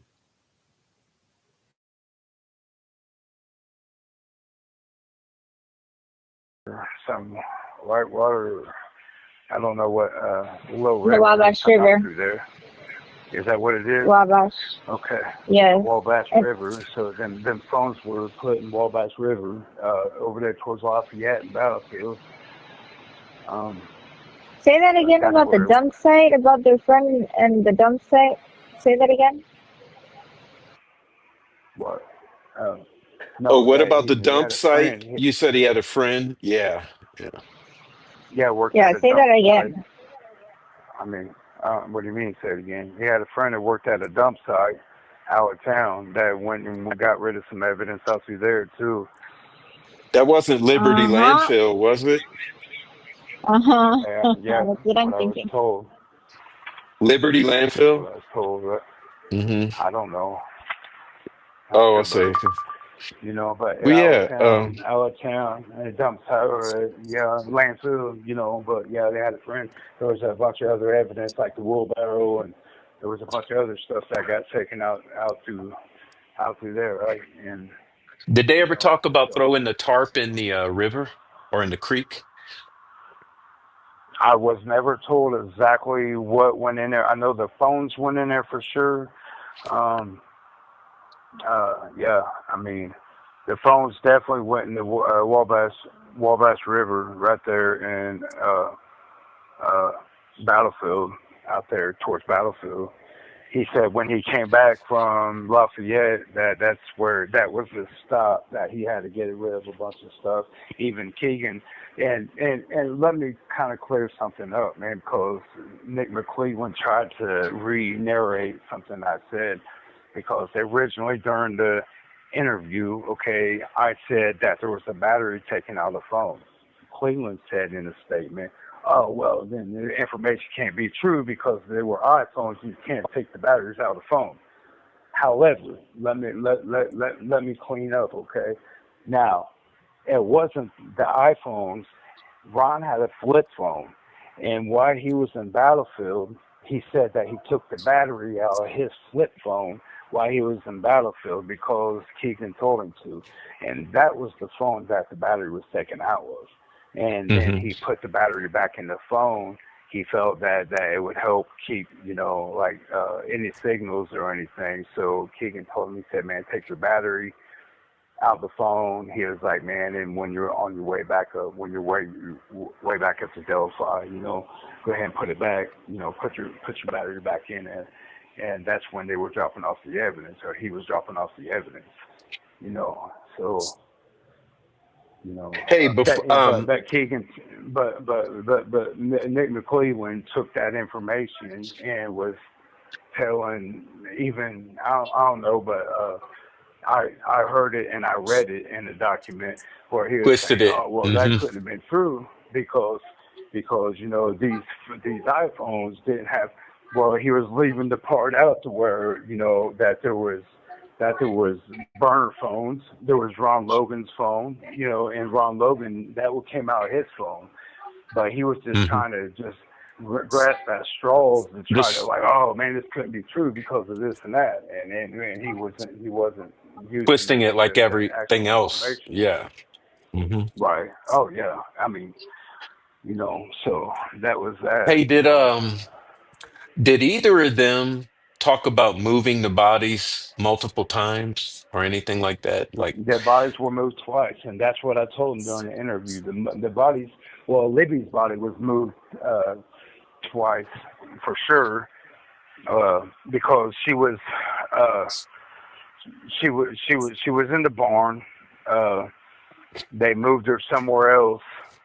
When they noticed that there were search teams out there, that she was moved somewhere else, and then they moved her back to the barn again.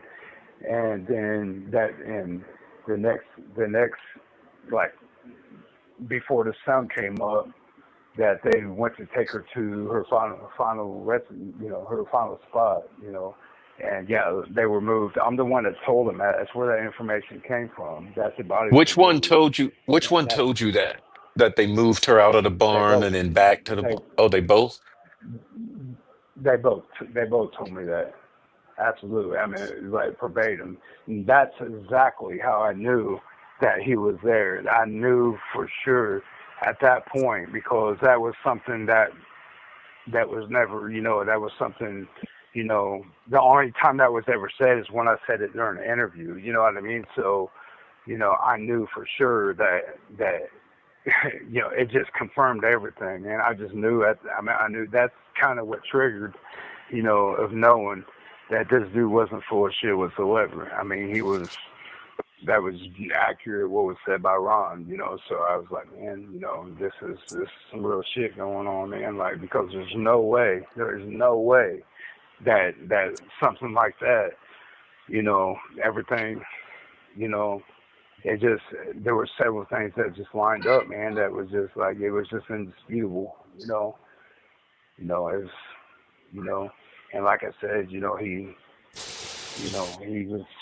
when he came there, and I mean,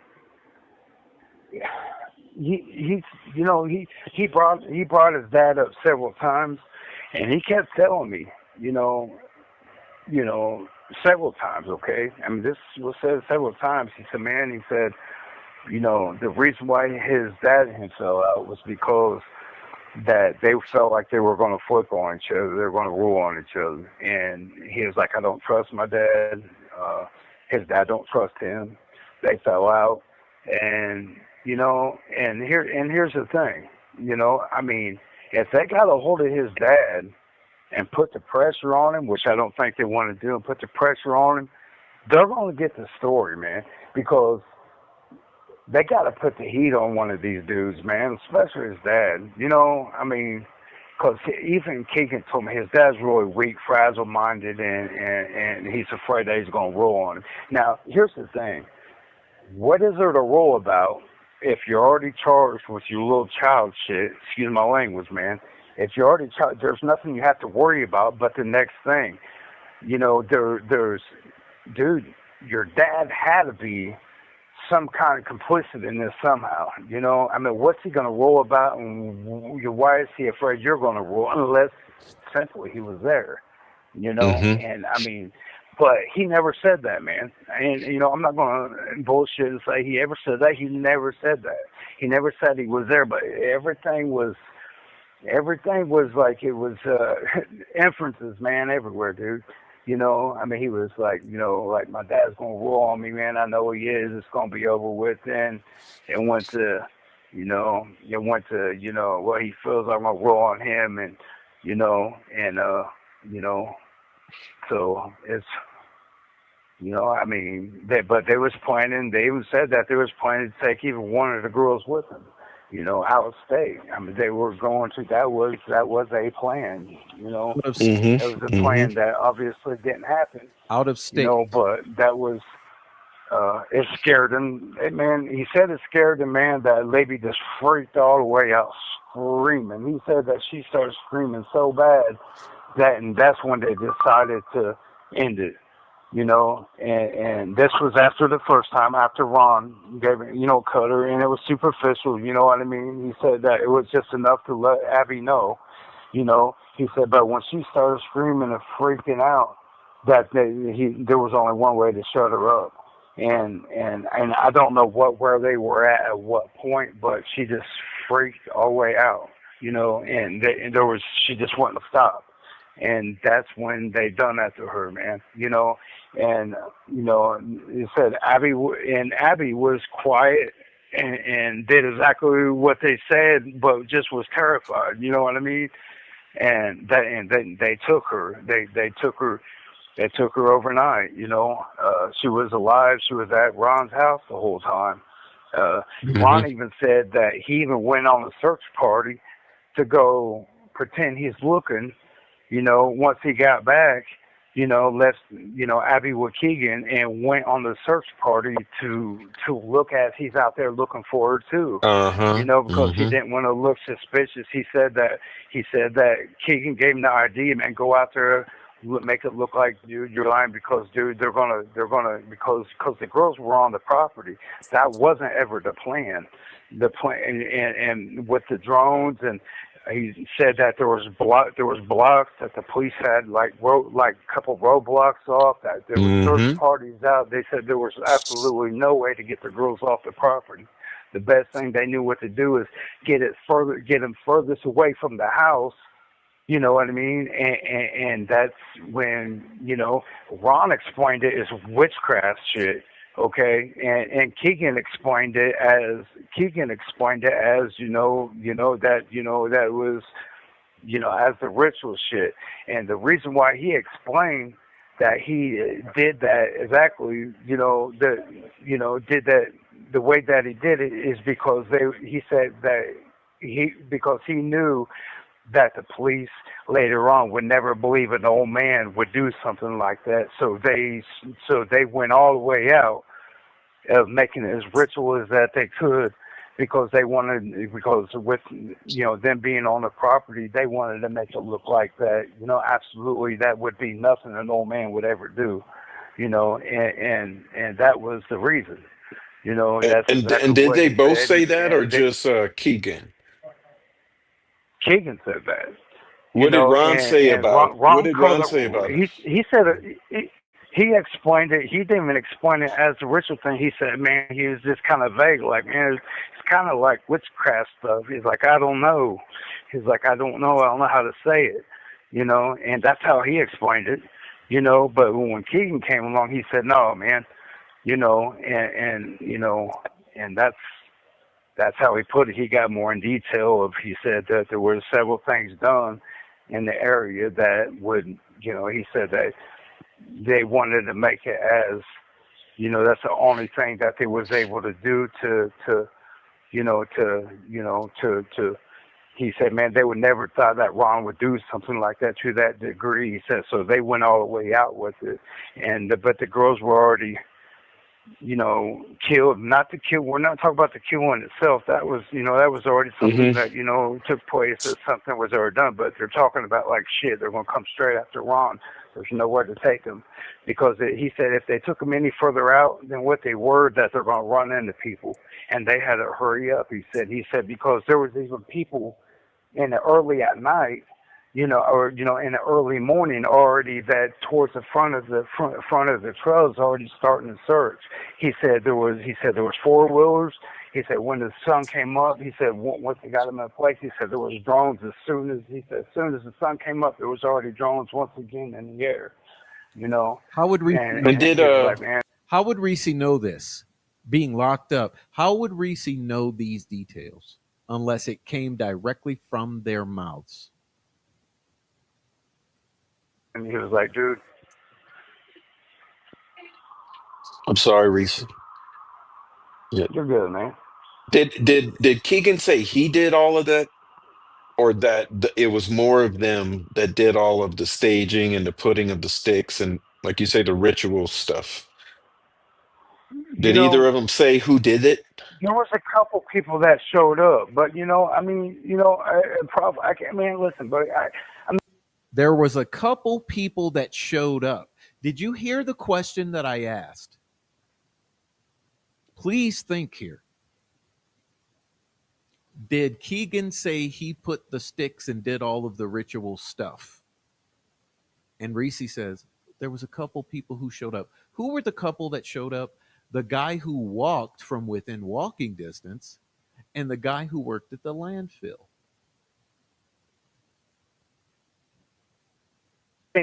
He never would mention what anybody else did. He mentioned somebody showed up to get a phone, and why I don't know.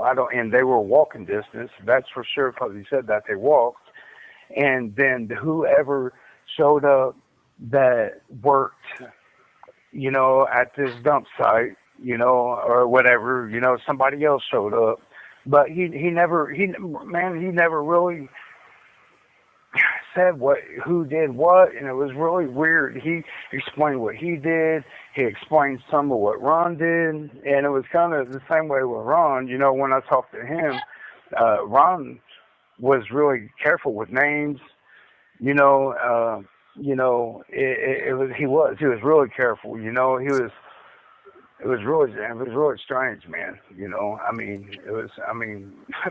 Why would they be so careful with names? Okay, think about it. Why would Ron and Keegan be so careful with these other names unless they are people to be afraid of? Both of them, man, really, both of them were really like creepers, man. And to be honest, Ron didn't seem like that. Even though that he seemed really odd when he told the story, he didn't exactly seem like he wanted to do it in the first place. He kept saying, man, I was drunk, I was drinking, I was on probation, man. He said I was freaking out once shit got too far, man. He said, man, he lost his mind. He felt the pressure. He was like, man, that's where people, he didn't say extorted or blackmailed, but later on, that part got filled in by Keegan. He said, yeah, man, we told him that we was going to turn him in over these child things if he didn't follow along, because they were needing his property to take the girls, that they were needing the property. There was plenty to take both girls. I don't know if they really tried to plan to even really kill him, dude. That was really never said, but I do know that he said something wanting to take one of them out of state for sure. Did he ever say where, right? which state, or did he ever No. kind of say, or they were going to sell him? All right. No, I mean he didn't, but he didn't say. He said just take our state. He said shit just got impossible. He said once everything got to a certain point, they felt stuck at the house. He said there were so many cops, so many. Even when Ron even said the same thing. You have 1 minute remaining. He said when he came from Lafayette, he said, dude, he said he realized right then and there, man, that there was nowhere to go. And then they both kind of freaked. He said they even got into it. They got in a fight over it because really they had different ideas of what to do, right? Mm-hmm. So, yeah. Well, let's end it here, but call me back and Sure. we'll talk private. You know what I mean? I won't record the next.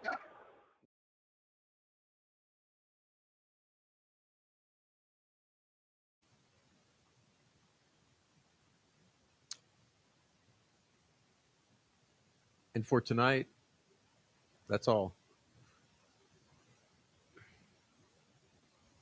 Now, like I said, please keep in mind that this is only 90%. We withheld 10% because it's important details that need to go to the federal authorities and not be ruined by those who would view this and not be used by those who would attempt to use those details to cover the rest of this. But this is serious. And this is the most truth you've been told about Delphi ever.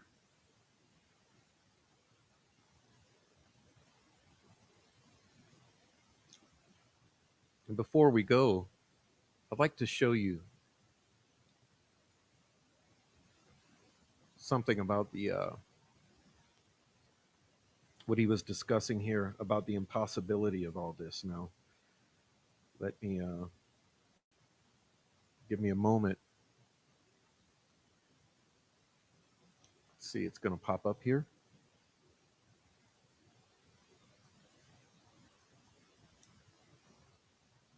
Apologize for the wait.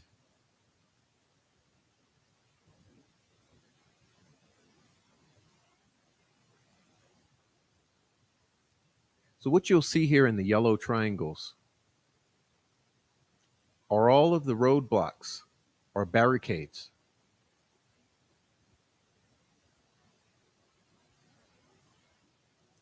And if you look closely, what you'll realize is there's no way they're getting those girls off that property.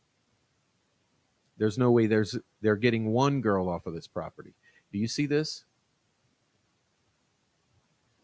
Barricades at the time of the helicopter footage video. The morning the girls were being found. There's no way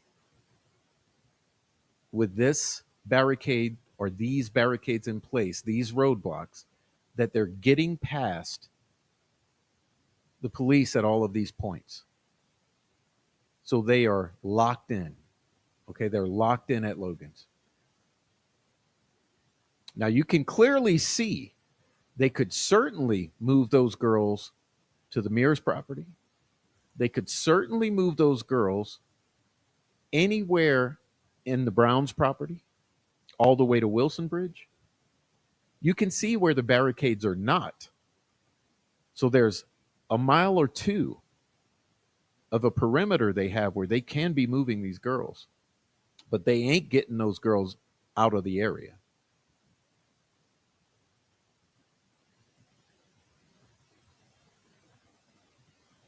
So it all makes sense. It all makes sense.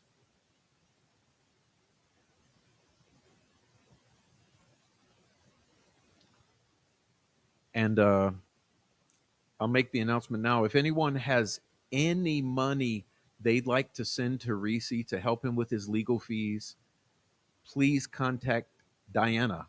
And if you can't, contact me and I will put you in touch with Diana. Do not send me money for Ricci, ever. Do not send anyone money for Ricci, ever, except Diana or Ricci directly, okay? So if you're interested in supporting Ricci in his legal battles, go ahead and let us know. but don't send it here or anywhere else on YouTube. Now, furthermore, if you're interested in supporting this channel, well, you can clearly see how to do so in the banner that's scrolling below, or also my link tree where you can find everything. Okay, everything regarding contacting me or supporting me, anything to do with me, it's in my link tree, which should be pinned at the top of the chat and in the About Me section of the YouTube channel.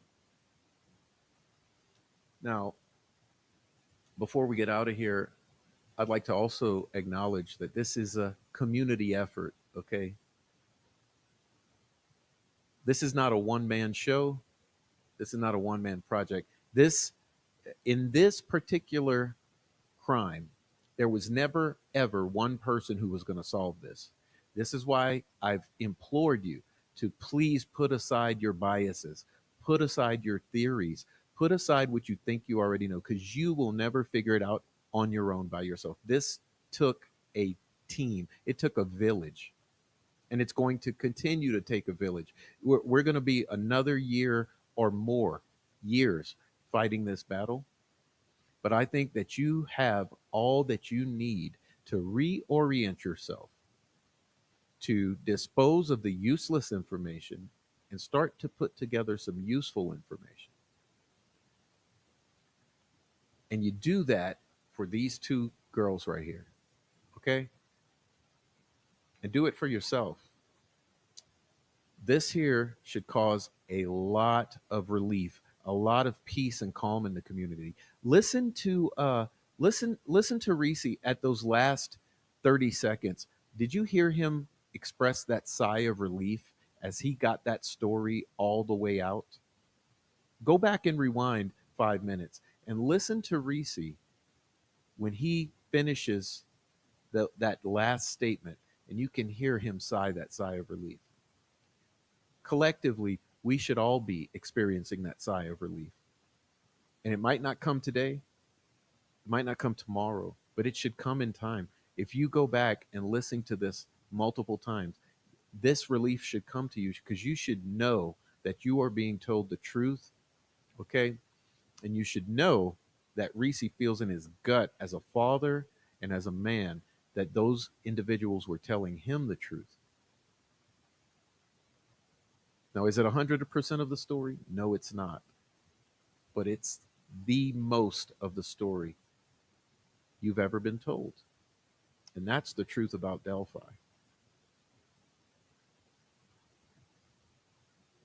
I want to thank everyone in the chat and everyone who's supported the channel and supported the community as a whole.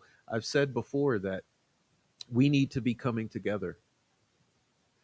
There's absolutely no reason that we allow past grievances to keep us in a cycle of toxicity, hate, and delusion. Now's the time for this community to put aside our differences and march forward in the pursuit of truth and justice for these two girls and for Richard Allen. Please consider what I'm saying. I hate no one in this community. I despise some of what some of you have done. But I hate no one in this community. Everyone is welcome. Apologies can always heal old wounds. So maybe learn to do it. Forgive yourself so you can forgive others. As I said in my last show, this community, both the community of Delphi itself and the online community, has experienced a community trauma brought about by the murder of these two girls. It's time for healing.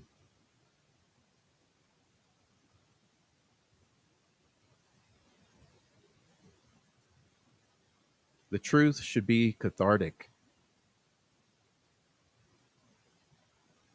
And I hope that this meant something to you. And it's not over. Ricci and I will be continuing our friendship and our discussions. And we're not going to let anyone stop us. And I want to thank everyone who's contributed to this effort. And I mean everyone, all my friends, everyone I've worked with very hard in the past couple years. I truly appreciate it. And especially all of those of you who consistently come in the chat, watch the channel, and offer up words of support, because this has not been easy. And I think many of you know that from experience. And I want to thank those of you who are here now, like Silenced Woman, It's a New Day, Dan, Deb, Samantha, Critter Mama, Ninja, Warrior Assassin, Dirty Diana, Charles, LSTO Levanus, Oh Hey Christina, Goose's Gammy, JR Nana Boomer, Heavy Metal Rehab, Criminal Society, Putting Together the Pieces 3533, Dolly Dawn, Dennis McKean, Mandy Boo,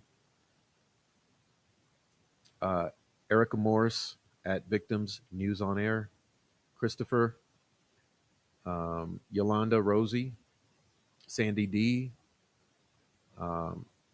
French 6290,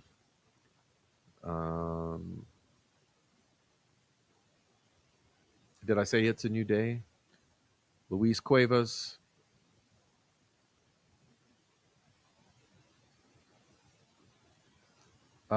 T. Lambert. I'm trying to catch everybody. Iva Apophis was here earlier. I want to shout out to True Crime Design, Dennis McKean, Samantha Springman, Quadaxel Mimi, Charlotte Gearing, Big JD, Matt Payton, Paula, Chevy Killer, Mama D. I'm sure I'm missing many because I can only go back so far here. Who's Her Daddy? Let's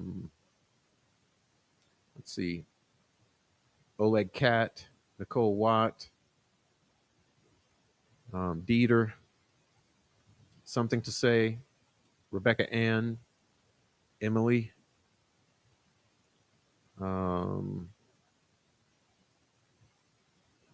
Andre, Court of Public Opinion. Hey, anyone I miss, just drop your name and I'll say it before we leave. But I truly do love and appreciate you all. You know who you are.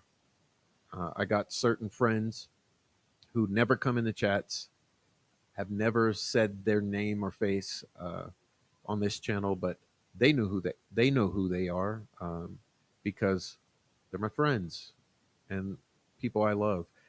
Shout out to Noe Amos, Bezo Jones, Goddess, geez, and everyone. Okay, I'll just say everyone. If you've consumed this Delphi content, you are one of them. A special shout out to Little Joe Lewis, okay, who's never appreciated. Little Joe Lewis, Raffi, all the amazing Delphi creators over the years who are no longer here. All of you. God bless you all. God bless Libby and Abby, and God bless the United States of America. You all know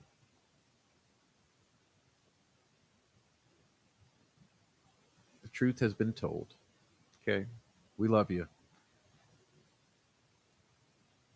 With that being said, I wish you all a good night. Please go over to our partner channels, all of the amazing people who have channels that are in the live chat. You know who they are.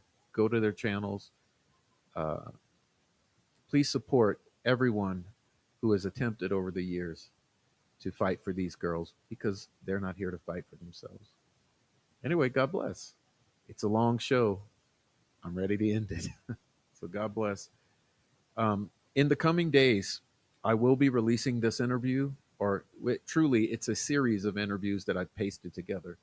I will be releasing it in addition to this live stream so that you have it without my commentary. And when I release that, everyone is allowed to download it for yourself for your own listening pleasure and your own study. And there will be more to come. Thank you all, and good night, okay?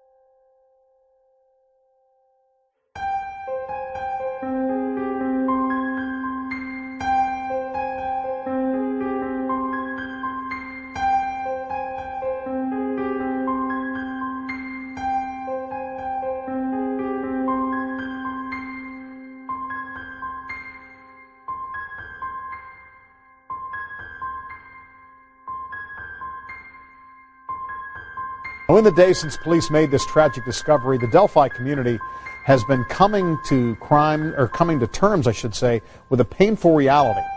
Eyewitness News reporter David McAnally went back to the scene of the crime today, where neighbors still don't understand how this could happen to two young girls. Dave? As police continue a very methodical investigation here, going down every road in the search for clues, some folks who live near the crime scene, they fear that their road will never be the same. The crime scene Thursday, a place property owner Ron Logan knows well, but never thought he would know for something so tragic. I can't really wrap my emotions around it. It's so mind-boggling. I haven't really caught up. It hasn't caught up with me yet. Up and down the hills, across that bank now circled with crime tape, his son grew up playing here. Never in your wildest dreams do you think that he comes down here to play, he won't come back home. He and his friends grieve for the victims, Liberty German and Abigail Williams, both 13. That's why we come back. He goes, I want to show you what it looks like. You couldn't carry someone up and down these hills, or it's hard to walk by yourself. We've been able to identify almost everybody else that's been on that trail, and this gentleman has not been identified, and we want to know what he saw, what he might have seen on the trail. Did he see somebody else that maybe some of the others didn't see? The Sheriff's Department says the trail photos of a man released Wednesday have brought in about 200 tips, and they're checking every one of them, they say. Police want to talk to the man because he was on the trail about the same time as the victims. I think they feel confident that we're going to get this guy or guys that were involved in this, and I think they're feeling confident that it's going to happen sooner than later. Back at the crime scene, hoping for answers. This place is never going to be the same. It'll never be the same, will it? Yeah. I mean, everybody will be, they'll be very vigilant now from here on out when they come down here.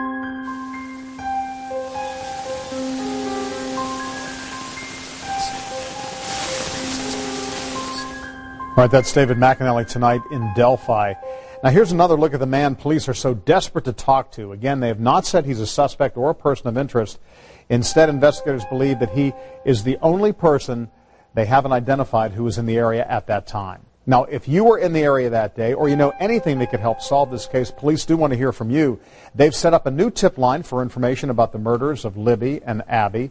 All tips should be called into that number, and you can remain anonymous. You see it right there on your screen. The number is 844-459-5786.